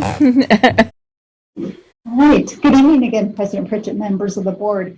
And presenting with me tonight again is Adrian Vargas and Jesse Castillo. And as I shared earlier in the presentation, that our 21-22 adopted budget was conditionally approved with the requirement that the board implement and approve a fiscal recovery plan by December 15th. So this is what this presentation is about. It's a proposed fiscal recovery plan. Next slide, please. And this is the agenda for this presentation. We'll give you a little bit of a history on the district's budget. We'll briefly review the current budget update and the multi-year projections that you just heard, so we won't spend a whole lot of time, but just to remind ourselves why we need a fiscal recovery plan. We'll review the cash flow update, and we'll share again the budget reductions to date. And then finally, we'll go into the fiscal recovery plan overview with some proposed action items and some additional considerations, and then summary and Q&A. And at this point, I'm going to turn it over to Mr. Adrian Vargas. Okay, so I just want to go through and review some of the definitions. A structural deficit occurs when ongoing expenditures exceed ongoing revenues. One-time resources, that is funding that is one-time and not recurring. So examples of those are donations and one-time grants or unexpended funds from the prior fiscal year. So we call that carryover. And then again, as a reminder from our board policy that was revised back in March of this year, we do have a use of one-time funds. And basically within that, it's not to be used for ongoing expenditures unless board approved. Reserves are created when revenues exceed expenditures. We K-12 districts maintain reserves for multiple reasons. One, to satisfy the state required reserve for economic uncertainty, and for us at Sac City, that is 2%. Also to maintain a prudent level above the required percentage to protect against the need to reduce service levels due to temporary revenue shortfalls or unpredicted expenditures. And when I think of unpredicted expenditures, I'm thinking one-time expenditures. And then also in the revised board policy 3100, we have in there that we would increase the minimum 2% to 5% effective 22-23 or after deficit is eliminated. Next slide, please. And again, the district budget has been operating or projecting a structural deficit for several years because of the ongoing expenditures exceeding ongoing revenues. And as I think Rose had mentioned, in fiscal years 1920 and 2021, we saw surpluses, but that was the result of one-time savings due to less spending during the COVID pandemic. Also, the district has managed the deficit with one-time sources and reserves, which is not a sustainable plan because as we were trying to show in the 5-year multi-year, you see that our fund balance depletes. Also, our employee salaries and benefits account for about 90% of the unrestricted budget. And then, as a reminder, the district's benefit structure for active employees and retirees is one of the highest in the region. And with that, salaries and benefits continue to increase year over year when revenues aren't increasing at that same pace. Next slide, please. Again, this is a slide that we showed in the first interim report, and it's just a rehash of that table. And again, we're projected to spend down 38% of our fund balance over the next 2 years. Next slide, please. And this is the same table showing the multi-year projections without the one-time funds. And that you can see the deficit spend that I talked about of 20.4 million in the second year and then 27.1 million in the third year. So with that, I'm going to turn it over to Jesse and he'll take you through the next few slides. Thank you. Thank you, Adrian. Good evening. As presented in the first interim presentation, this is the 2021-22 first interim cash flow projections. As mentioned, you can see the positive cash flow balances, but it decreases throughout the years as due to the structural deficit. As Rose had mentioned, the importance of maintaining healthy cash flow balances in order to continue to meet our financial obligations. Next slide, please. This slide is an overview of budget reductions to date. As you can see in the leftmost column are the approval dates of those various budget reductions, followed by the first total column, which is the ongoing reductions in total, 54.7 million. And the next to that is the one-time reductions that have been approved of 12.1 million, with the rightmost column being description of what some of those reductions were within the budget. And with that, I'd like to pass it to my colleague, Chief Human Resources Officer, Conti McCarn. Thank you. Hi, and we wanted to just with this slide quickly provide you an update with the positions that the board approved in July.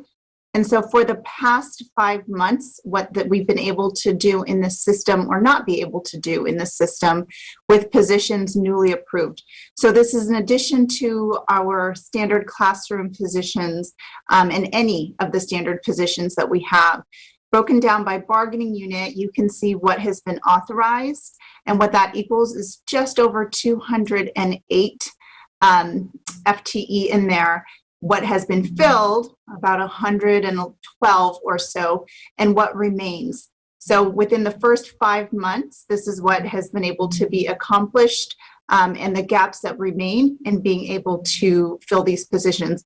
Again, this is in addition to the classroom positions that we have standard. And with that, I will pass it back to my budget colleagues. Thank you, Conci. Next slide, please. So with that, we're going to move into the fiscal recovery plan. This is just a really quick overview that our plan is student-centered and guided by core values. We've shared with you that the target deficit as of now is proposed at $26.2 million. And of course, we've shared that if we don't address it and it persists, that eventually we will deplete our cash balances. So what we have for you this evening is a 5-part plan that includes negotiated items and non-negotiated items. And I'll carefully explain them because we want to explain and make sure that we make it clear that there are a few items that are up for action and then additional items that are just additional considerations. And I'll clarify that as we get to those slides. And of course, as we shared, we need to take action this evening. It's one of the conditions of our budget being conditionally approved. Next slide, please. So this is one of the action items. This is part 1. And these budget adjustments would be effective July 1 of 2022 for the following year. So the first line item is simply a reallocation of this expense of $5 million, a textbook adoption that's currently being paid for with base dollars or unrestricted general fund. we're proposing to move this expense to an allowable restricted resource, which is our lottery, our restricted lottery that is specifically used or only allowed for textbook adoptions. The other portion would be funded with our ESSER money for those instructional materials that are online materials, and those would be allowable expenses. The other smaller amount of $243,000 is the new teacher induction program that's funded with unrestricted dollars, and we are proposing to move this over into the new grant that we just received, the Educator Effectiveness Block Grant. That award goes through 25-26. So those combined will save off the budget $5.3 million. Of course, $5 million is one time. Nonetheless, what that does is that impact that has is that it replenishes our reserves so that we build up a little bit of savings on the unrestricted side. And then, of course, as Adrian and shared in the first interim report, we're also going to be aligning our staffing to our enrollment decline because we were staffed for the 39,000 and so, but we only realized about 38,000. So we'll take that adjustment in the coming year, and it's about $7.9 million. And that has been factored in already in the multi-year projections. Next slide, please. And so here is the impact of implementing those action items into the budget. So for 21-22, of course, that remains the same because these action items would be effective next year for 22-23. So in the green bars is that they're about a little past midway of this chart. You'll see there's the textbook adoption and there's the new teacher induction program. So for next year, that reduces the deficit from 19.4 to $14 million. And then the following year, that $5 million goes away because it was a one-time. It was a one-time savings, but nonetheless, it did bump up our reserves. So we see the deficit there that we shared earlier of 26.2. We reduced it by the 240, and we reduced that deficit down to 25, just about $26 million. But nonetheless, it's moving in the right direction. And of course, these are our projections. Next slide, please. So part 2 and part 3 are additional action items for your consideration. Part 2 simply states that we would continue with our current practice of reserving one-time unrestricted general fund savings that result from unexpended budget categories. In other words, we would not spend, let's say we realize savings from not spending down a contract for whatever reason because we just didn't need to use the contract in its entirety. Instead of applying that savings to a new expense, we would simply allow that savings to remain in our reserves so that we could use that for the future year deficits. And I apologize, there's a typo in there with the red line. Just disregard that. That should have just been eliminated.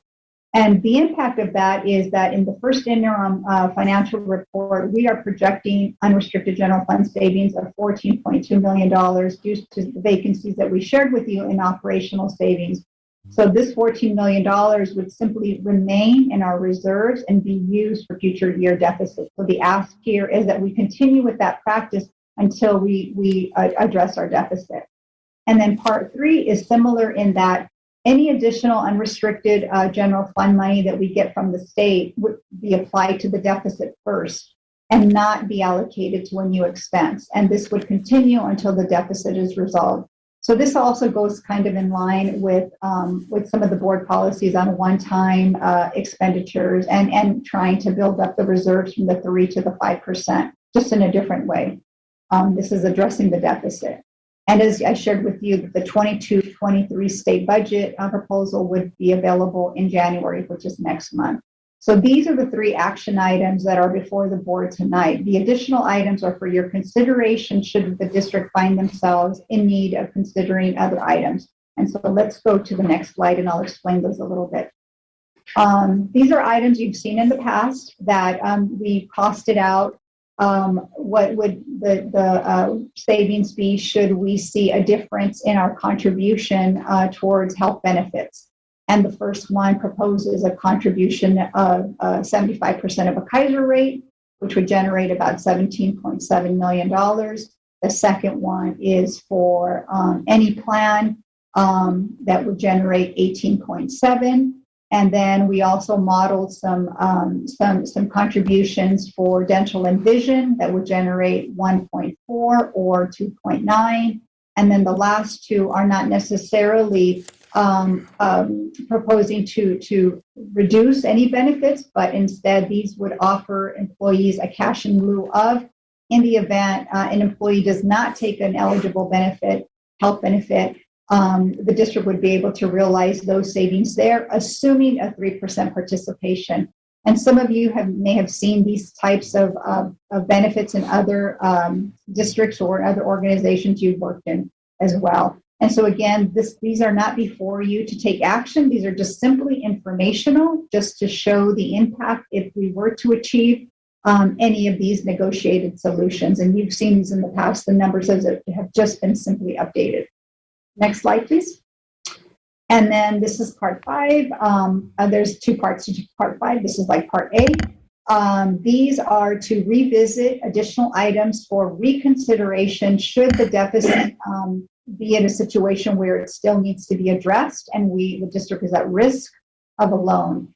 You've seen these before, and these are not favorable cuts, because the impact of implementing these reductions would mean that work would not get done or items would not be purchased. The first one is a 15% central office staffing reduction, which would generate about $3.6 million. That's not a whole lot given our deficit, but 15% does seem like a very high number. So what this says is that what's remaining here is not a lot to begin with if we can only generate 3.6, from a 15% calculation. And then the second part to that is a 20% central office reduction to some of the supplies and services that the district provides right now. That would be 3.2. So not necessarily big ticket items, but nonetheless, we're just modeling them for you because they have been presented in other fiscal recovery plans. These are not before you for reduction tonight. They're simply informational. And those two would generate about 6.8. So that's that part A. Next slide, please. And these, again, I want to emphasize that these are not at all in any way being proposed for reductions, not even should the district need to be in a situation to reduce. These are simply being presented as items that could possibly be funded with alternative sources. And so we've listed these here for you because these are all positions that are currently above the district's base allocations. The way we allocate some of these staffing ratios is based on the enrollment at school sites. But we know that it's not that simple for some of our schools, some of our specialty programs, some of our smaller programs, and some of our schools that require additional resources because of the population of students. Nonetheless, those do have to be funded. And so they've currently been funded with base dollars. And so if we could find an alternative funding source, the district stands to save about $7.3 million. And we have an opportunity, given that we've received additional concentration dollars and given that supplemental and concentration are now kind of semi-categorical. However, that would require additional review and appropriate approval to tap into those dollars for these positions. So more to come on that. This is homework that the district does need to pursue, but we just wanted to share this with you as an alternative also to assisting the deficit. And then there's a smaller amount for some of the music program. It's only $78,000, but we would explore that as well. Next slide, please. And just to say that slide that you just reviewed earlier on the alternative funding source, that isn't up for your consideration for approval tonight either. That is just an idea for future consideration. So in summary, our target is $26.2 million, excluding the one-time COVID relief funds. And we're going to need probably both negotiated and non-negotiated budget reductions to address the deficit completely, unless, the state does come in with additional dollars to offset that deficit, and we're able to recover some of our enrollment. And as stated, we do need board action by December 16th. To approve this fiscal recovery plan. And our next steps are to implement those actionable items by July 1, and then we'll continue to update you on those additional considerations. And certainly by a second interim, we'll have more information for you on that. And I believe that concludes our presentation. So we can take questions now. Perfect. Thank you. All right, I believe we have 4 live public comment. Yes, President Pritchett. The first public commenter is May 9. Online, okay, next. Allison Lal. All right, next comment. Daniel Darby. All right, next comment. Mo Kashmiri. Mo. Okay, so we have 2 additional after Mo. All right, go ahead. Hi, board. It looks like we're on our annual, Groundhog Day conversation, what do we say? Looks like we turned out we had a budget surplus after all, instead of a huge deficit, but the future this time will be horrible. But as Leticia Garcia graciously pointed out, the state budget is looking better than expected. This whole thing is just a projected budget, which seems to have been wrong. I don't know, 10 out of the last 10 years. And I think it's, in putting in this budget, modeling circumstances of what it would be for a 1% pay cut, what it would be for a furlough day, what it would be to cut health and benefits, that's just cruel. I mean, we need to be going the opposite direction. What I saw when one of the slides she showed was a 42% vacancy rate, or 42% of our vacancies in the SEIU positions are filled. You can't fill these positions. We need to be putting together a real fiscal recovery plan that actually gets us the revenue that we need to actually provide the services we need to be able to provide. Anything less is a failure of leadership. Again, with the Measure P changes in the rules, we can now pass ballot initiatives with a 50% vote, which is different than the 2/3 that it was before. We just need to work with our city and county partners to actually make such things happen. We just barely lost a measure before I got here, I think a few years ago, where we lost by 0.5%. We didn't meet to the 66%. We have a chance to redo those and actually not just have the same old conversation about how we're going to cut, blood out of an orange and end up with a horrible district. Instead, we can have conversations about how to build the district we want instead of living in austerity and, and to be honest, failure, right? Because that's where we've been in the last few years.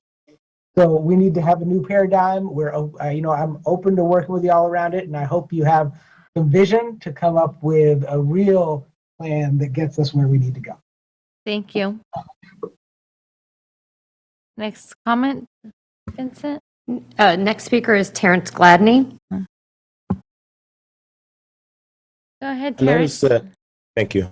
I noticed that recently the language has shifted within the budget presentations to budgeted structural deficit, but yet it's returned to just a simple structural deficit now. I also noticed when we're talking about language, when looking at the budget, we're willing to look at worst case scenarios, but when we're navigating the pandemic, we say that we didn't know where we would be a year ago. So it seems to be conflicting mindsets to fit the narrative that we want to push. I think that, there are opportunities to really improve the efficiency of our organization. When we think about the high number of Public Records Act requests, a lot of those are probably just for things that are covered in school board meetings, but we don't have a good repository of meetings that are available, whether via YouTube channel or hosted on a native server and made available just for people to consume and extract the data that they want. As a service provider to 2 school sites in the district, I requested a district email. I try to provide content to students, but the internal network doesn't allow me to do so. So there's manual processes that have to be undertaken to allow that, instead of enabling the native Xfinity Wi-Fi WLAN, or even segmenting traffic onto a guest network, which would be an automated process. Speaking of that, again, I went to be verified as a service provider and was told that my fingerprints weren't in the system. I've been volunteering since 2009. I questioned it. They double checked, still not in the system. It took a trip to Cerna for me to get them to realize that I've been in the system since 2010, but yet in the conversations and emails that went back and forth, they told me that my dead son, who passed away in 2008, that was never a student in this district, was verified in the system. Those are operational inefficiencies that don't require additional dollars. They just require our district to work a little bit smarter. So when we say that we have staffing shortages and people are doing things manually that we've invested in via technology, that's not a good use of our district Thank you, funds. So let's tighten those processes up a little bit and then see where we land. And just lastly, I think in part 2 of the fiscal recovery plan, it was addressed as far as like teacher vacancies. So I hope that represents, and I think it represents like, what we said that we need as far as teacher positions, but were unfilled. So those dollars went unspent, let's say for the first few months. I would prefer that they're spent on students this year instead of rolling to a reserve, because that's what they're budgeted Thank you, for. Karen. So, Last speaker is Ingrid Hutchins. Hello. I heard you guys say tonight how important it was to put money into attracting and retaining a superintendent. I want to make sure that you understand that is equally, if not more important, to attract and retain the people who actually work with our students. We don't have enough teachers. We have many students, thousands of students every day who don't have a certificated teacher in their classroom. We have students who are still on a waiting list for independent study. We have students who every day are having to deal with being at a school where a custodian is out and they can't be replaced. They can't get to school because there's not enough school bus drivers. Their principal is out and there's no one to help manage the behavior at school. There are so many issues that need to be solved by having enough employees, and we can't attract employees when your recovery plan will cut employee benefits. We've got to be smarter than that. You understand how competition works, how the business world works, and you need to apply that to what we're going to do to attract our employees. I'm telling you, I'm very frightened what fall is going to look like for us. I don't have much faith that we're going to have the number of staff we have now. From listening to what my colleagues are saying, they don't want to deal with this anymore, and we need to find a way that we're going to fix that. This budget, I see what Rose is saying about trying to prevent the structural deficit, but it's like this ghost we keep chasing. We keep hearing about this deficit, but we haven't had a fiscal deficit in the past few years. So we need to just get real about what we actually need to provide for our students, and we need to get away from this talk of deficit until it actually proves to be true. Thank you. Thank you. That was the last comment? Okay. All right. I'll open this up for board discussion. Member Garcia? Yes, thank you. I just wanted to thank you, Rose, for the presentation and for the different parts that are being proposed. I think for the parts that were informational, just for future reference, maybe we can be clear about that in the information, just so that we don't unnecessarily alarm people, who are paying close attention, just so that we're clear as to what we're working on, what's before us.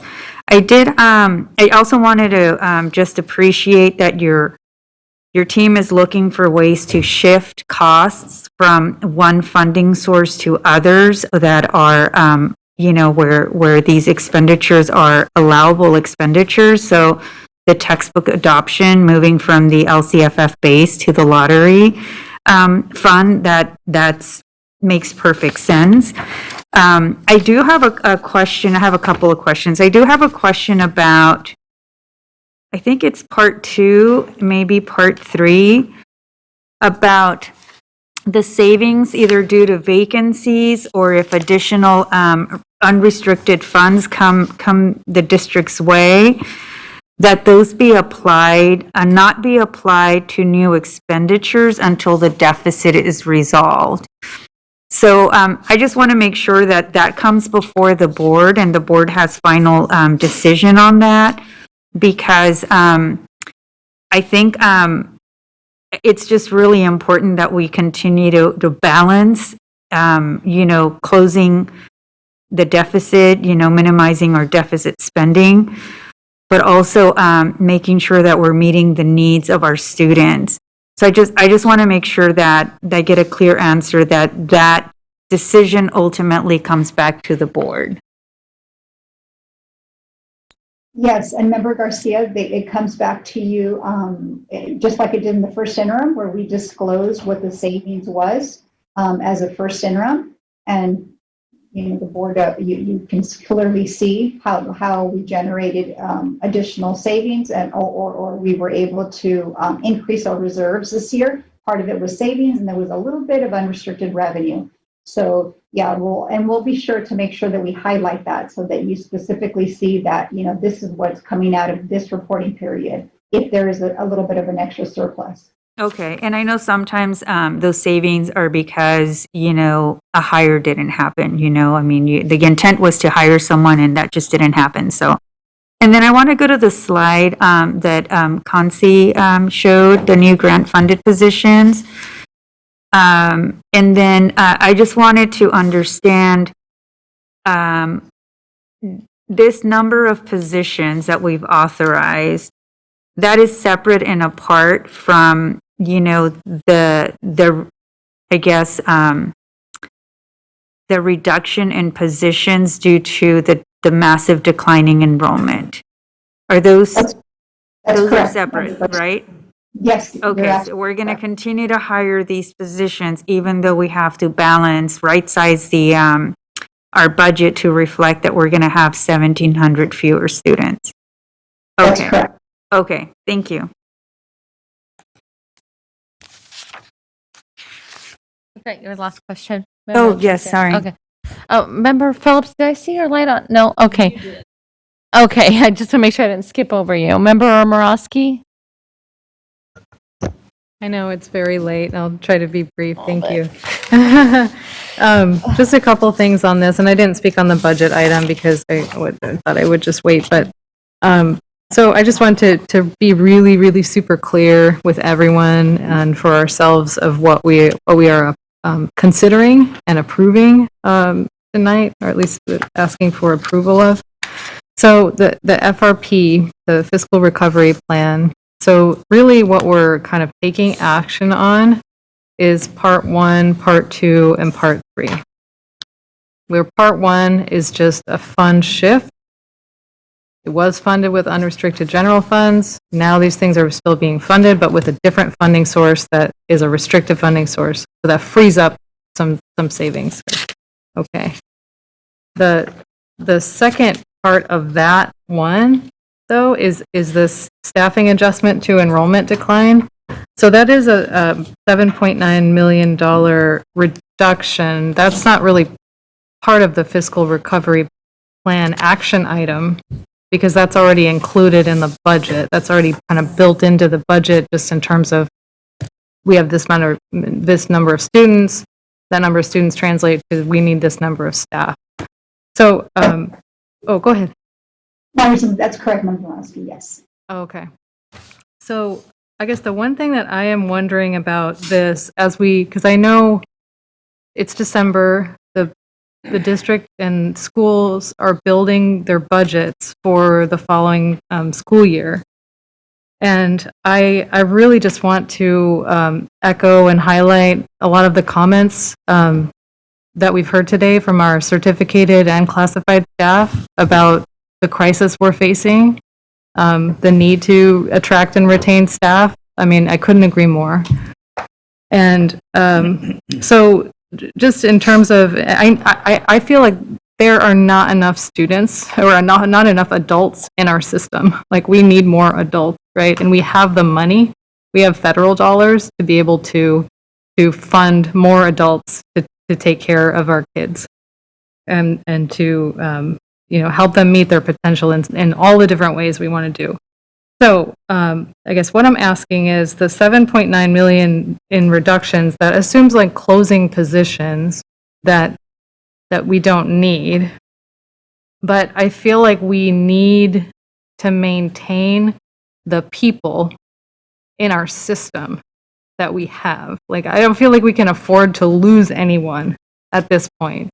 So I know that's maybe a little bit of a different conversation because there's like technically like, okay, you literally don't need a history social science teacher because there's just not enough like demand of students for that particular, so you need to like close that. Like, I get that part, but in terms of the people in our system, in terms of how we manage, you know, the layoff process and closing positions, but I think we then need to like create them somewhere else because we have so much demand right now for like our students need everything.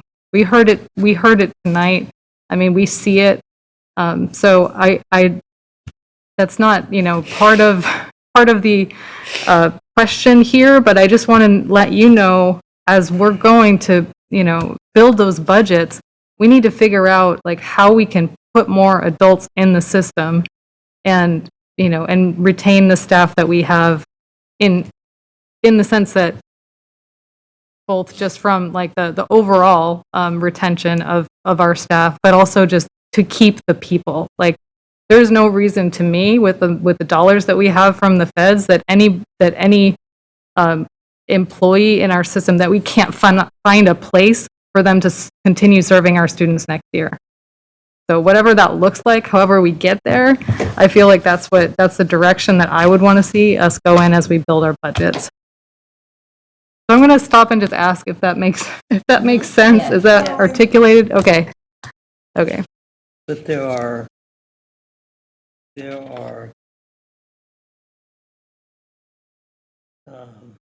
union preventions. Employees are not fungible like that, though, because of employment restrictions. Understood. So there's lists that would be created if you lay off certain positions, but understanding all of those restrictions and things that we would have to do, I think we just should be creative to see where we can keep people to serve our students, just because there's just not enough. There's just not enough of anyone anywhere. And board members, if I can just mention, one of the reasons why we chose to include the slide that Member Garcia was asking about is because we called those grant-funded positions because we classified them in a way where in June, when we adopted that action, we indicated that we would strive to find ways to maintain those levels of investments after our one-time funds were exhausted.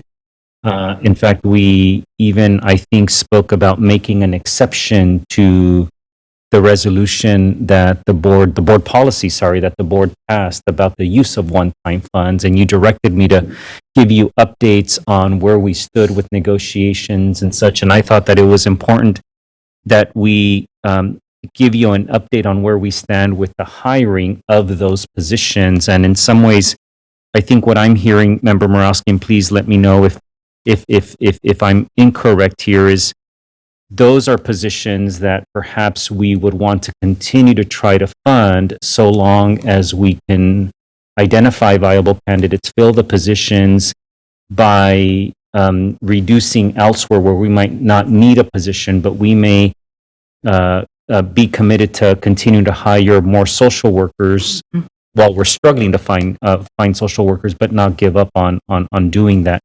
And you can see that half a year into this fiscal year, we're at 54% of filling those positions, and time is going to continue to pass, and we are going to continue to try to fill those positions. But these positions, if you remember in June when you took action, we were very deliberate in what we thought were the wisest investments based on the needs that we foresaw our students needing. And it also, I think, is a reflection, not so much, and Concy and her team doing a fantastic job at recruiting and posting and such. This is where I think the challenges of staffing shortages across the state and nation are being manifested. And so we are not going to give up. We want to continue to fill these positions.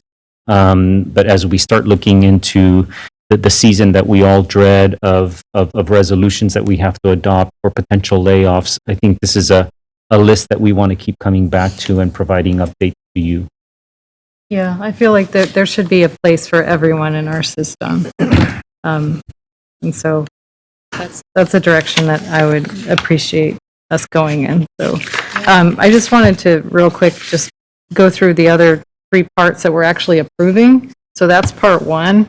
So I said my piece. Part 2 is just applying general fund savings that happen to the deficit, which seems like a real no-brainer. And then part 3 is applying any unrestricted general funds provided by the state to the deficit, which also seems like a no-brainer. So I feel like very confident about, the fiscal recovery plan. In terms of the part 4 and part 5 is sort of additional considerations. I guess the only thing I'd say is I do appreciate what has been shared tonight about just retention and attracting our staff to our district, because we're in a different place now. The labor market is very different. So we do have to take a close look and make sure that our total compensation, as you noted, is generous.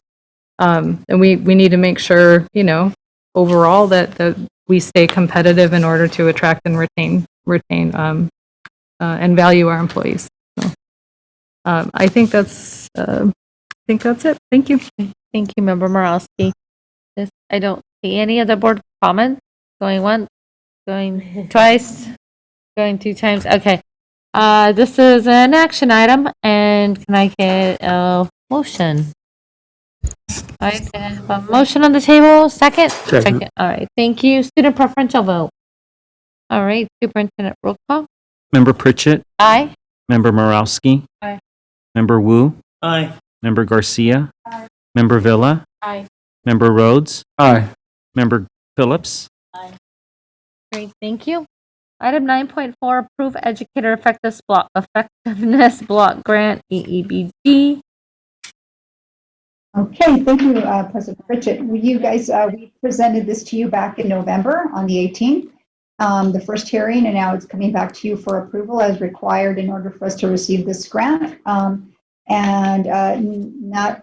much has changed. The only change that we have in this presentation is that Chief McLaren will present to you guys some information on the metrics as requested. And if we can move on to slide, I believe, number 5. I'm not going to repeat. This is the same information you got last time, the compliance and the years of the grant, the dollar amounts. Those are all the same as the last presentation. So if we can go to slide 5, please. One more slide, sorry. 6 or 7. One more.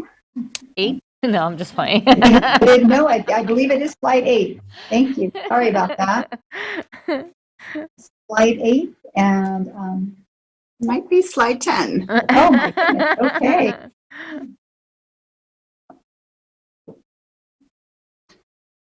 Oh, there we go. Okay. Good evening, board members. As we go through this again is very similar to what you saw previously. What we did was just add in the requested metrics. We talked about within each of those areas what that might look like, and we wanted to share some of our initial thinking with you as you consider this for approval. At the bottom of this slide, as you may recall, the focus is absolutely on retention, on recruitment and retention focus, every single item. And as we put some key performance indicators in there, we put the focus area, we put the KPI, and we put the rationale. So if you'll turn to the next slide. This is the portion that is the same. Last time we talked about administrator coaching and partnership program that would tie to other areas of improvement in the SIR and other areas of improvement district-wide anyways. If you go to the next slide, you'll see where we listed proposed key performance indicators, what we would do in focusing on this retention area and the why. So what we would take in terms of retention data, looking at various groups and why we would need to do it, given the human capital investment in the area. I won't read every single piece, but I do think it's important enough to highlight what they are, given the board's request last time, and to show how we were looking at these grant funds, not only as absolutely a wonderful opportunity to enhance educator effectiveness, but to tie into other initiatives and other things that are taking place with that focus of recruitment and retention. Next slide, please. We talked about the deferred action for childhood arrivals, the DACA pathway to teaching, and working with our local IHE university colleagues. And as you can see here, the key performance indicators noted their baseline targets for each one, but really pointing out two important process steps. First, working with the universities to create the actual pipeline to teaching profession, and then secondly, measuring what the results of those efforts are. Next slide, please. We talked with you last time about supporting some of our teachers who are joining us from out of country with visas, work visas, H-1B, J-1 visas. And if you go to the next slide, you'll see we broke up the focus areas in terms of recruitment, what that looks like, and retention with regards to key performance indicators and being able to track the effectiveness and the use of the grant funds towards the larger goal. Next slide, please. Just very quickly on advertising, I don't know how much needs to be said on this one, fairly self-explanatory, but again, being able to measure the effectiveness of us using the funds in this way to increase our presence, our social presence particularly. Next slide, please. We also talked about career pathways, both for teachers and for administrators. For teacher leaders to work towards becoming administrators, and for classified individuals in our system to become teachers. One of the things that we looked at, certainly with local universities, but looking at our own workforce, educating sectors of our workforce to look at how many of our paraeducators are 2 years or less away from a bachelor's degree, and being able to work with specific groups that we haven't been able to in the past through the use of these really specific funds. Additionally, we know our local IHE partners such as Sac State have Child Development BA, which would help with our transitional kinder and preparing us for, we know, those needs that are going to come. Next slide, please. We also talked about coaching and partnerships for our classified staff. Our hard to fill high need areas are not only in certificated. We absolutely have a high need in recruiting and retaining bus drivers, instructional aides, food service assistants, childcare attendants were some of the ones that we highlighted based on the data that we have in our system with regards to both the recruitment and retention. And as you can see here, the indicators that would help us rate our retention rate in more effective ways than we're able to now. Next slide, please.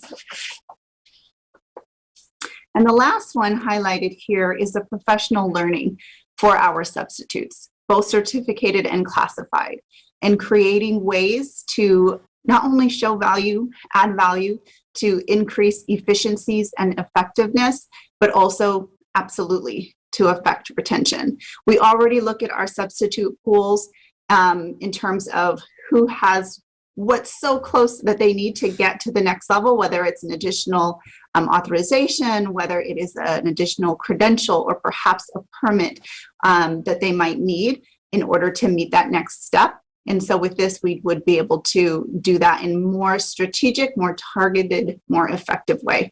And again, using these indicators to help us measure that. So that was really quick because I know it's late and you saw these exact slides with the except the addition of the indicators. I just wanted to make sure you were aware of, since you specifically requested them, and it was really helpful in helping us pull things together. So with that, we recommend approval and are ready for questions and answers. Thank you. We have 2 public comment. Yes, we do. However, Daniel Darby is not here. And Renee Webster Hawkins, I don't see her online either. Okay. I'll open this up for board discussion or a motion. Thank you. I have a motion and a second. Student preferential vote. All right. All in favor, or not all in favor. Superintendent? Just playing. Member Pritchett? Aye. Member Morowski? Member Wu? Aye. Member Garcia? Member Villa? Aye. Member Rhodes? Aye. Member Phillips? All right, thank you.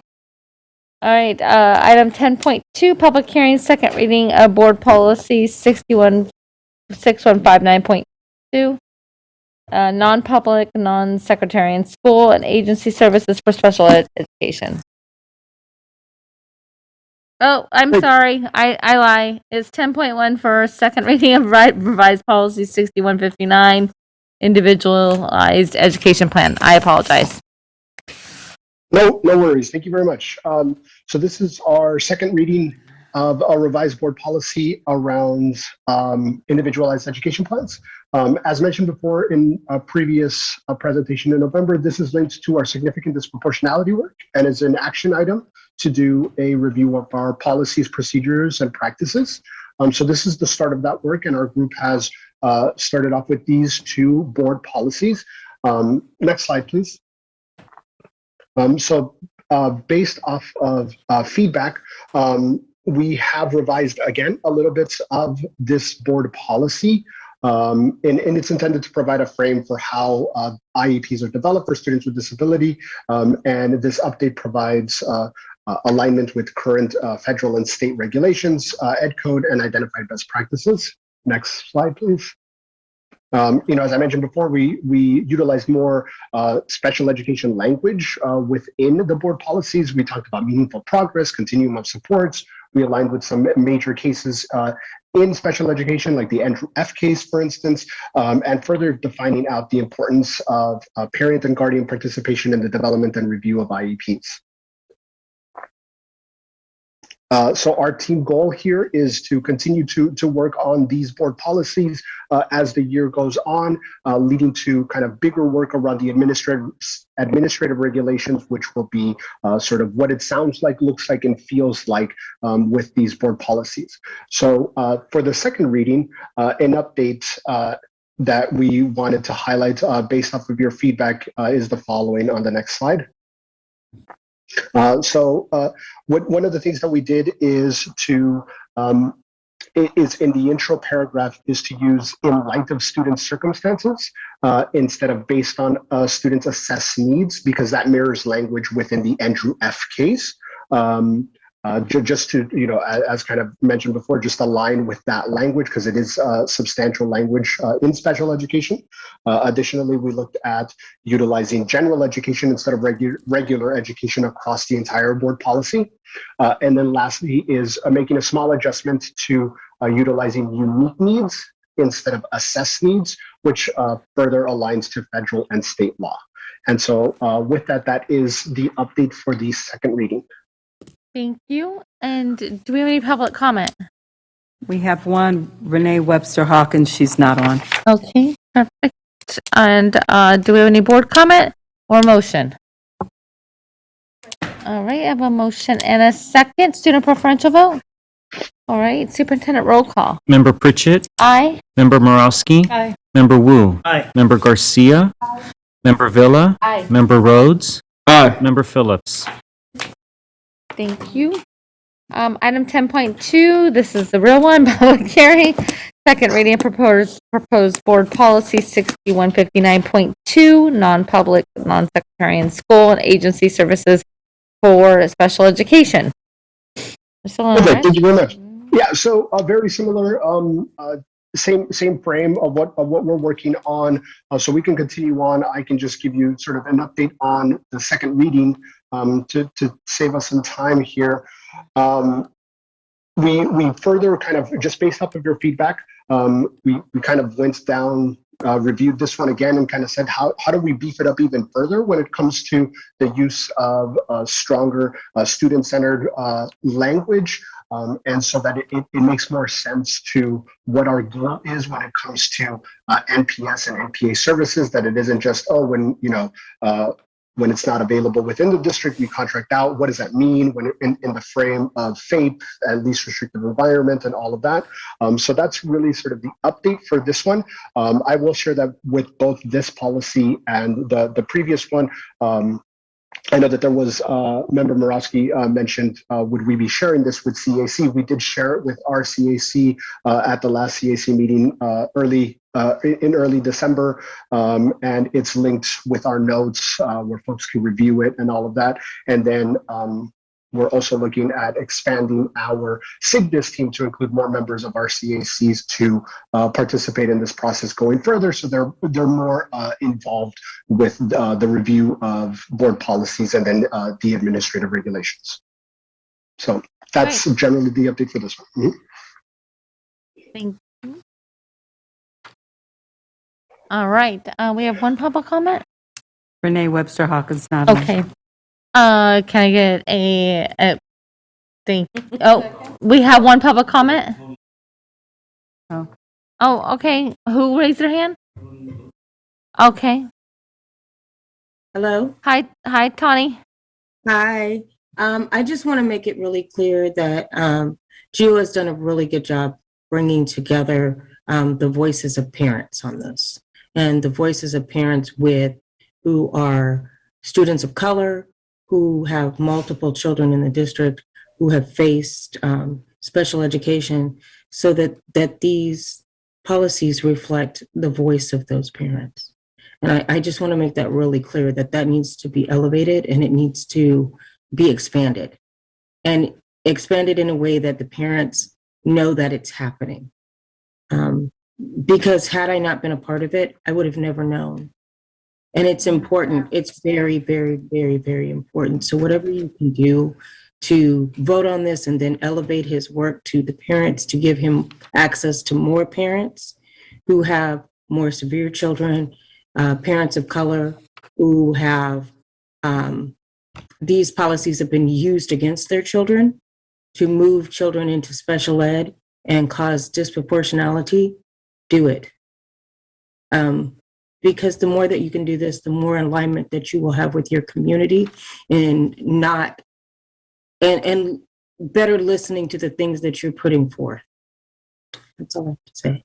Thank you so much. All right, I believe I had a motion and a second on the table. I did, right? Yeah. Okay, student preferential vote. All right, superintendent roll call. Member Pritchett? Aye. Member Morowski? Aye. Member Wu? Aye. Member Garcia? Aye. Member Villa? Aye. Member Rhodes? Aye. Member Phillips? All right, thank you, Gio. Have a good night. All right, item 11.0, communications, 11.1, employee organization reports. Do we still have SCT on the line? I have one for a Ramsey Odom, but I do not see them online. Okay, is 11.1. Ramsey Odom the public comment? Yes. Okay, go ahead. He's not online. He's not online. He's Oh, not I online. understand. And SCTA is not online. SCIU, none of our bargaining partners. Mo is still there? Okay, Mo, you want to give a report for SCIU?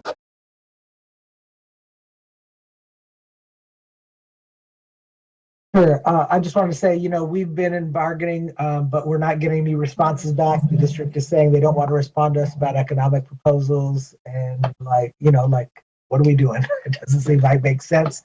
We're hoping, we want the board to step up and, we want to actually be able to get an agreement and end some of this labor unrest instead of having to ramp up. I do also, I was not able to read a statement from one of our special aid assistants, and I'd like to do that now. His name is David Wong, and he says he works as an instructional aide at Luther Burbank High School.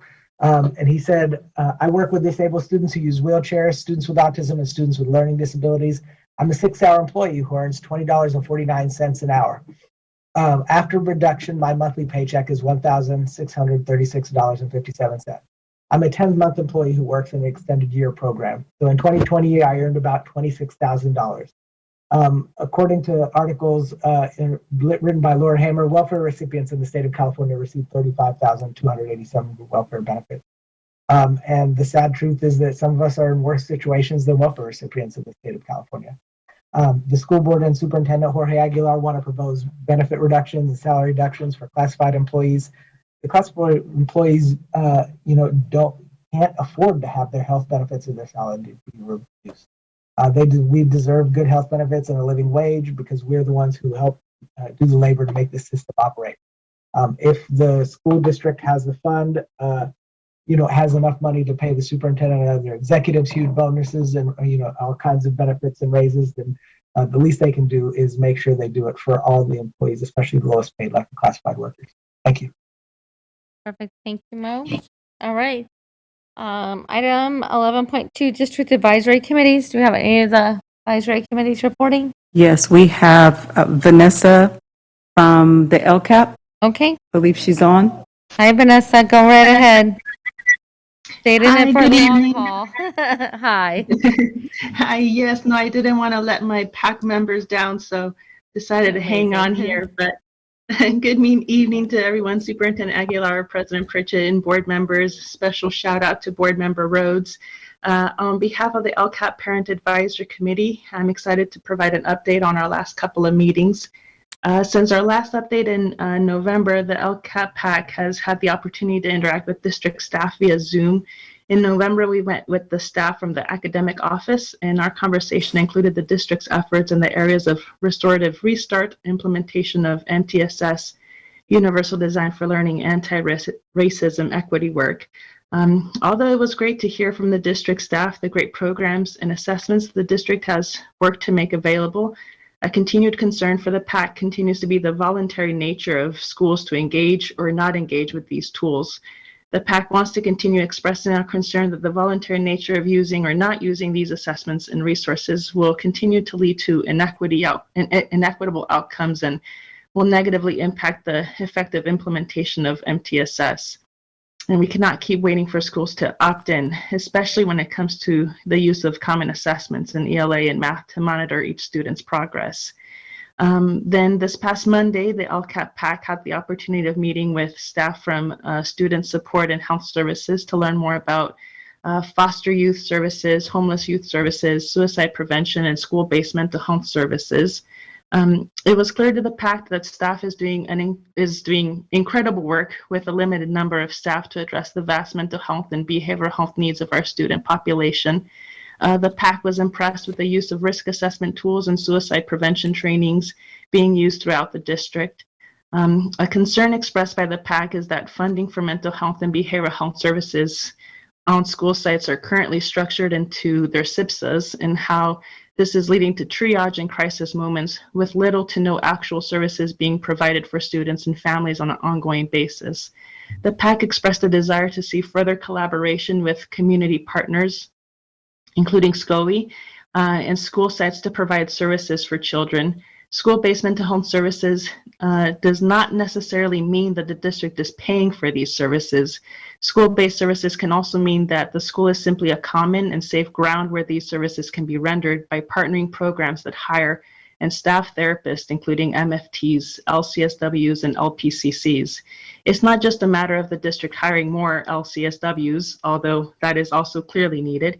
It is also the district maintaining relationship with community organizations so that these organizations can render services to students in a space students already know, that being their own school site.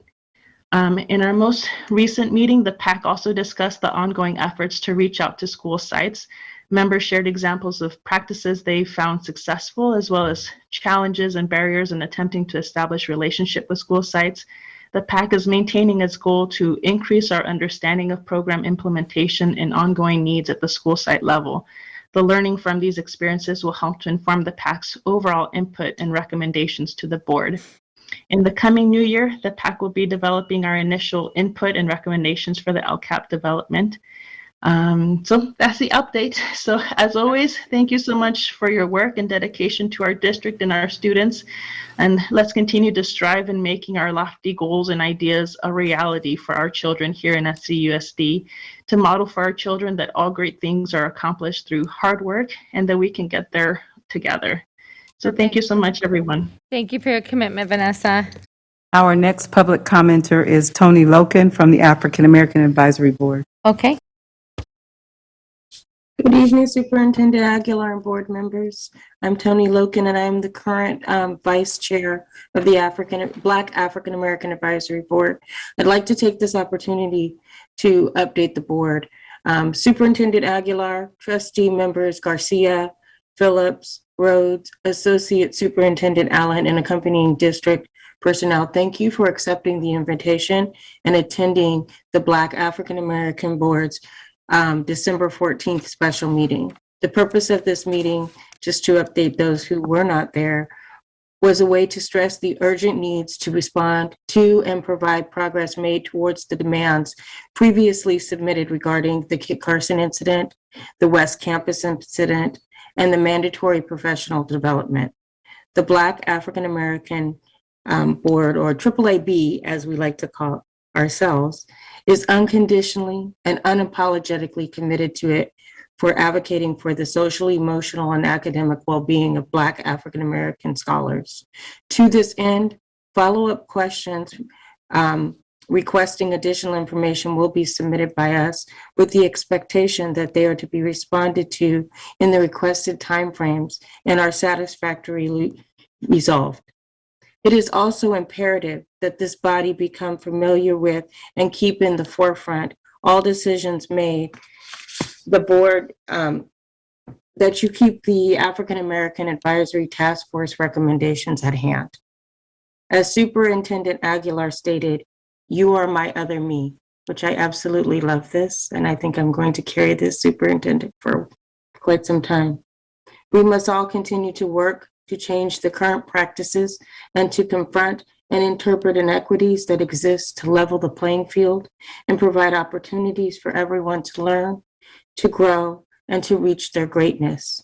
As a reminder, the board-approved recommendations were as followed: to establish a district-wide Black African American parent, caregiver, and student body, establish a Black African American Student Achievement Task Force, implementation, accountability, parent engagement, steering committee, and subcommittees, require sites with over 5% variance on suspension rate disproportionality to develop and implement a plan to reduce suspensions to at least the district average.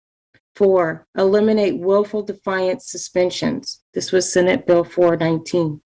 5, implement multiple measures to assess student progress in order to identify students in need of intervention and prioritize those needs. 6, implement research-based intervention acceleration strategies to close persistent learning gaps. 7, provide school to college and school to career experiences utilizing community stakeholders, career training, university shadowing, mentoring, and internships. 8, divest from future funding for school resource officers and reinvest in alternatives. 9, provide school to college and school to career experiences utilizing community stakeholders, career training, university shadowing, mentoring, and internships. Divest from future funding of, create a district-wide study team tasked to review, monitor K through 12 special education. Adopt and implement curriculum that includes and reflects Black African American experience. Provide professional development addressing inequitable disciplinary practices and mandate 100% faculty and student and staff attendance. Eliminate pre-K through 3rd grade suspensions. Although it's eliminated, it's still happening. And then finally, increase Black African American teachers from 109 to 150. I say all of these because all night I've been listening, and nowhere is it specifically called out Black African American students for who they are, Black African American students and families. And everywhere that I see metrics, I don't see called out specifically Black African American students and families. In order for us to see and hear that you are with us, we need to see us in the literature, in the metrics, in everything that you say. Thank you, Ms. Logan. If you could please wrap it up. Yeah, in everything that you say and do to call us out so that we know that you hear us and that we are there. Thank you very much for this time. Thank you so much. Have a good evening. You too. Thank you. All right. Do we have any others? Oh, okay. Gotcha. All right, and 11.3, superintendent's report. I will be very brief, President Pritchett. We're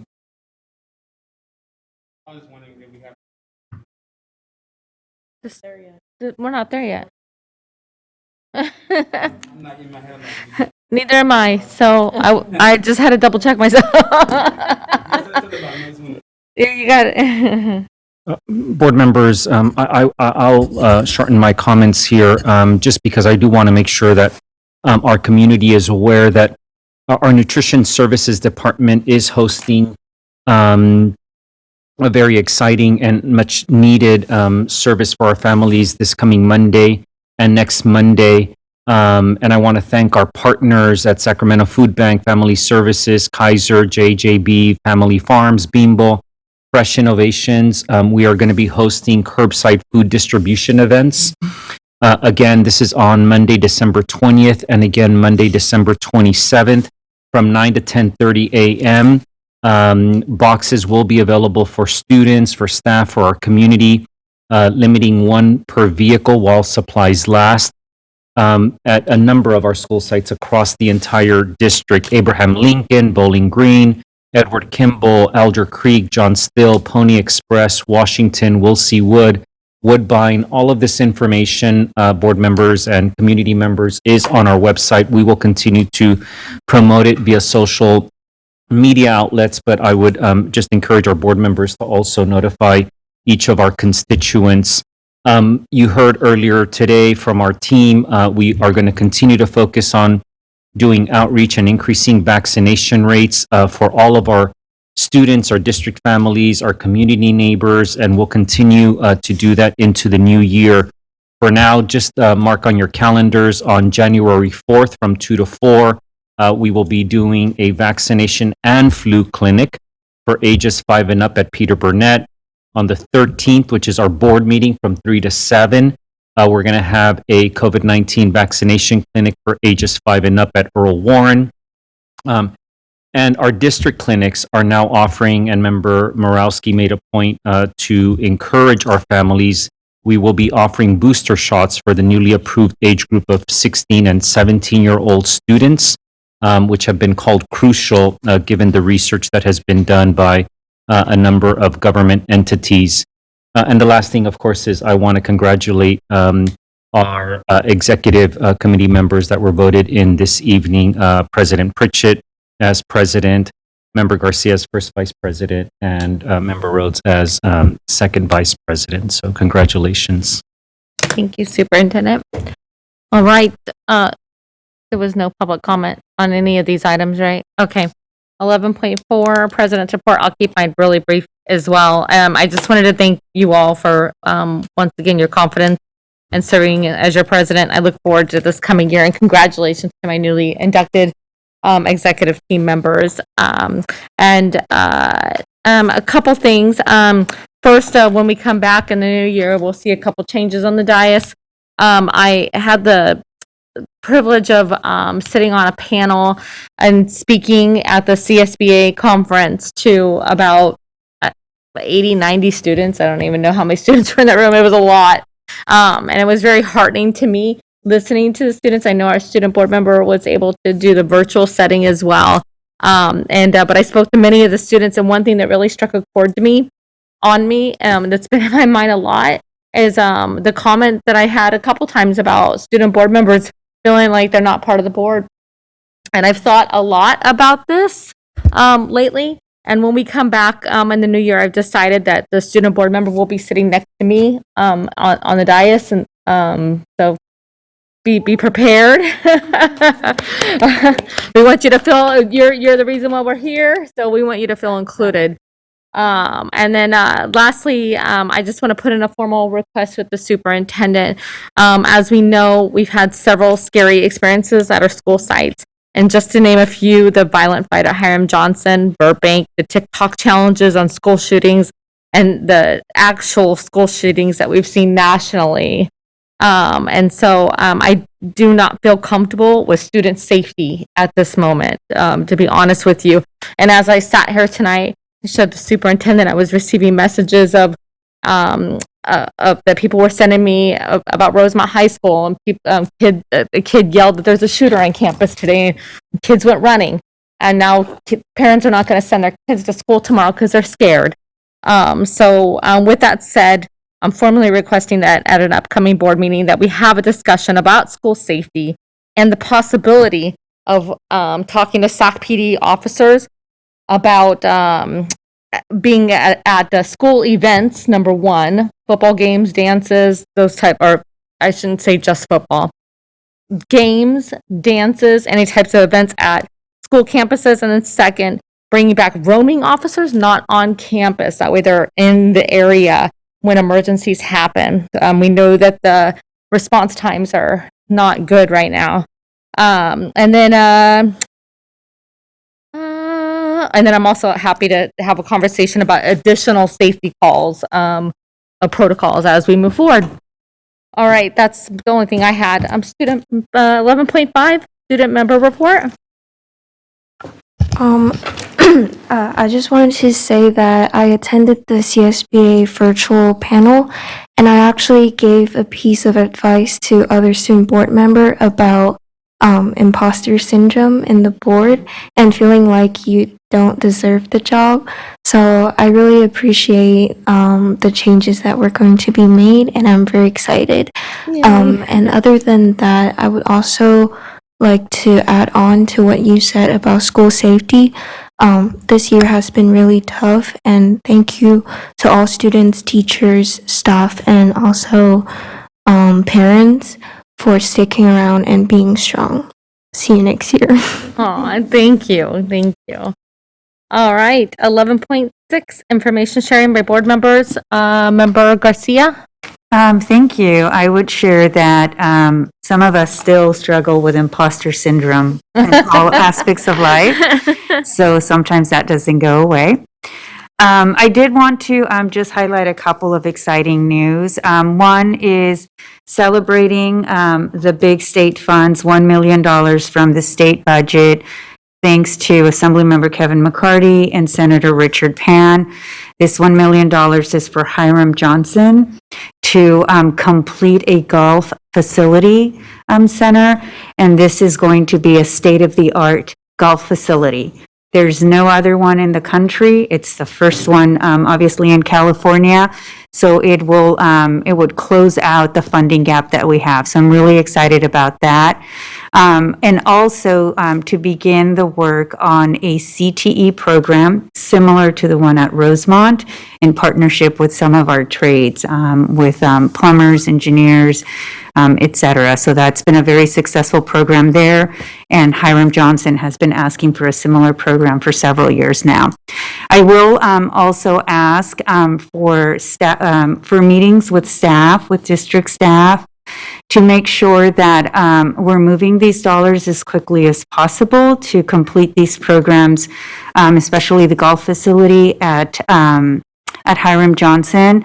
And I also want to just bring it back to some public comments that we've heard earlier regarding just really thinking about how we are working at our school sites, and then figuring out how we can maximize other opportunities in this particular case, the baseball field.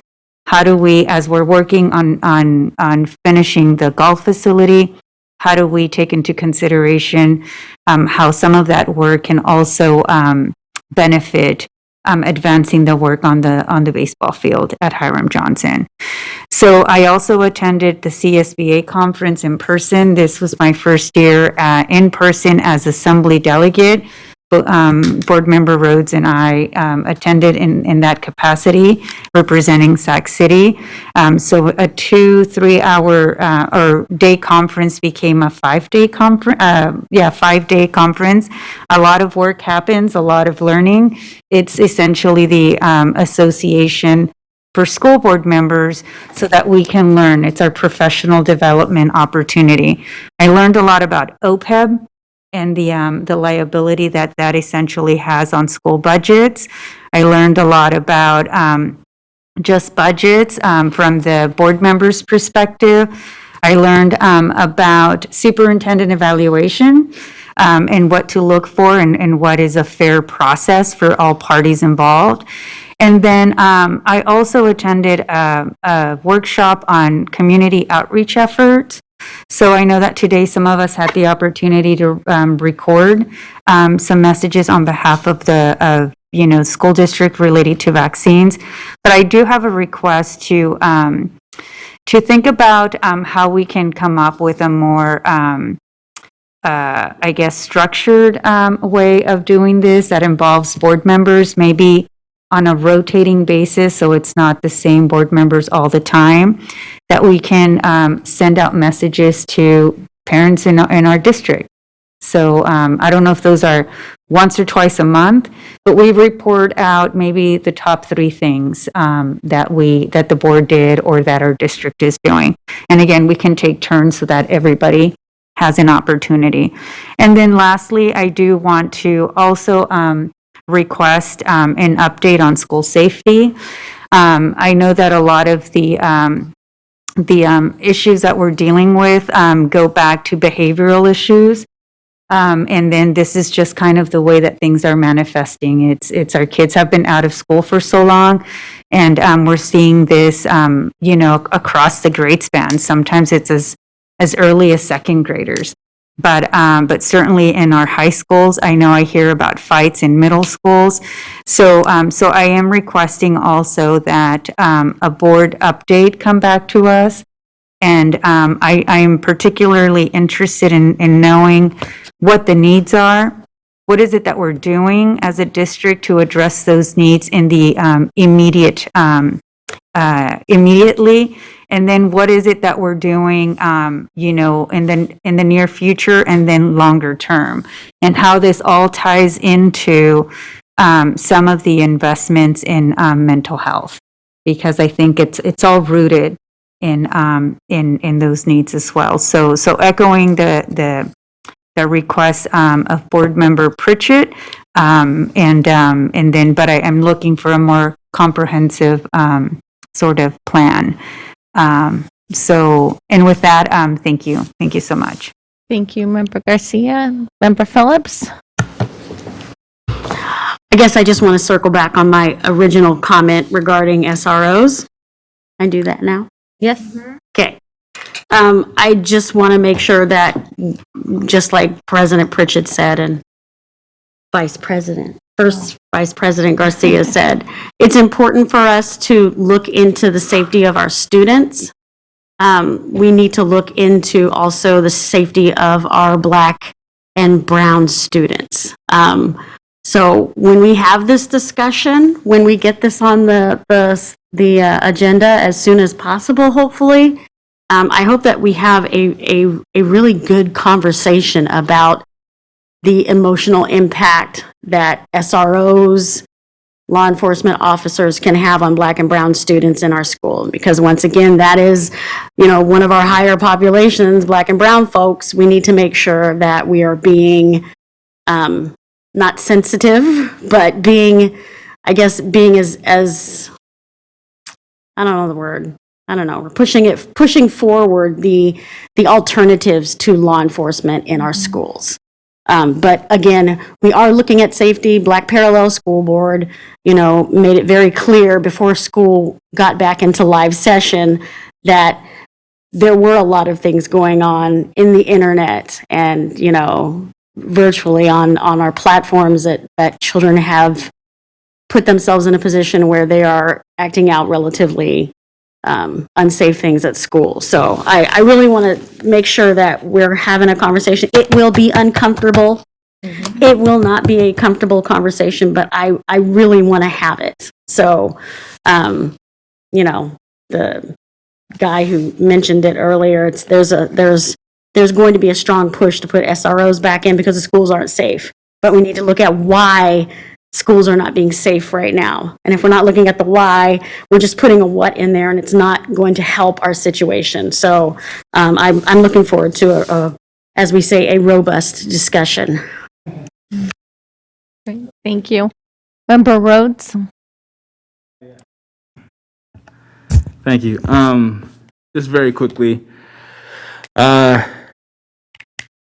we've been in Area 5, we've been trying to reimagine our school sites, how we utilize our school sites, and what we offer. Through that reimagining with principals and school site staff, specifically at Success Academy, we've launched something called Project Activation MetaView. And we've been holding monthly activations in South Sacramento, leading up to our current position now. We've had small investments from local electeds and other agencies, but now we just recently started having a partnership with SMUD, who's giving donations so if we can continue that work over the next year, or a year, 2 years, I'm sorry. And it's very exciting to see a pilot program get a little bit of stability as we move forward. And I'm super excited about the work, and I look forward to expanding the idea of reimagining our school sites as hubs of their community as we continue into the work. So I just wanted to let my colleagues know about that. Also, South Sacramento, let you guys know about that as well. Come on out, Success Academy. It's always a great time. We have a great number of partners providing great services to our community. Great. Thank you, Member Rhodes. Member Morosky? Yeah, again, congratulations to my colleagues on the executive committee. I just wanted to say, just to offer my assistance if needed with, if we want to do committees to look at things, just have some thoughts about governance, and we have a lot of work to do. I am just want to let my colleagues know that I'm willing to participate or lead some of those governance efforts if that's of interest. And one thing that I would like to see that could be exec committee, could be another committee, but just some real intentional effort around the board planning calendar and really making sure that we're building in appropriate reports, and it's really being driven by the board as far as what we want to see when, in terms of, we have a lot of, mandated things that we have to do. We have to adopt a budget, et cetera.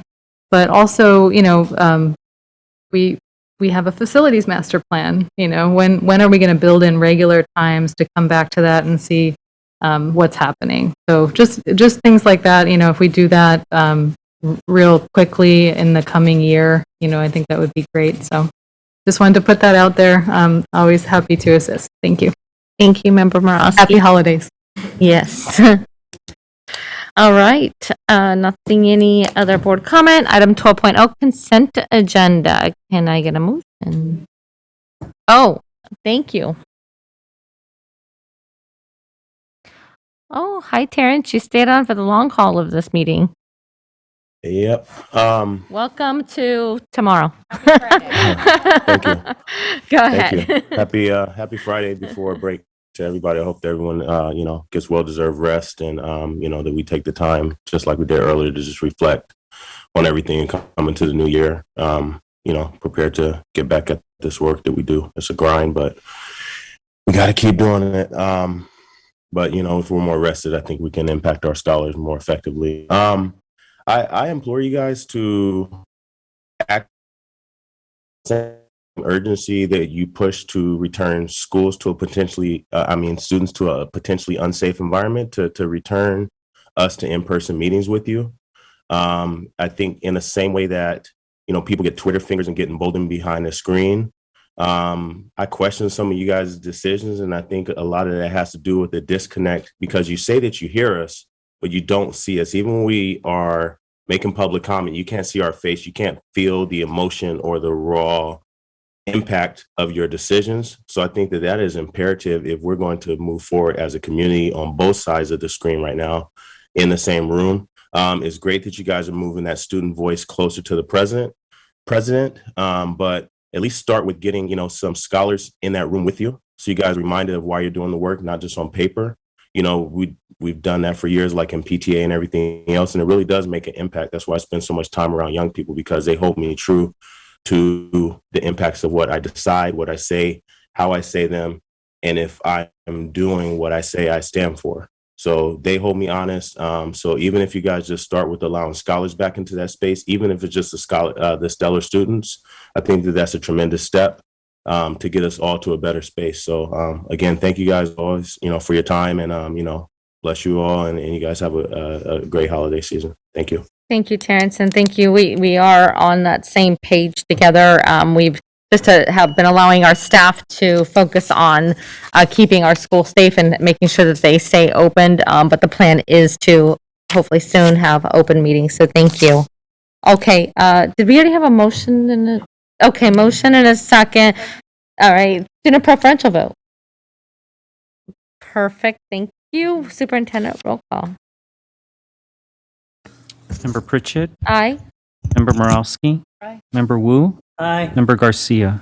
Aye. Member Villa? Aye. Member Rhodes? Aye. Member Phillips? Great. Item 13.0, business and financial information reports we have received, and future board meetings, January 13th and February 3rd. With that, item, can't talk right now. Item 15.0, adjournment. Before we adjourn, I'd just like to adjourn in the memory of Terry Vigil. Terry was she worked for the California School Board Association and had worked closely with our board on our board workshops. And Terry passed away from complications of COVID right before Thanksgiving. Terry was an advocate for all kids, was a board member in Fall River Union Senior High District for over 20 years. She put her heart and soul into being a mother to her children, and second to her community as a board member. She will be sorely missed. So with that, I'll take a motion for adjournment. All right, all in favor say aye. Aye. Thank you. Have a wonderful holiday break. We'll see you next year.